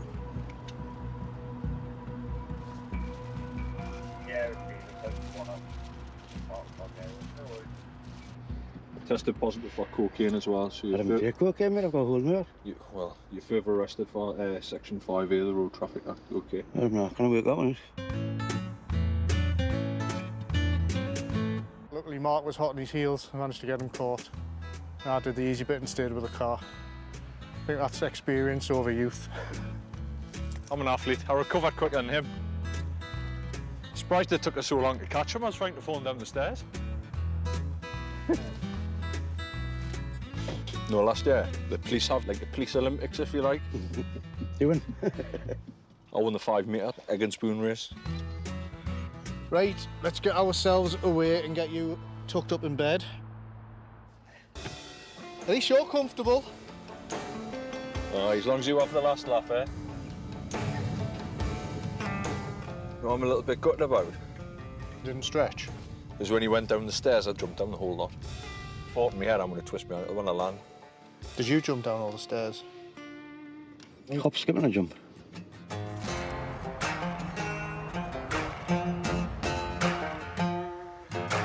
Mind your head. All right, keep holding so you don't fall over.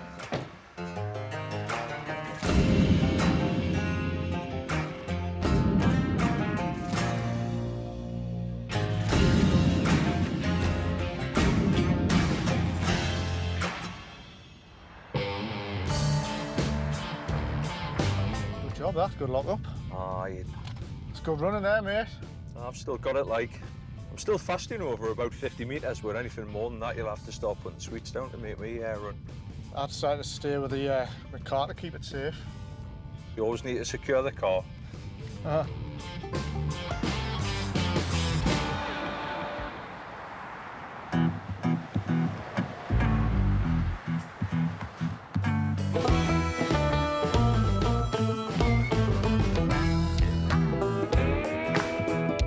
Making sure the taser works before we take it out. Make sure there's no warning lights on it. Make sure it's got battery. And make sure it activates, because I might as well have a banana in there if it doesn't work, if I've got to pull it out and use it.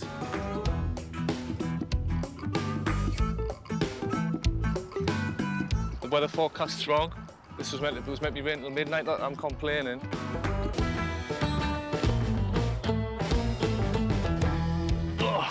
A dull day at work is just what PC Martin Anderson needs. I had a little bit too much sun yesterday. I know that's probably hard to believe with, you know, my skin colouring. You'd probably suspect that I would normally go nice and brown, but unfortunately not. I go very, very red. I have a little bit of soreness, and then I go back to being just as white as I was beforehand. So after 3 hours of being in the UK summertime sunlight, I had to crack open the after sun last night to take the sting out of it because it was quite sore. This has actually went down a little bit.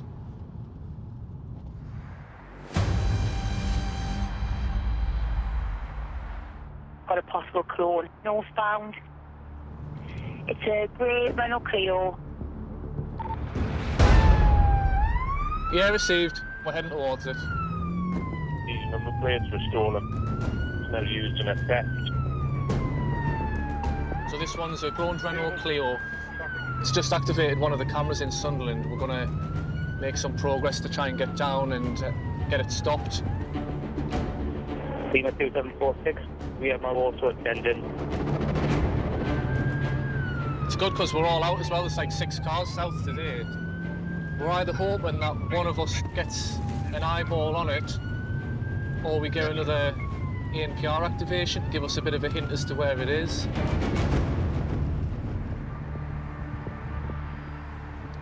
There you go, then we'll hang about here.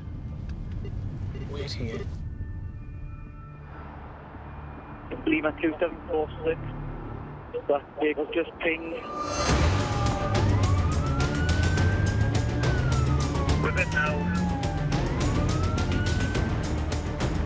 Tommy, I'm just on the seafront. I'll be with you shortly.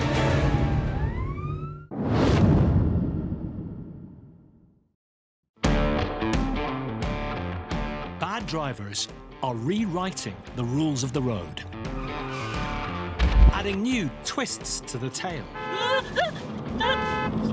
Jesus. And unexpected page-turners. Oh. It's clear some characters have completely lost the plot. Oh. Right on dash cam. Got a possible clone hit the MPR camera. With it now, Morrison. Tommy, I'm just on the seafront. I'll be with you shortly. Tommy's got stopped. It's pulled into this car park, so it's just literally up here. In Sunderland, Martin is racing to back up PC Tommy Wade, who stopped the driver of a cloned car. Yeah, we're en route, just outside of Morrison's now, more or less. You know, we don't know what these people are trying to disguise, what is it they're involved in. You know, we want to make sure that our colleagues are all right.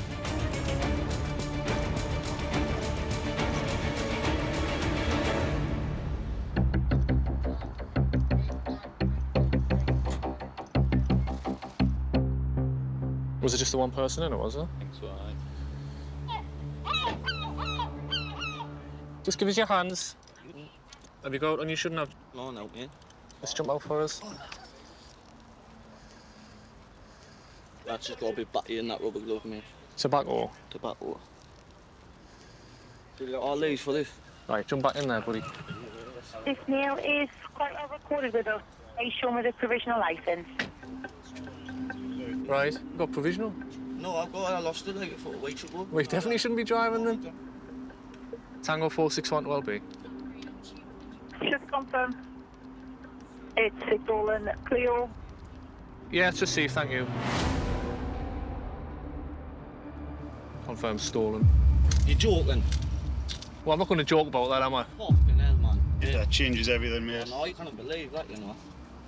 My pal just bought the car, and me being daft, mate, went to pick it up, hasn't it? Aye. Some people don't always tell you the truth about things. So he's going to owe you a decent favour back for this, then, isn't he, mate? Probably not speak to him again, to tell you the truth. Aye.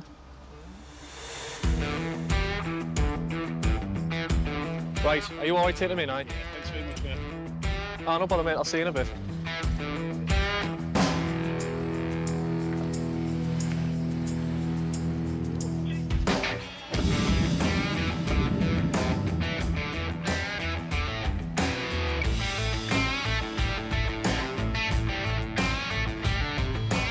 Not only is it a clone vehicle, it's actually turned out to be a stolen car.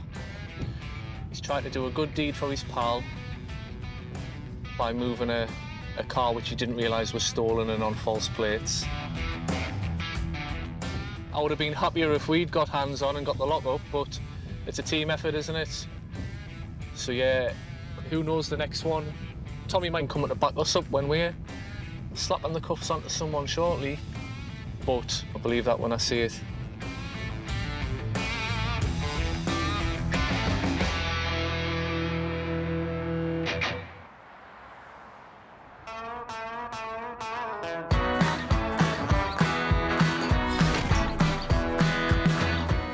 It is warm today. I've told the better half to mow the lawn, but she refuses, so I have to do it. Claims she doesn't know how. So fit in the same category as washing the car and hoovering the car. To be fair, she likes doing that. That's a bonus. It's never a chore patrolling Newcastle for Andy and Mark. Nice. Mustang. I'd love to be rich. I would upgrade the house, buy her a family car, and probably marry her. You're not married? How are you managed that? 18 years. I know you're tight, Clarky, but come on. It's her more than me. Is it? Yeah. And now she's going on about when we're getting married, I don't want to be an old bride. Did you tell her it was too late? Today, this pair are committed to catching up with a cloned car. So we've been tasked to look for a motor vehicle which is allegedly driving around on clone plates. There's a load of reasons why people will do that, and one's normally to evade the police. The second one's to go out and commit crime, normally serious crime. Yeah, if someone had cloned your reg plates, the best thing to do is get it stopped safely.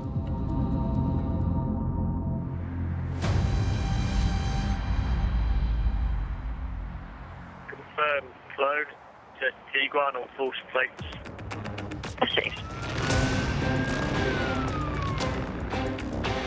Should be a DCS Sandero, however, it's possibly on a VW Tiguan in white. Have to keep our eyes peeled for this vehicle. Just got to be prepared for all eventualities. Come on. In. Just outside of that Tiguan on false plate. Adult male driver, identity locked on. There's two other tactical cars with her. Really, really good. Gives her an advantage. Behind that vehicle now.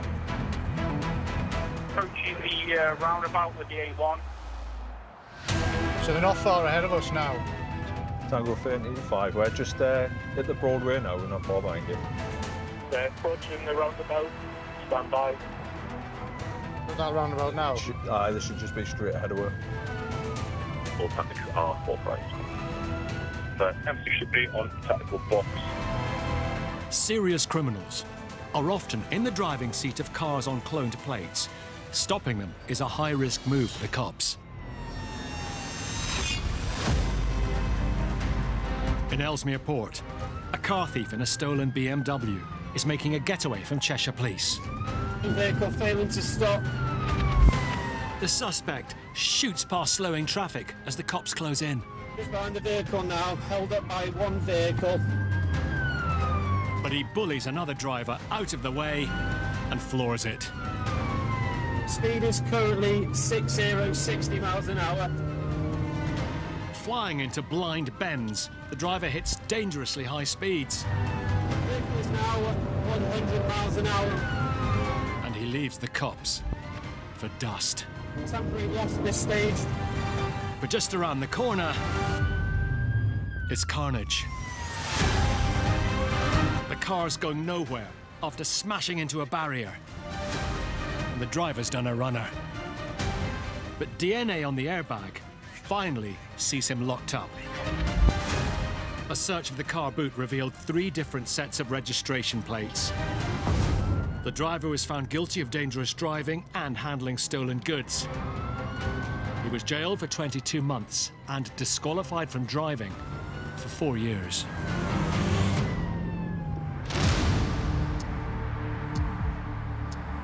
Confirm clone to Tiguan on false plates. Tango 35, we're just at the Broadway now, we're not far behind you. In Newcastle, Mark and Andy are planning to box in a potential cloned motor. There'll be preemptive tactics to stop the car and secure the occupants as quickly and as safely as possible. Behind that vehicle now. 2 or 3 lanes, stationary. Ready? Yes. That's it. We're direct behind it. Sharp. You're good on the inside.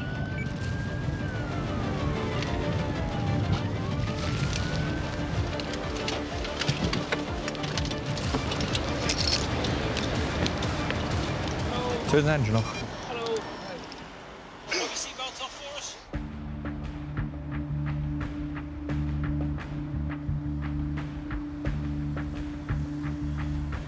The vehicle stopped, no damage. Now pass you the VIN on the vehicle. What's the VRM for that vehicle? Yankee Foxtrot 73. So that's got Yankee Sierra 73. It should be Yankee Foxtrot 73. One of the letters on it is incorrect.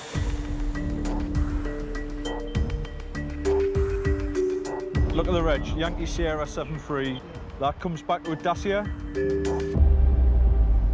That car is clearly not a Dacia Sandero. It's a VW Tiguan, isn't it? 9 times out of 10, when this has happened, it's done on purpose as a criminal offence. Can I get a DL check, please? I take one insured to Evansville. Yeah, everything seems to be in order. No issues. Plate error by the garage. We don't stop them, we never know who's driving. Could have been for criminality. On occasion, it does end up being a genuine error, which it does look like it is today. It's been a good stop. Managed to ID the vehicle, scare the living daylights out of the driver. Get the car shifted and let all these other people who are stuck in traffic get past.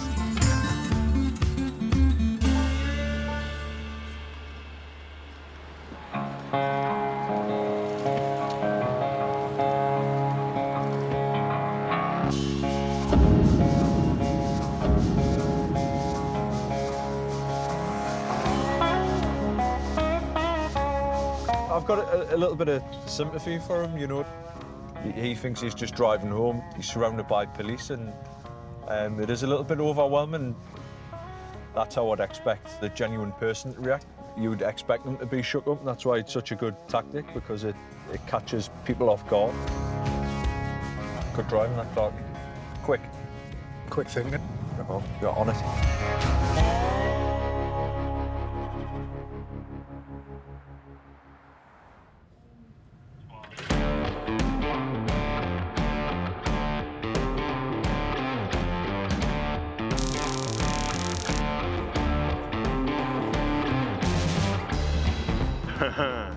Somebody's had a rough night.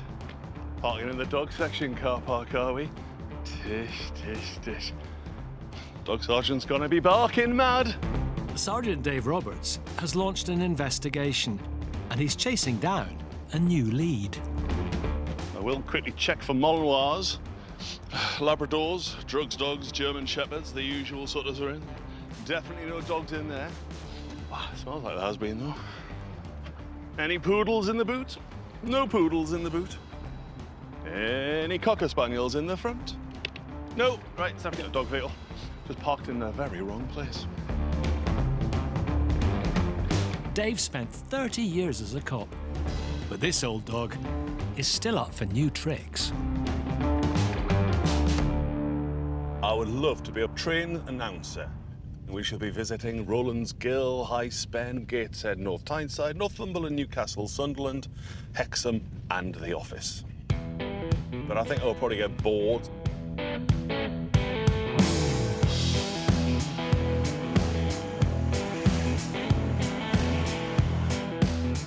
The secret to maintaining your enthusiasm through a shift is just personal resilience. You never give up, because you never know what the next 10 seconds will reveal. It's often a case of just that little hint, and then suddenly we're on.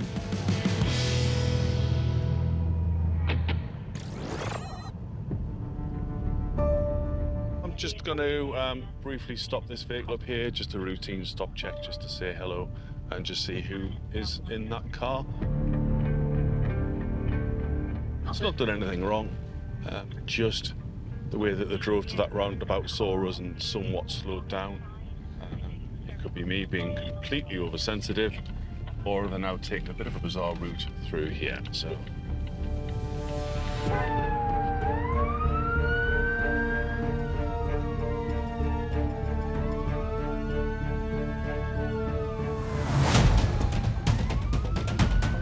Five, 4, 1 urgent. Yeah, I've got a vehicle failing to stop.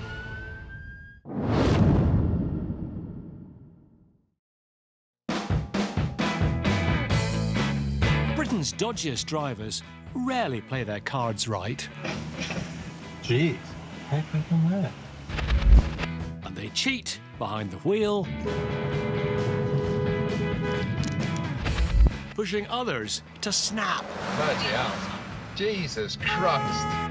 When patience runs out, it's rarely happy families.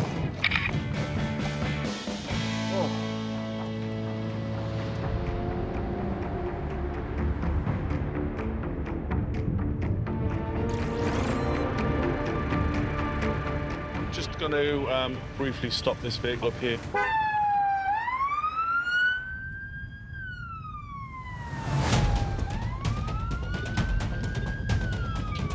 541 urgent. Yeah, I've got a vehicle failing to stop. Dave's copper's nose has led him to a car that's decided to make off. Requested authority for a pursuit. Seeking assistance of the tactical units as supporting dogs so far. Any other attack units to Biker? Yes, yes. 794 likewise. It's a right. Roads are wet. There's no pedestrians in the area. There's a temporary loss. Stand by.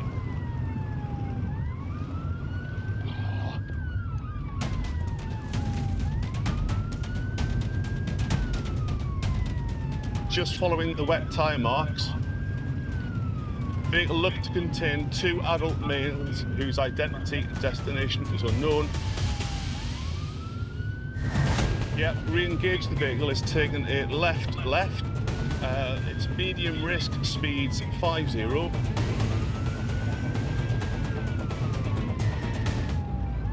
Yep, it's another temporary loss.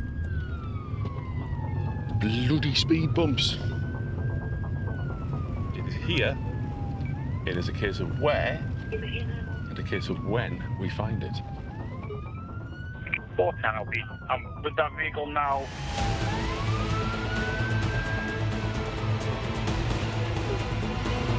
One of the other teams has found that car abandoned.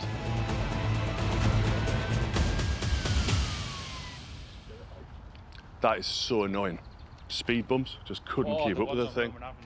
Horrendous. Somebody's clearly parked it here, tight to the fence, thinking it'll not be seen. Doesn't work that way. We're not stupid. Yeah, what was in it and why didn't it want to stop? There's a question. Yeah. Well, for me, aside from the dangerous driving, I'm in no doubt that this car's involved in criminality. I'm going to force entry to the vehicle and search it in location. Right, you ready?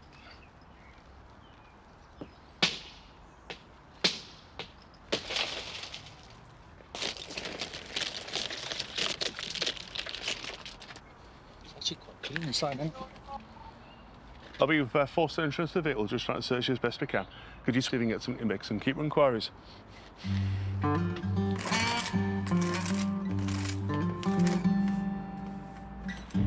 That so we're going back to a stolen vehicle. Stolen February last year. Bloody hell. Okay. So we've now identified this actually as a stolen vehicle that's been cloned. So the list of offences really grows by the minute. But grrr, grrr,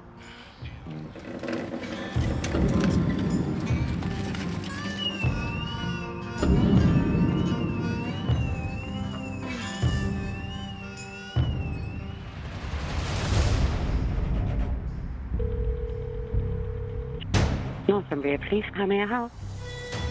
Just this report blonde Bluffy. She's drinking a bottle of wine when she's driving. Out the wheel. Yeah, absolutely whacked off that seriously.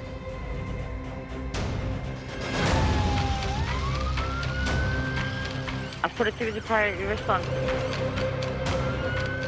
It's 8 o'clock in the morning and we've got a report of a drink driver drinking a bottle of wine. Absolutely ridiculous. I'm happy to go out hunting for these people, try and get them stopped. Tango 1286. Just doing an area search, see if I can pick it up.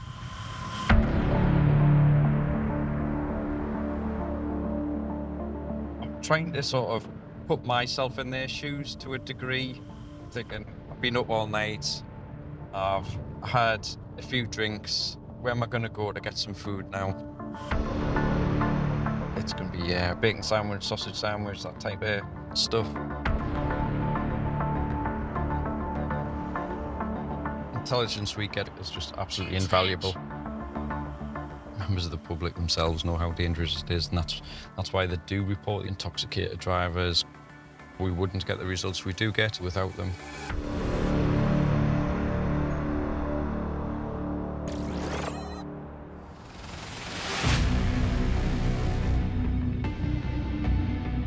There it is, that Fiat 500.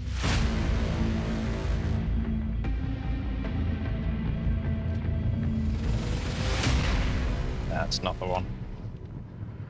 Where has this vehicle gone?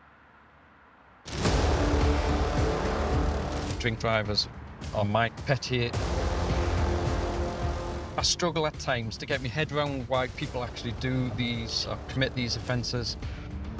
To have so many that you're drunk and still get in a car blown way over the limit. Being in this job, I see the devastation and destruction, and it is scary. Motorway Cops will do whatever it takes to stop drink drivers causing carnage on our roads. In North Tyneside, a drink driver in a Ford is failing to stop for Northumbria Police. Unable to drive in a straight line, he speeds down the centre of a dual carriageway. The cops put another patrol in front in a bid to slow the boozed-up motorist down. Swerving all over the road, the officers take drastic action. Using tactical contact to bring the driver to a stop. The suspect escapes, but doesn't get far. He was found guilty of drink driving, dangerous driving, driving without a licence, and driving without insurance. He was jailed for 1 year and given a 2-year driving ban.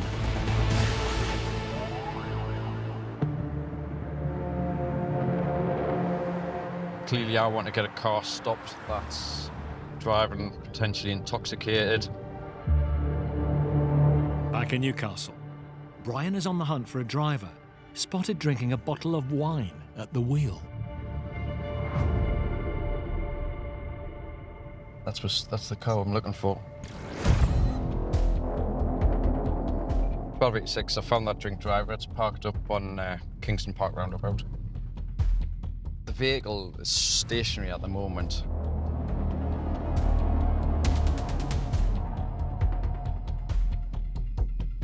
I'll go past again, I'll start cutting on. So I'm going to try and find somewhere to park up and keep an eye on it.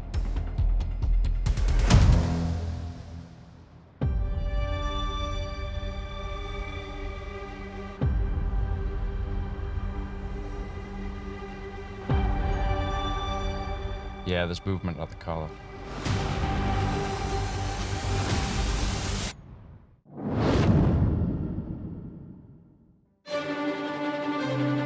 The purring of an engine is music to some drivers' ears. But to others, the sounds on Britain's roads are like an out-of-tune orchestra. With an unforgettable horn section, strings failing to find the right note, and repercussions when you hit the triangle at the wrong time. All together, creating a bittersweet symphony. I'm so sorry, I'm just pulling in your car. It's the fault of the car behind. I'm so sorry.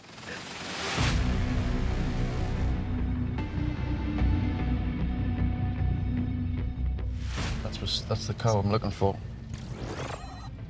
1286, I found that drink driver. In Newcastle, Brian has tracked down a car reported to have a woman swigging wine behind the wheel.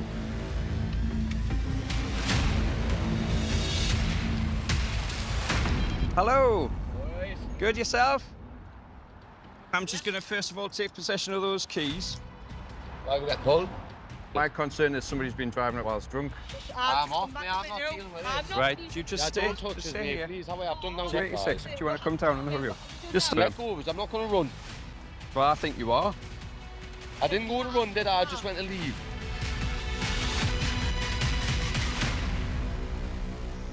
Is it your car then when you're sitting in the driver's seat? Can you drive me though? Right.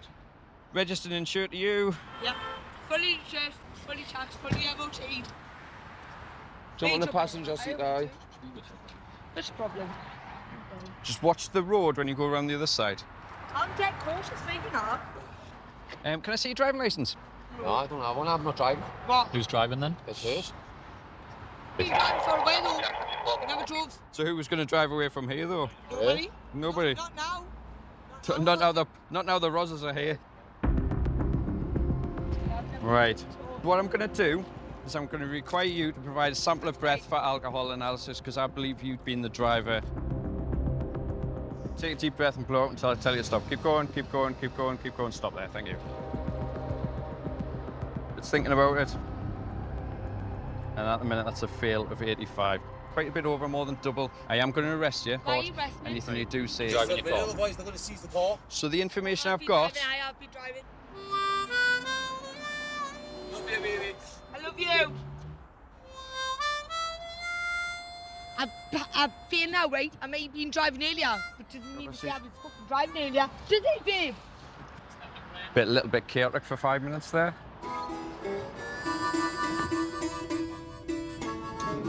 Please hurry up. We're not far from custody now. Oh, I know, we're not far from custody. As usual. Do you want us to explain what happens at custody? No, I know what happens at custody. I just want to hurry up. Oh, you know what pisses off though? What's that? He's getting the cell and that, right? And I'm like, can I have a book or a magazine or a newspaper? Like, aye. And then 45 minutes later, they're still not there for you. Right. What have I actually been nicked for?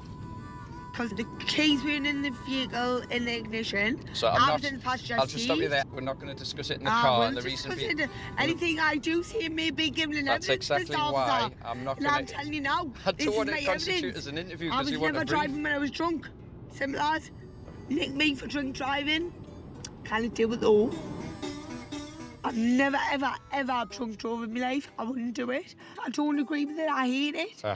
You could kill anybody. You could knock somebody over. You could kill a bear and not know. It's horrible.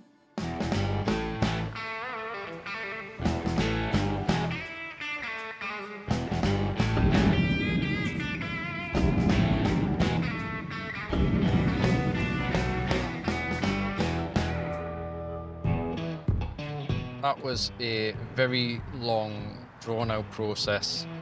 Not quite the straightforward drink drive I was hoping for this time in the morning, with lie after lie. Who was driving? Yes, I was. No, I wasn't, so to speak. Yeah. Hard work, shall we say. A little bit tiring. But ultimately, got to the bottom of it, and it's police 1 at the end of the day, driver 0.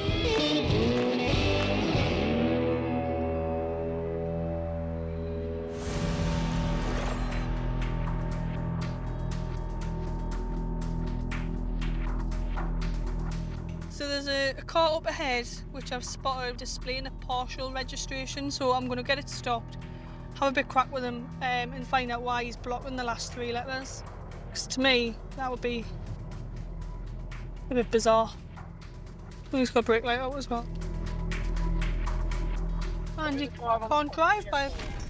Oh no, he's not going to do it right when he's in the left-hand lane, is he? He can't drive here. Yeah. He can only turn right in this lane, but he's indicating left. Can't drive at all.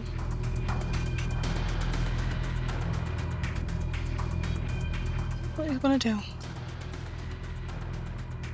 No, he's not. He's gonna turn right, but he's indicating left. Thanks, mate.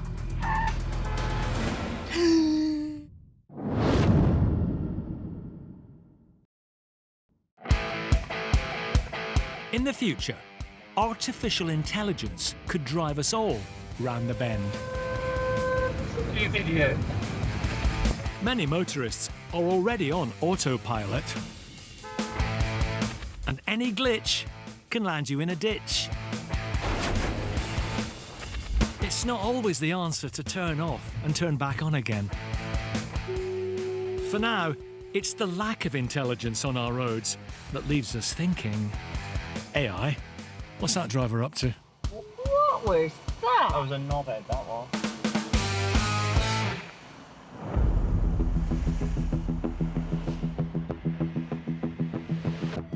He's gonna turn right, but he's indicating left. Shotgun driving. In Gateshead, Mary Ann has just witnessed a near miss at a busy city centre junction.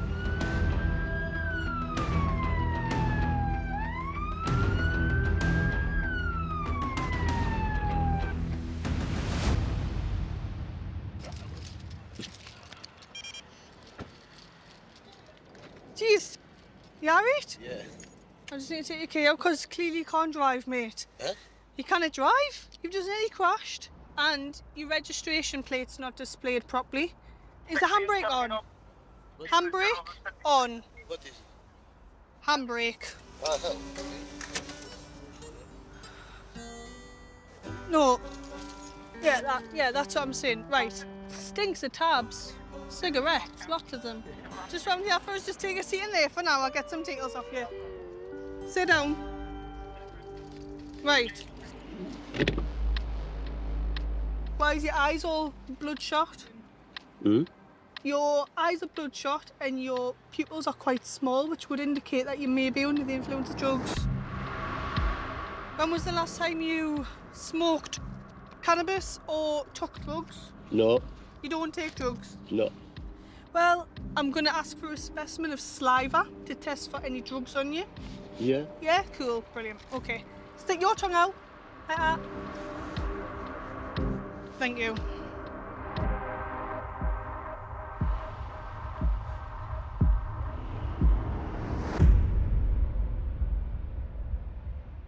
Well, that's good. You don't take drugs. No drugs. That's fine. Okay. Tango 8902. Vehicle check, please. Silver Garage Insurance Hotel. How long have you had that car? It's not my car, it's my friend. My friend tell me bring it here, go to post a coffee. Well, you can't because Coffee. you're not insured on it. I'm sorry. It's okay. Can I have a driving check and a DL, please? I'm getting no hit on any file. You haven't got a driving licence. Is that correct? Yeah. Okay. I'm going to seize the car and then you can go. Okay. Yeah?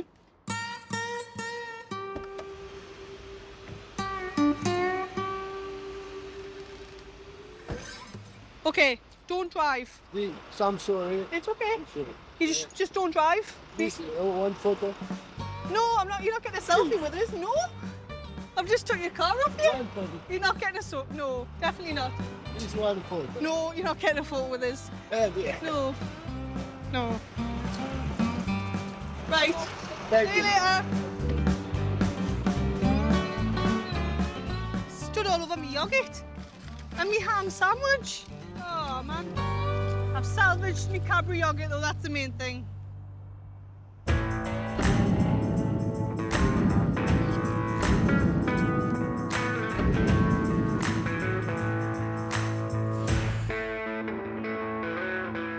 Normally you say, you know, sarcastically another happy customer, but actually he was a happy customer, so happy that wanted a selfie, which I don't think I've ever had before whilst taking someone's car off them, but you know, there's a first for everything, isn't there? People are just funny, aren't they? Mary's day. We're probably the only people in the force that carry suntan lotion. It's because we spend that much time stood at the roadside topping up the traffic tan. Really, it's a badge of honour. The deeper you tan, the more work you've done. We do sort of pick up a bit of a reputation by the end of summer as like the bronze gods and goddesses of the force. I'd have my shirt unzipped or my buttons undone, you know, a big gold medallion on my chest and everything like that. Here's the medallion man off traffic again.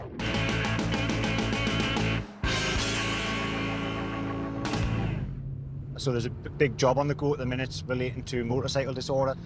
There's been a lot of work going on to identify offenders, and they're looking at between 40 and 50 offences at the minute. We've got the helicopter up, and obviously they need traffic down there as well to deal with any potential pursuit to get these beggars stopped. Antisocial behaviour on the bikes, it's very dangerous. It's a problem for everyone using the roads.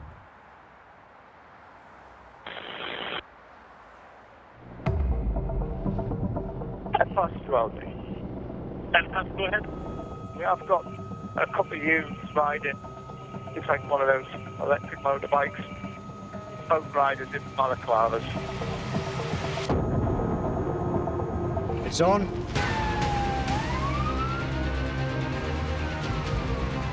We're going to try and get in front of these guys and cut them off. Right, towards the retail park. Now at the library. down the footpath running parallel to the coast road. When bikers bolt from the cops, mayhem comes along for the ride.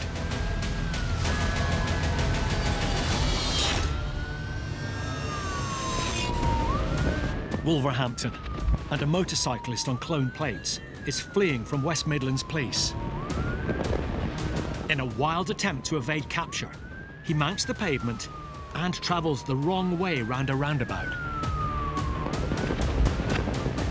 Driving up to 90 miles per hour in a 30, he speeds along the wrong side of the road and jumps red light after red light. Unable to shake the cops, the biker goes off-road, riding straight through a group of kids playing football. Realising the game is up, he dumps the bike on a dirt path and is collared by cops. The rider pleaded guilty to dangerous driving, driving without insurance, and driving without a licence. He was sentenced to 14 months in prison.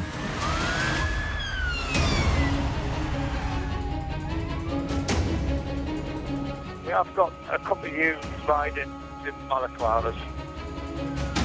It's on. We're going to try and get in front of these guys and cut them off. On the outskirts of Newcastle, Chris is hunting down a pair of reckless bikers. This is a little bit of what you call hot pursuit. As the cops close in, the rider ditches his passenger. Out of sight, the police chopper. Traffic car on the slip road. He's just gone over the blue bridge that you've gone under. It's going to come out in the silver link. Can you get a stinger on blue? Yes, yes.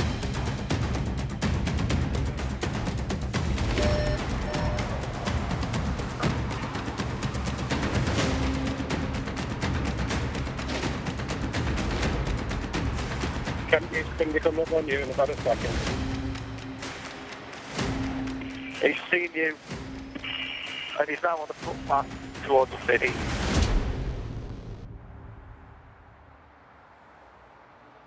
Yeah, he's on the north side of the road with B&Q to his offside now. Back eastbound.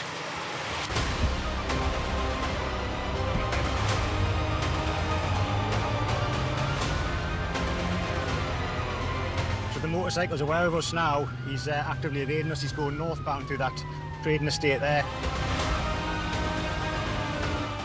He's found a small cut and is now crossing the railway line. He's taken a left towards the new build houses. Very, very dangerous whipping through a residential area. Just a real risk to the public. Very, very dangerous driving. He's onto the driveway, being assisted by a male at the house. It's all happening.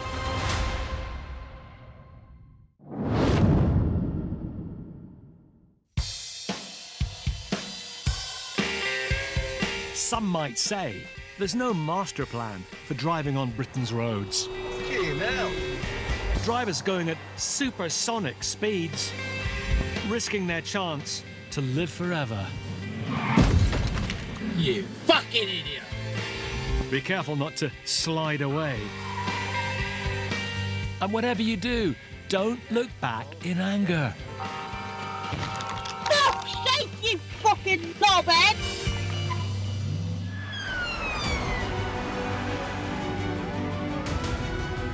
He's taken a left towards the new build houses. Very, very dangerous whipping through a residential area. Just a real risk to the public. Very, very dangerous driving. In North Tyneside, Chris and other units are chasing a biker in a balaclava, trying to run from the police. He's onto the driveway, being assisted by a male at the house. It's all happening.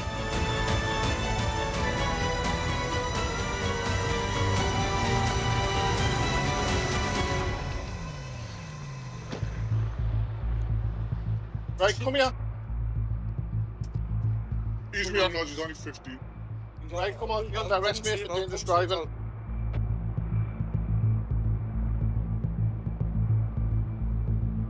You haven't got an out on you, have you, fella? I'm going to give you a seat in the back of the car just so all your neighbours can see what's going on here, right? Tango 2912, it's 1 mile to take. Right, where's the fight?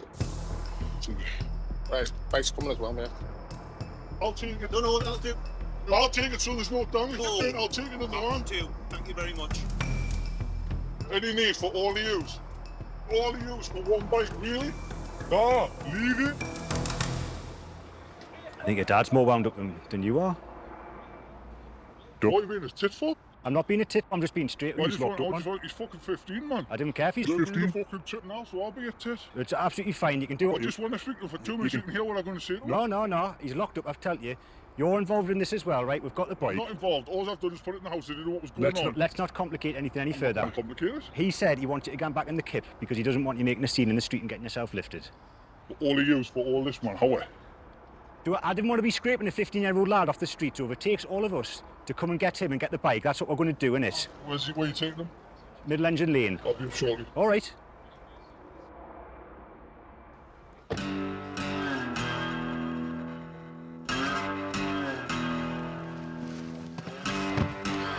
What's your dad's name? No comment. I think the longer that we're here, the more likely your dad is to keep getting wound up. There's a proper cotton being on bikes around here. People keep dying. When you're messing around on bikes like this, you could so easily kill yourself, and what's the point, you know what I mean? I didn't even know where I went on the road. And I'm trying to get through to you, just in case no one else does. Just for a bit of a buzz. Get yourself a girlfriend or something, man. No, they're boring them. Get boring after a while.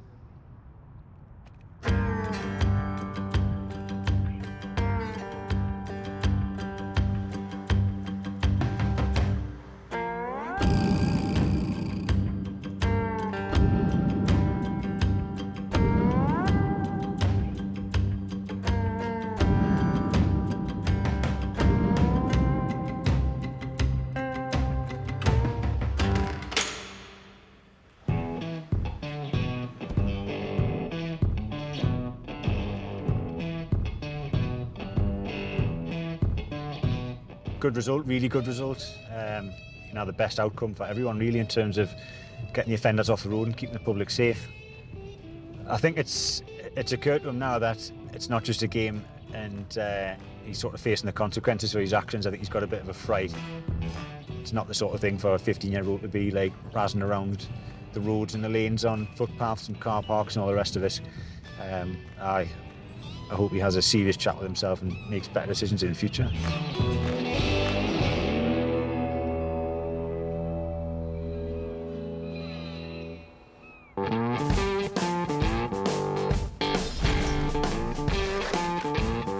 I make sure I've still got it. Look at that. Perfect deployment, that. So if you get a successful sting on all 4 tyres, then you get your hedgehog badge. That just shows how top-notch I am with a stinger. Sometimes quite nice, really. I'll just do this, lie out in the backyard, and then just have a little lie on it, a bit of free acupuncture. Just chill out, look at the stars. But yeah, canny that. I'm quite proud of myself. Never leaves you see. And PC Jamie Leslie could do with a lie down after a couple of tough days out in the field. Long, busy weekend. Camping. The back is crippled from lying in a tiny little bed in the middle of a field. Wind, rain, thunder. Don't know how I got sunburned. Wasn't exactly the most sunny of trips. Nonetheless, I must have caught a glimpse of it at some point, and maybe even for 30 seconds, and I've successfully managed to burn my face. Probably glowing red, really, like a beacon. Don't need any blue lights, I've just got my head. I'm just hanging out the window and shouting, you know.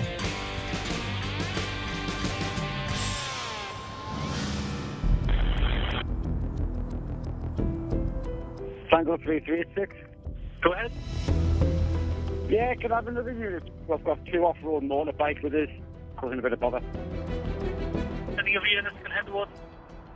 Tango 1050 and I'll head them.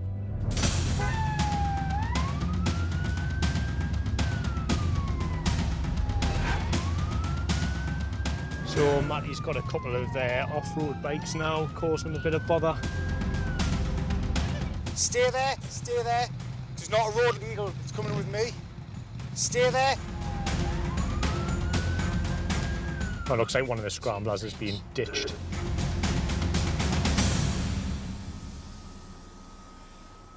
She's come down on one of those electric Xeron bikes and then made off back up the street. Can't be riding those bikes on the road. It's a child's motorbike. Your bike wasn't a child's motorbike. It is. But you're riding it as an adult. Motorbike though. I don't care. At the end of the day, there's no licence for that motorbike and it should be on the road.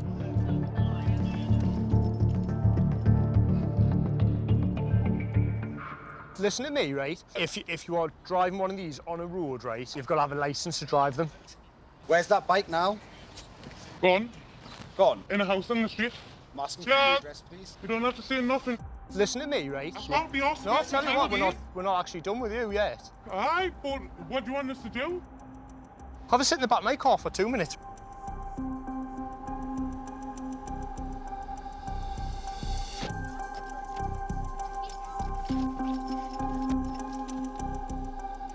Where's that bike that you've been on? Because I'll give you the options here, all right? You consensually allow her to go and get that bike. Alternatively, you'll be being arrested for dangerous driving, driving without a licence, and driving without a valid certificate of insurance. Where is the bike? Is it at yours? No. Right, are you going to show where it is? Well, is that the first I can walk up? Well, no, because you're detained at the moment, or we'll be driving up. Well, one of the course kick-offs in the street, so enjoy. What you need to do is start switching on, right? Well, lose your attitude then, I would, wouldn't I? No, I'm not losing my attitude. Well, why should I? You need to be told. Accept it or don't accept it, all right? There's nothing different between... Both from different backgrounds, so we're not. I grew up on council estate, right? Council estates are amazing. They've got some mint people. It's a good laugh. However, this whole situation's been totally dictated by your bad attitude. Take some responsibility, because it 100% is. Are you going to show where it is? Yes. Sorted.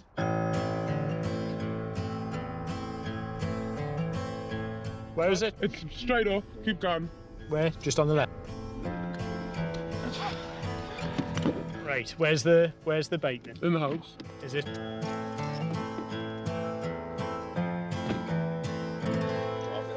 One? That's the same one. I'm going to just put it on the back of my car and take it down the other one. I don't think we'll get it in, it's quite heavy. So I'll wheel it down and then...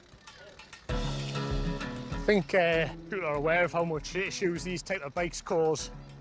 So this will be getting seized.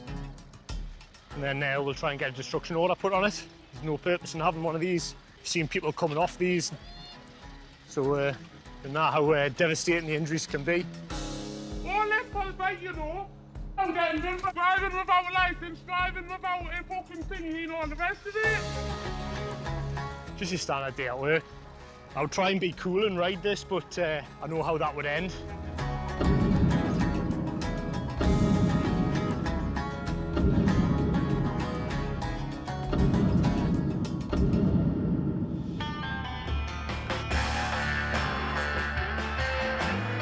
The electric bike or the off-road bike, it's a massive thing now. It's becoming a plague of misery for people, really. So we've got two of the bikes back. They've been seized. She'll be reported for the offence.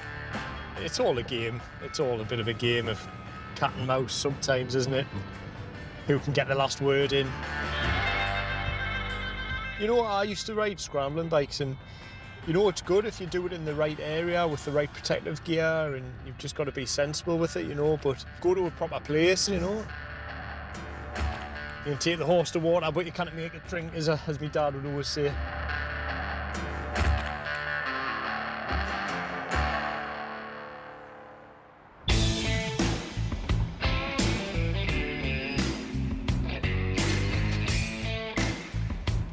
where we're parked today. They all look the same. But I've had this one a few years now. Hopefully it'll last us a few more. Is it me lucky car? Yeah, I think it is. It's this or one of the Skodas, which the engine died on me, shall we say. But yeah, try and look after this one. Hopefully we'll have a long-lasting relationship. PC Brian Camsell's favourite cop car is a lot less trouble than the other love in his life. I've got a Cocker Spaniel called Poppy. Love it a bit. Don't know if you'd asked me that at 6:30 this morning. Maybe not. She was pawing me, "Dad, get up, get up."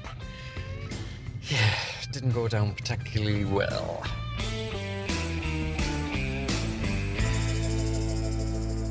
So we've got a start of the night shift now. One of two. My usual haunts, Newcastle, Gateshead, but there's another vehicle sparking my interest further afield in Blythe.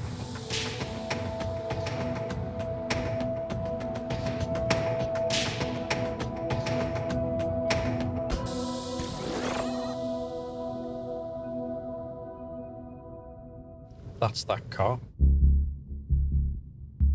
Tango 1286, Ollie. Could I have a moving vehicle check, please? It's on Seat Leon. I've got a feeling this one's got warnings for dangerous drive. It's coming back as not insured. Just have to tell. Last one just dated 3 days ago, but when I've seen the cops that made off. Yes, yes. T-Pack train suitable vehicle requesting authority for pursuit should the vehicle make off. Pursuit's authorised. We've got any other resources in the area? You've got 3 travelling and FSU as well. When drivers refuse to stop for the cops, nobody is safe.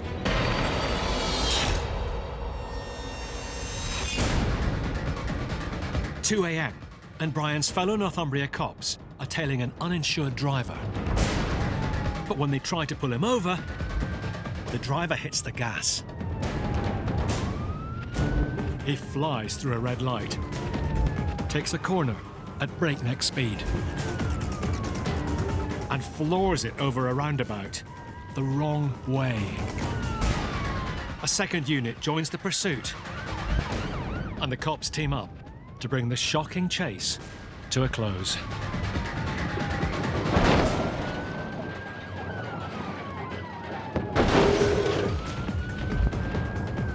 The driver was found guilty of dangerous driving, driving without insurance, failure to provide a specimen, possession of Class A drugs, and possession of a bladed article.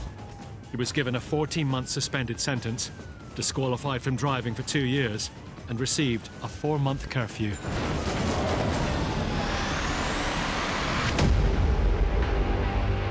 It's coming back as not insured 3 days ago, but when I've seen the cops made off. Have we got any other resources in the area? You've got 3 travelling and FSU as well. In Blythe, Northumberland, Brian's behind an uninsured driver in a car that's previously made off from the police. It's a Nissan indication and left, left, left. Brian, I'm good, yeah. Yes, yes. Definitely knows we're following him. Reinforced, I'll go front if you want to go rear. This is going to be the test here.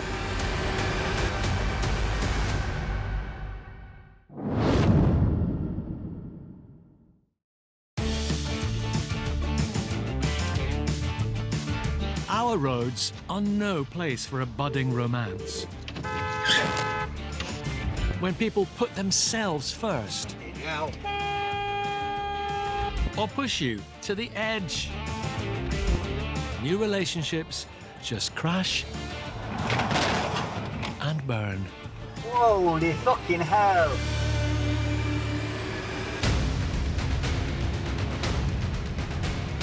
It's coming back as not insured 3 days ago, but when I've seen the cops made off.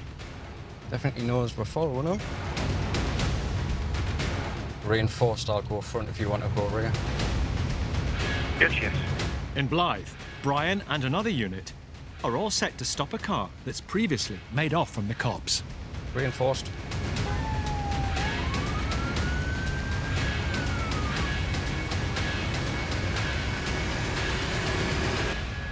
You want to come out and grab a seat in my car? Whoa, handbrake! What, I'll put it on. Grab a seat in my car for us. Confirm, driver stopped. Driver detained in my car.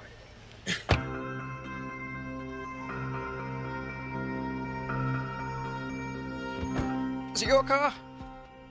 It's me pal's. It's your pal's car. Is your pal with you? No, he's not. Right, how do I know it's not Nick then? Do all your checks, do what you want.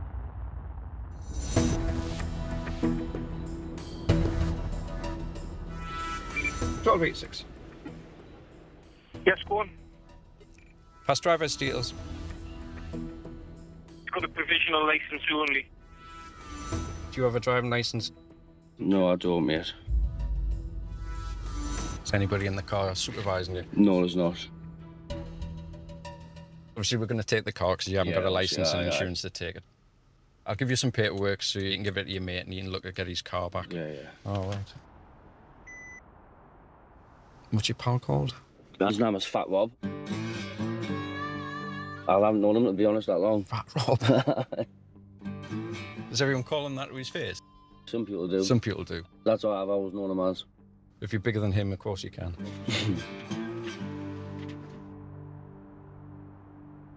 What will your pal say after telling him you've been stopped? No, he's not going to be happy, is he? Hopefully he'll learn his lesson not to lend it out to people. Aye, probably. So there's the paperwork for you, mate. Champion, cheers. Is there anything in the car that you need to get out? Have a quick look for me, tabs, but that's about Yeah, it. no bother, jump out. Champion.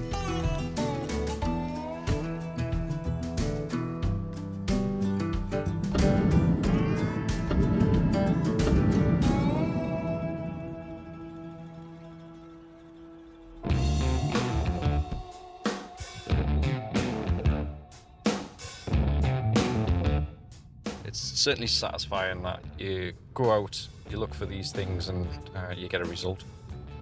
He's got a little bit explained perhaps to his mate why the police have now got his car. I think the moral of this one is if you've got a car and you lend it out to mates, make sure that they've got all the documents.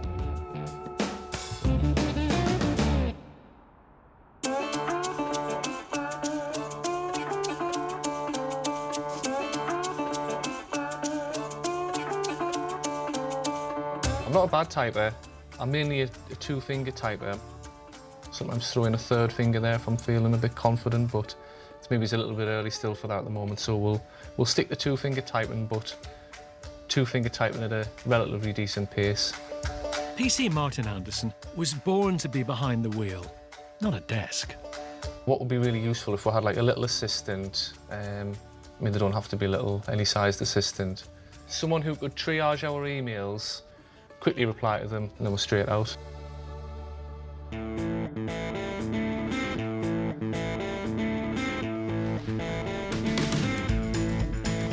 It's Friday night. We always expect the unexpected on a Friday night. I sort of gave up going out 15 years ago, so I don't really feel like I'm missing out. I've sort of been there and done it. And to be honest with you now, if someone said, Martin, do you want to go for a Friday night in Newcastle? I would rather have a few beers in the house. I know which one I'd be choosing. Yes, it's boring, but it's also safe.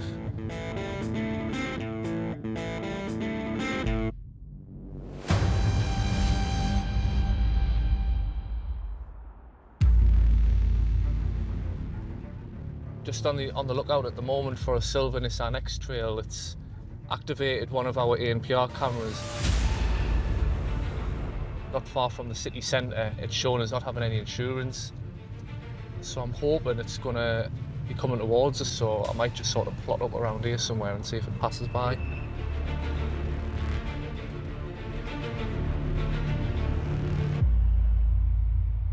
It should be passing us any second.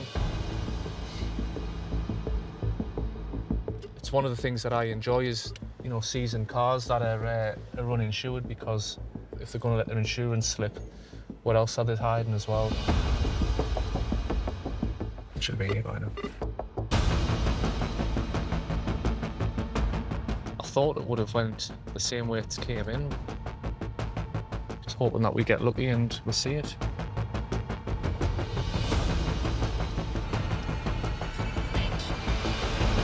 Oh, it's there. How's that got past it? It's hit the camera where we've just been. Well, I don't know how we haven't passed it. Hopefully the traffic lights are good to us and it gets held up.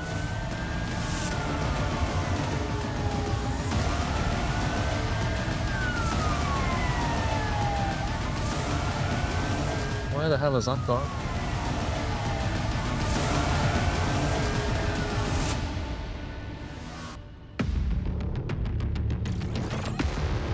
There, it's there.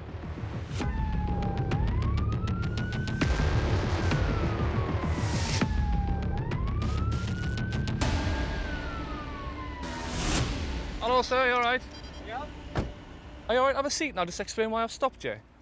No problem. Have you got your licence on you, sir? I have, sir, yes. Right, I'll come and jump in and I'll do some checks. Right. I've stopped you because your car's shown as not having any insurance.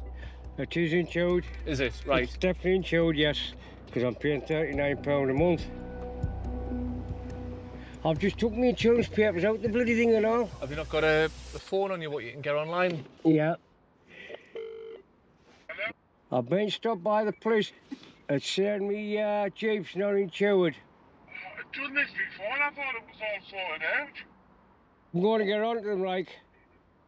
I think I've got your policy up here. Right.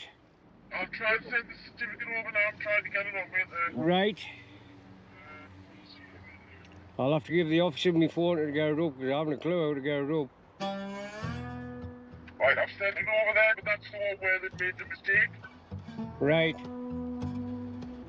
Right, see if that's come through. Hey? How do I get their messages up? Will that come through Gmail? I've sent it on your messenger. Which is the messenger? Right, you know Messenger for Facebook? Messenger for Facebook. Right, there you are, sir, if you can get it up.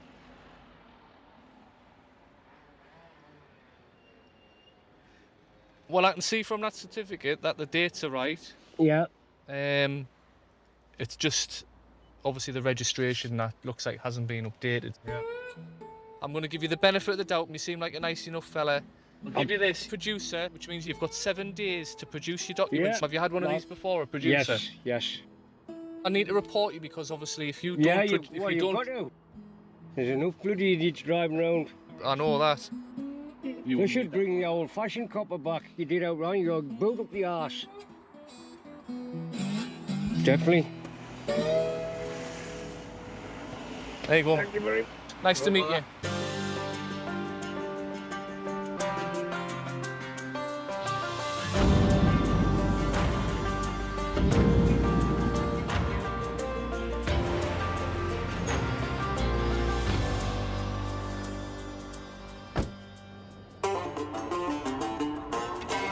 We'll give them the benefit of the doubt.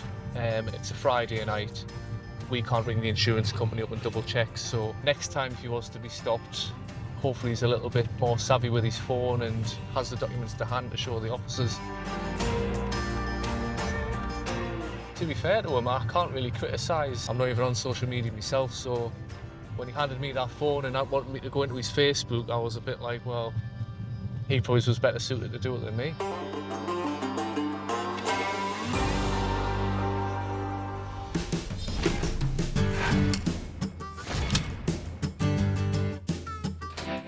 First job of the day, make sure I've got all my kit. We don't really travel light, and I'm always amazed at how heavy my bag is. But it's everything that we take for just in case. Got me traffic folder, which has got, like, you know, the important paperwork in there that we need for, like, seizing vehicles. What else have I got in here? A clipboard, because you always look like you know what you're doing if you're walking around with a clipboard under your arm. It looks like I'm looking busy, so I'm less likely to get given any jobs by my sergeant. So that's me all packed. We're good to go for 12 hours. Next job is just slogging it into the car. It's a shame we haven't got baggage handlers here, isn't it? Like, take our kit over and load it up in the police car for us. But no, that's just a dream. I can't see supervision signing that one off, so I'll just carry it to the car instead. And that's that. At Follingsby Police Station in Washington, PC Martin Anderson is getting reacquainted with an old friend. So we're back in Tango 16. Basically, this was my allocated car since the time I transferred into Northumbria. It's a brilliant car. So yeah, we're back together. It's a bit like when you put like an old pair of comfortable slippers on, or an old comfy sofa.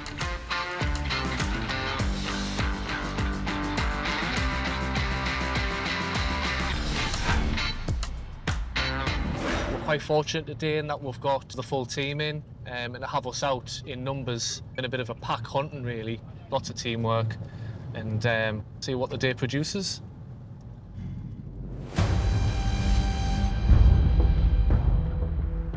We've got a clone vehicle in the Riot area at the moment. Red to 1-4, that clone's just hit southbound A19. Yeah, I'm southbound A19 now, just passing the 690. We've got a clone vehicle. It's a silver Ford C-Max. It's just activated a camera a bit further south to where we are, so we're just trying to see if we can see it. We want to get this stopped because it's potentially disguising a stolen vehicle, or it's going to be, you know, committing crimes in the area. There's concerns that it might fail to stop at the end of the day. If it's got a clone plate on, it doesn't want us to know what it's doing. Get out the way, come on.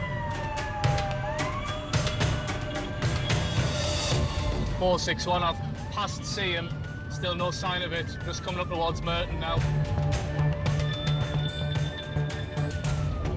There it's there. It's just ahead of us.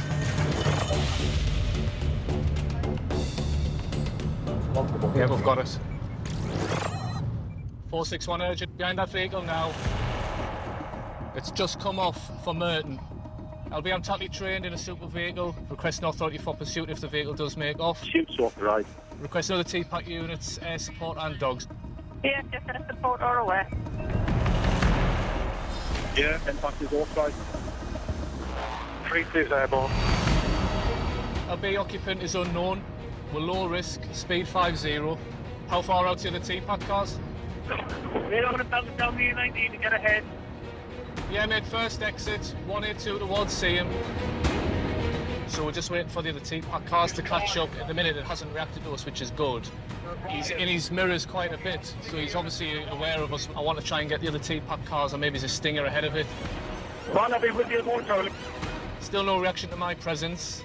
We're going to be temporarily held by a red ADS. There we go. LB, this vehicle is now failing to stop. Now pursuit, now pursuit.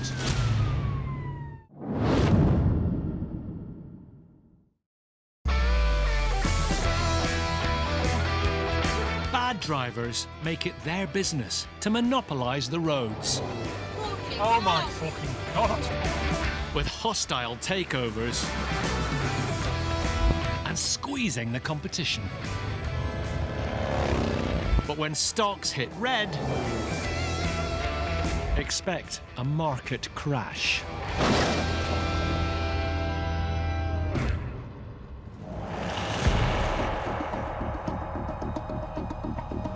There we go.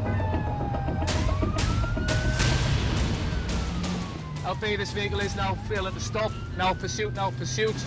In County Durham, a driver on cloned plates is making off from Martin.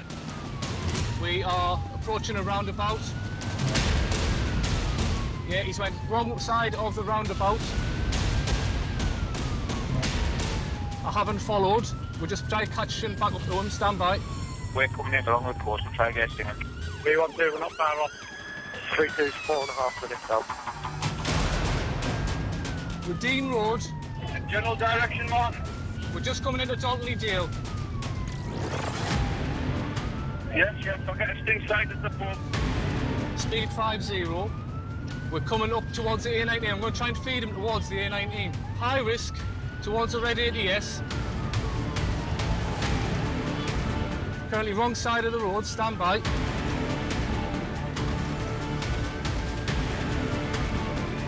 Yeah, LB, the Durham cars took over. I'm going to follow behind them as another tactical unit. He's going to be A19 northbound. Across 3-2, we've got it in the visual now. Currently high risk, went into roadwork, took out a couple of cones. It's A1018 within the roadworks. I'm just about behind you. I think we need to go for tactical contact if the opportunity arises.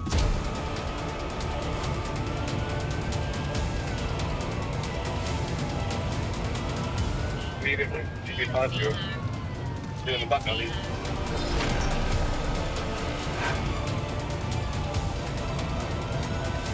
I'm in the town, isn't it? The left, followed by immediate right up to Hewitt Avenue.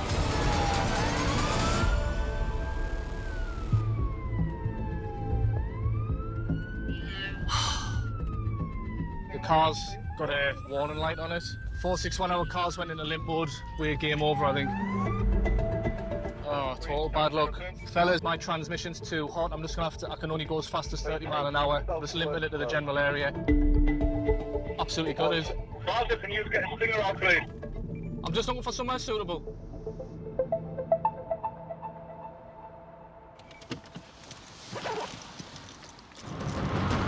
So left, back towards the A183 Chester Road.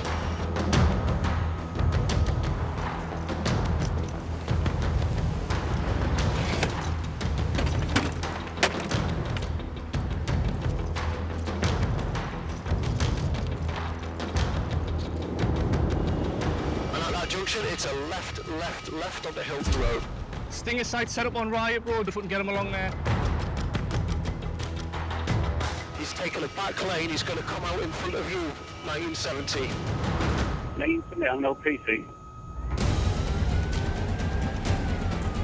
It's currently medium risk, 60 westbound Hilton Road.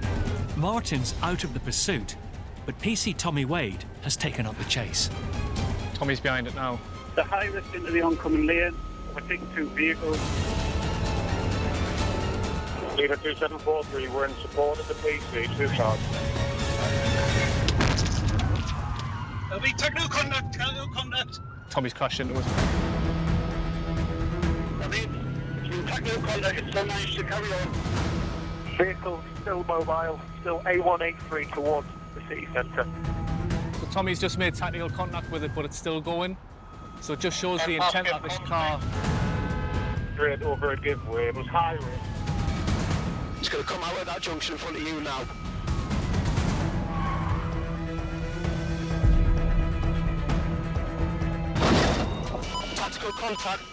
Tactical contact in the bottom of Riot Road. Officer needs assistance. The vehicle's currently stopped. Driver's out and down.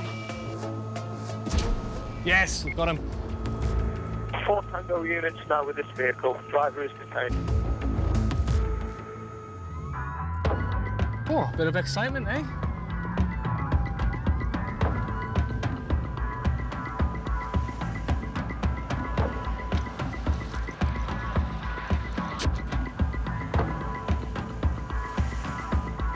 Abby, can you just give us the details of this motor vehicle, please?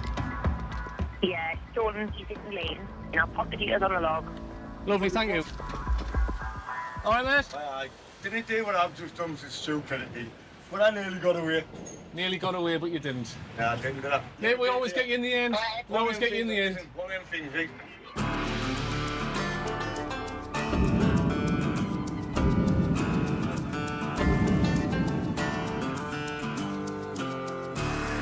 No, you don't mind. Telling me. Well, why'd you do it then? I don't want to get away, obviously. I nearly had you, didn't get any. Hats off today, you've done a good job, didn't I?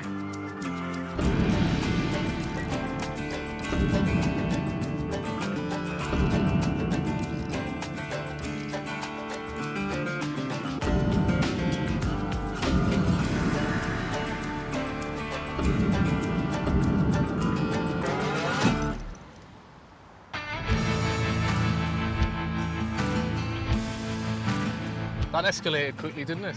Nothing short of dangerous and reckless driving in order to get away from the police. It's a total blessing and a little bit of a miracle that no one's been injured. You know, I've been involved in quite a few pursuits, and that's probably up there, like, with one of the naughtiest ones, I would say. Thankfully, we've had a lot of resources to throw at it, and, you know, it's very, very satisfying knowing that he is now in custody. I would like to say that I'll be going home having a well-deserved beer, but I'm early day shift again in the morning, and I'll have to avoid that tonight, unfortunately. So that'll be put on ice. We'll have a celebratory beer tomorrow night. We'll raise a glass to him then.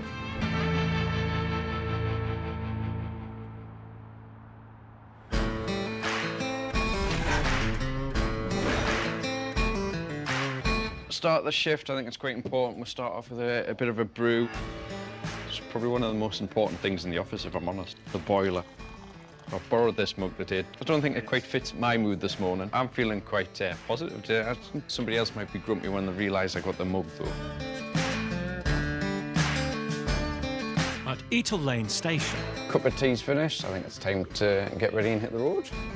Buoyed by his brew, PC Brian Cancel is ready to dive into the day. A little bit scuba diving at the weekend, fantastic couple of dives out in the North Sea. We are spoilt across the northeast. We've got some fantastic dive sites. The number of crabs, fish, lobsters that we do get to see, it's fantastic. Don't dive all year round because it does get a little bit chilly in the North Sea, but you've got the stresses of life and work, and then just a bit of an escape by going diving. Opens up a whole new world underwater.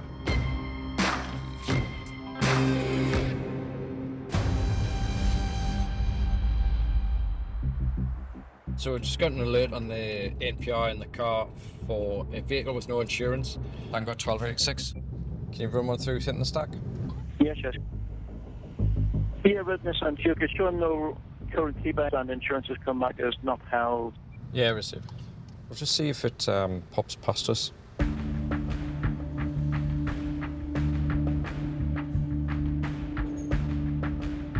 would have expected it on this bit of road.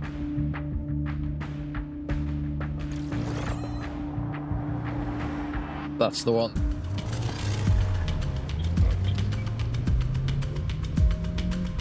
So behind it now, we'll see if we can get it stopped.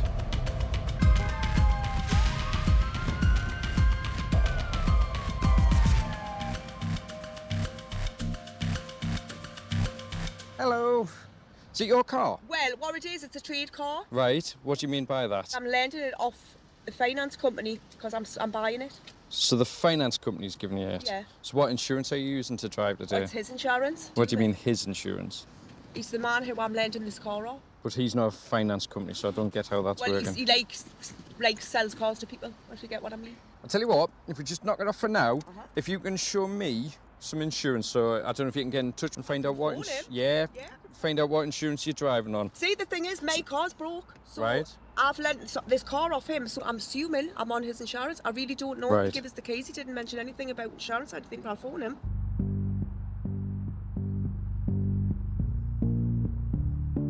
Hiya, I've been pulled over by the police here. Am I insured on your insurance? Oh, you're joking. Well, I just assumed I was on yours. Oh, well, I didn't know that. No, but I'm right, thanks, bye, bye. Honestly, he said no, you know. I gathered from that conversation, yeah. I mean, I could get insured. Like, unfortunately, what will happen is we'll be seizing this car today. no. So what, can I not get back? You'll be able to get it back, but you'll have to make sure that the vehicle's insured to be able to get it out the police compound. So your driving licence and insurance, you produce those along with the registration documents at the police station. And I'm guessing because it's not in your name, you'll not be able to do that because you haven't got the V5. And potentially this other guy's going to have to get it back. Hello? Oh, yeah. That's the man who's caught me. Hello, how can I help you? For whatever reason, she hasn't got the insurance. I don't know anything about that. Right. Now, so the question I've got then is, has she agreed to purchase it? Is the car, in effect, classified as hers? Yeah, she bought the car. So, in which case, what she needs to do is get the V5 off you. No, she doesn't need to do that.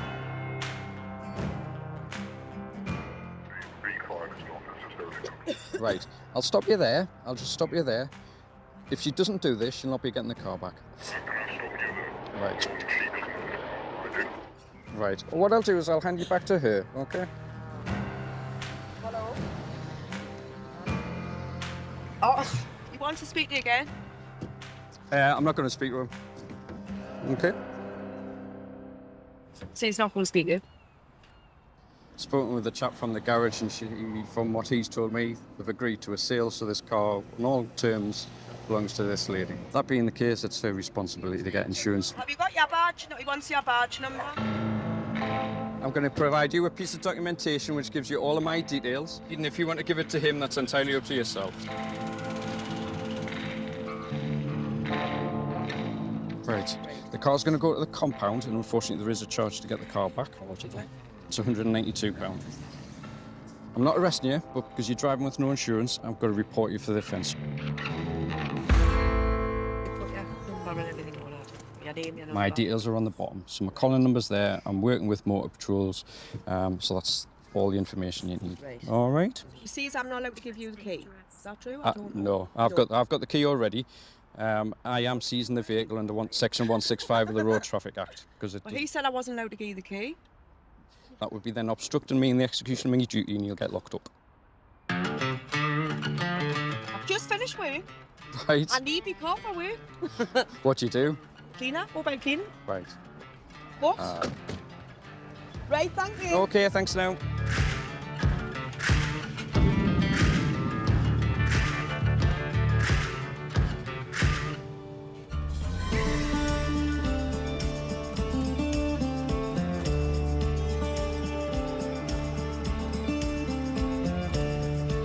At the end of the day, he's not the owner of the vehicle. I'm not required to discuss it with him. Fortunately, he disagreed with what I was saying. It's pointless me going on. It becomes an argument, and all I've done is nipped it in the bud. So, yeah, off to the compound it goes, and we'll see if we can pick up anything else.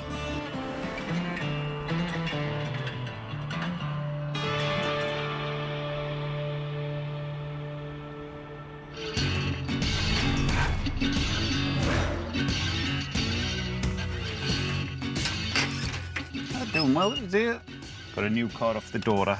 Just saying that she'll missus. She's 6. It's a lovely little thing to have to just sort of get you going and just remind you why you're doing it, to be honest. It means everything to us. Anyway, that's enough about me. We've got a job to do. And it's time to get out there and do it.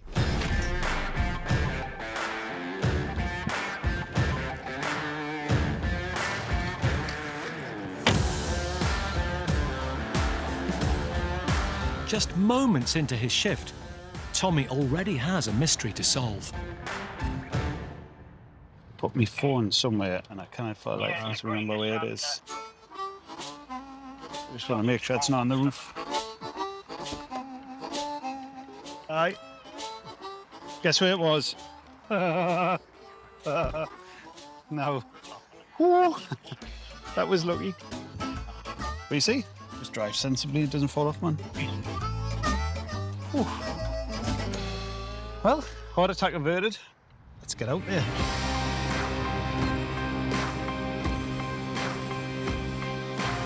Today, we're going to have a look at South Shields. Just see what's happening. See what's rearing its head. I'm sure we'll find something somewhere.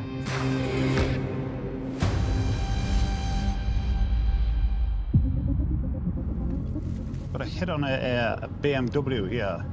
It's got a mark at us here. It might be driven with no license. It's heading north on the A19. Just want to try and position myself so I can get a good look at what's coming up the A19.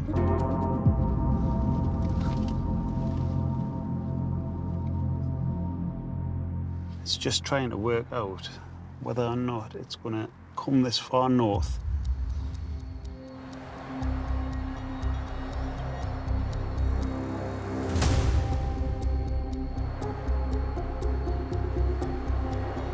At least if I sit up here, there's a chance I might be heading north.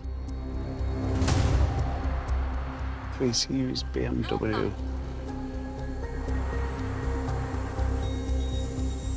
There it is.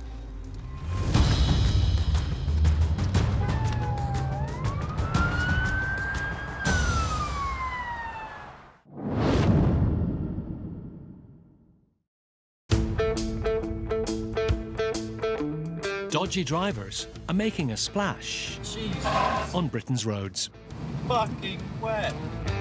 Diving headfirst into trouble. And swimming against the tide. One wrong stroke, and you could end up completely out of your depth.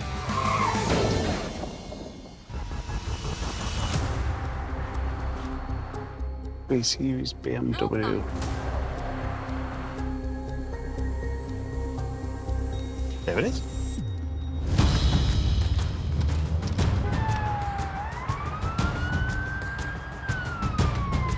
On the A19, Tommy's clocked a car with a possible illegal driver behind the wheel. We've potentially got someone here with no licence driving a motor vehicle on a main arterial route, which is obviously a risk.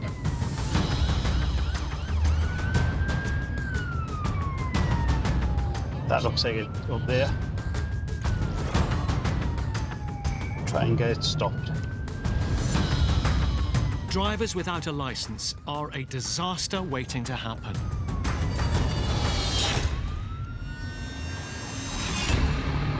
In South Tyneside, an unlicensed driver is refusing to stop for Tommy's Northumbria police colleagues. Road surface is wet, medium risks, 50. He hits dangerously high speeds Increasing to 70, while zigzagging through residential streets. and it's a left, medium risk, But his reckless regard for the rules of the road advanced warning of a roundabout, ends in catastrophe. crash, lost it on the roundabout. The driver pleaded guilty to dangerous driving, driving without a licence and driving without insurance. He was jailed for 1 year and handed a 2-year driving ban.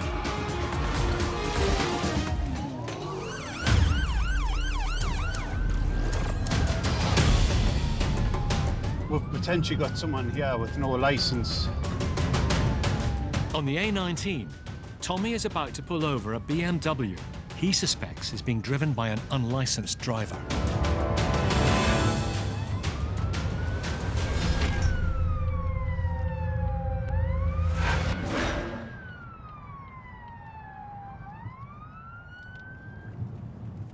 Don't just stop on there.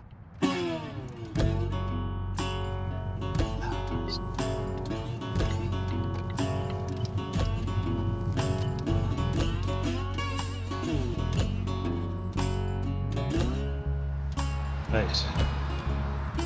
Oh my goodness, he's still going to stop on the A19, right. Going to get him to just pull off.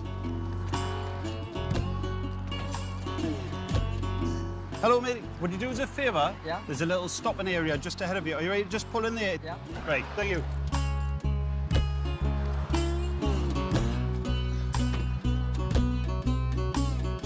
Right. Definitely best not to just stop on the A19. Hopefully he's understood what I said and just... Nope. Excellent. Yeah, oh dear me.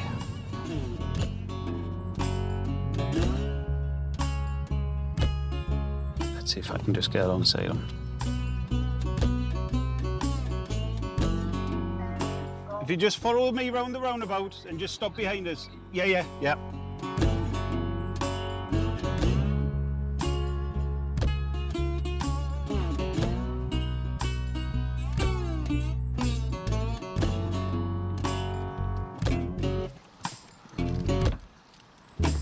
Hello, matey. Are you right to take a seat in the back and I'll explain why I've stopped you?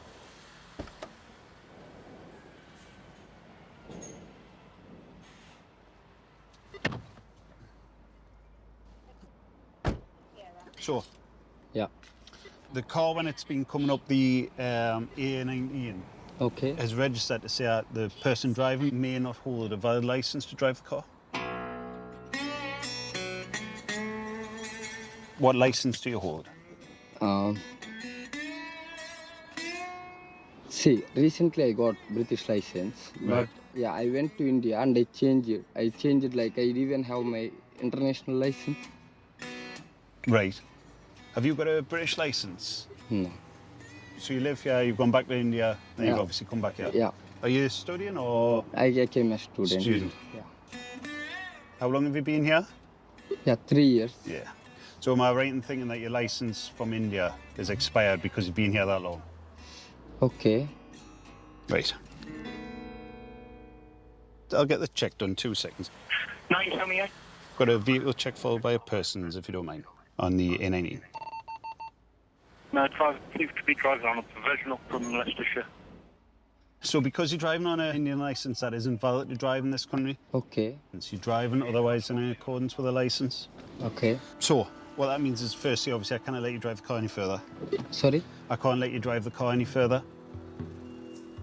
Whenever someone's driving without a licence, we'll have to seize the car. But mate, sorry, not mate. In my car, I had another friend who can drive any car which had insurance. Right. Then he should have, if he's got a licence, you should let him drive. Yeah, I done mistake. Well, I cannot allow you to leave. And the reason for that being is, I'm sure you're a nice person, but if you were to leave and then switch drivers again and have a crash, they will come back to me and say, you didn't do what you should do. No, I don't drive again. Right. I will make promise that. Will I get the fine? There'll be a fine and points put on a licence for you. Okay. Going forward, you need to sit a British driving test so that you can then legally be driving in the country. Okay. I'm planning to get. Yeah. Yeah, I'll come and let you out. Appreciate your time. I'll let you get on with your friends.